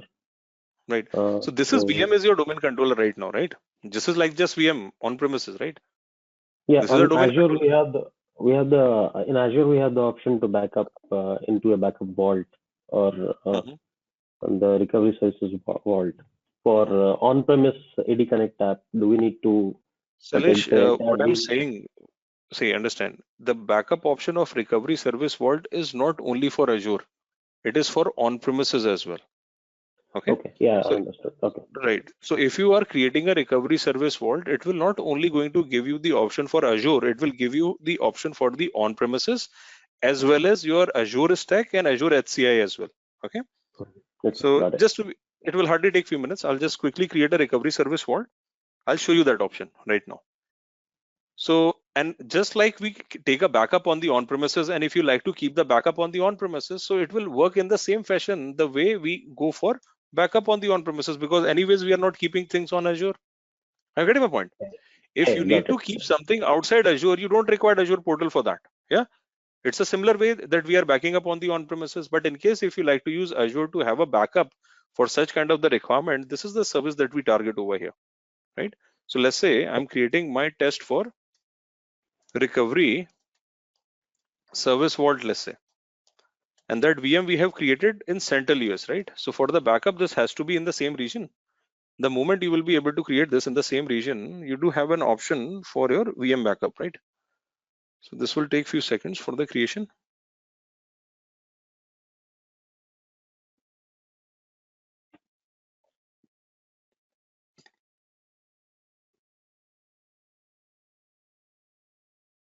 Just taking a while, guys. Just give me 1 minute. Yeah. So this VM is in Central US. You require a recovery service vault in the same region for your backup requirement.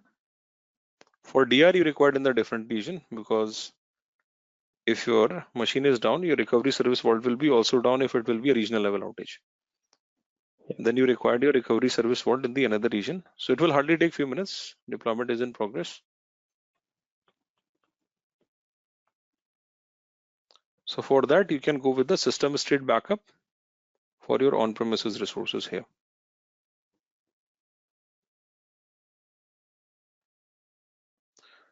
So if you go into the backup option, it will give you the option for your on-premises as well, right? So in your on-premises, you do have an option for system state backup or bare metal backup, any of this, or if you like to go for VMware or hypervisor machine backup, that option is available for you. Clear? Got it. Thank you. Yeah, you're welcome. Okay, guys, another question coming it up over here, guys, that which is device write back option. So Sheil, this option is not for device write back option. This option is for your user. But at times, in the organization, we go with, AD joint devices as well, right? So if you go for the user section, right, in the user, if you are going into this password write back option, let me switch back to my. No. Rishabh, there is another option, I think, on the AD Connect. Coming on to that's that. Device write back, yeah. When you go with Intune service, right, bring your own devices kind of the option, right, where you need to bring the security on their devices, and you are going with the device registration method as well, right? There is an option for that users are allowed to bring their own devices, and they can register as well, where they can use those applications that you have in your Azure Active Directory on those devices, right? So this is that you have to allow those users to have this, right? AD joint, absolutely, Rahul, AD joint. So here you can allow that, let's say this user can configure that particular application on maximum 5 devices, right? Once this will be allowed, this you can go into the user section in password write back.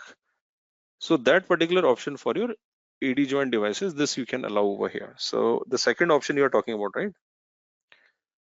This allow users to unlock accounts without resetting the password or write back password to your on-premises directory.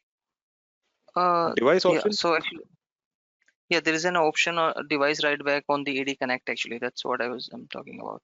So so I know like what it is when we join the device on AD. But when we check that device write back, is it like, will it write back the device to the on-prem AD as well, or like how it works? Let me tell you what happens. So Sheil, what happened, right? I mean, when you go with device registration method, right, that the device should be able to identify, then you don't require premium P2 license. You required your mobility license in such kind of the requirement, because you need to deal with certificate security over there. So this license will come into the picture. This will be coming into the picture. So that is the area of device security. Right. So this license that you required, and what you bring over there, you will be bringing your conditional access.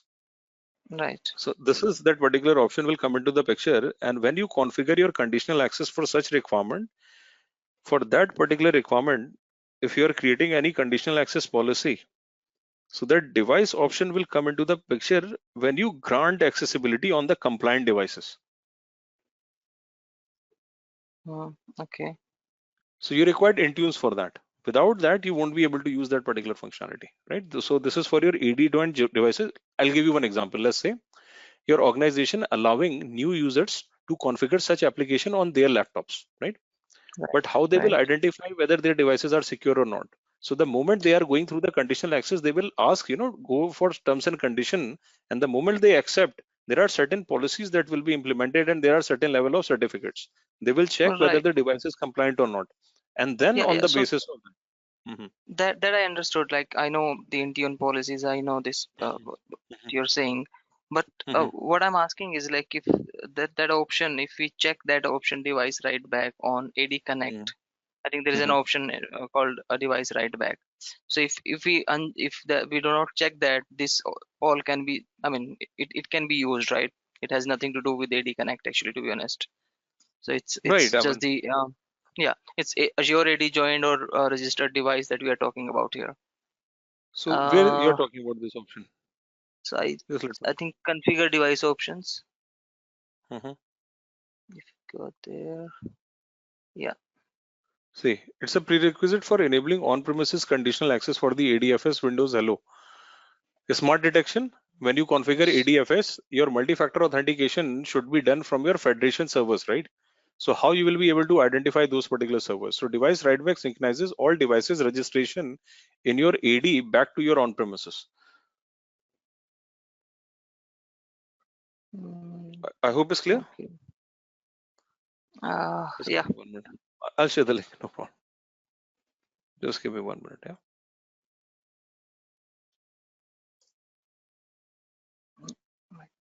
Thank you. Yeah, you're welcome. Windows Hello is a feature for your passwordless sign-in, right, on those devices. So if you will be changing any authentication method, that's supposed to be updated as well. So that's for that particular purpose. Yep. Yeah. Okay. All right, guys. Are we good? Shall we conclude our today's session? Any doubt, any queries, guys? No, great class, Rishabh. Thank you.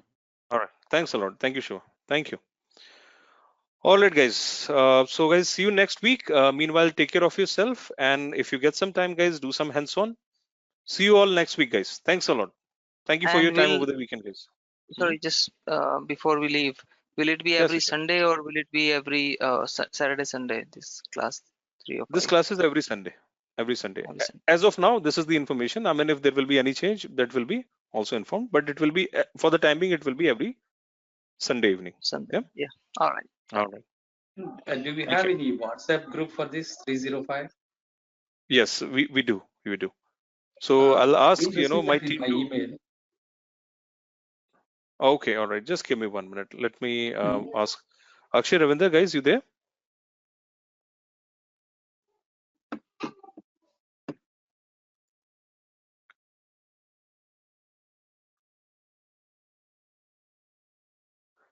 Guys, recordings will be available. It will be available in some hours on Cloud K1 Academy. And I hope, guys, the WhatsApp group link that will be shared on the chat. Just give me 1 minute. All right. Thank you, Akshay. Thank you for sharing. Guys, yeah, guys, please. Any hands-on assignment you want to mention? Guys, all this labs assignment and everything, guys, it is available on the session itself. I mean that Cloud K2 Academy portal, right? So once you have already registered, you will get the access to all the labs, all the the session and the recording, each and everything.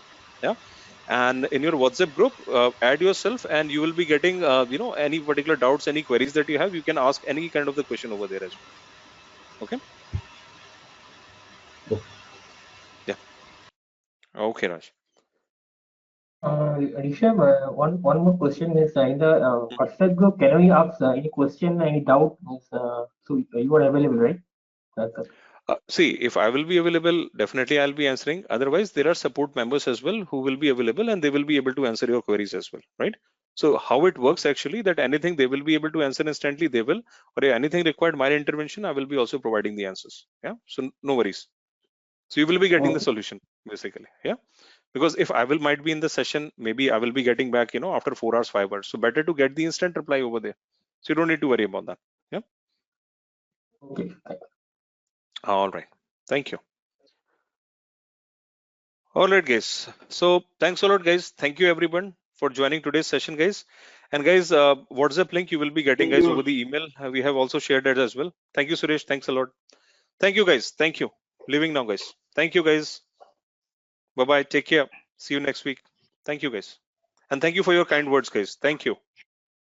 That was a clip taken from one of our step-by-step training program on design Microsoft Azure Infrastructure Solution AZ-305 Day 1. Now we have put down everything about the certification including basic concept that one should know everything like design authentication and authorization solutions, design a governance solution, design a compute solution, design a non-relational data storage solution, all the way design a data storage solution for relational data, design a solution to log and monitor Azure resources, design a network infrastructure solutions, design a business continuity solutions, design a migrate solution along with tips and resources to clearing the certification exam. We have dedicated team working for CB preparation and most important on-job support. If you're interested, I would like to invite you for this training on Microsoft Azure Solution Architect Expert AZ-305.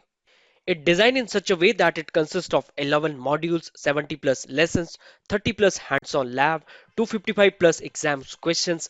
We provide CV preparation and interview questions and most important on-job support. So to enroll for this training, just go to k21academy.com/az305 and hit enter. After landing on this page, just click on enroll now. Select the plan according to our interest. I recommend you guys to choose for yearly plan as it includes on-job support. Then click on enroll now. Fill out your details and complete the registration process. So guys, at last, if you found this video helpful, please give a thumbs up. If you have any doubts or queries, you can put them down in comment section. Our team will get back to you. Till then, take care.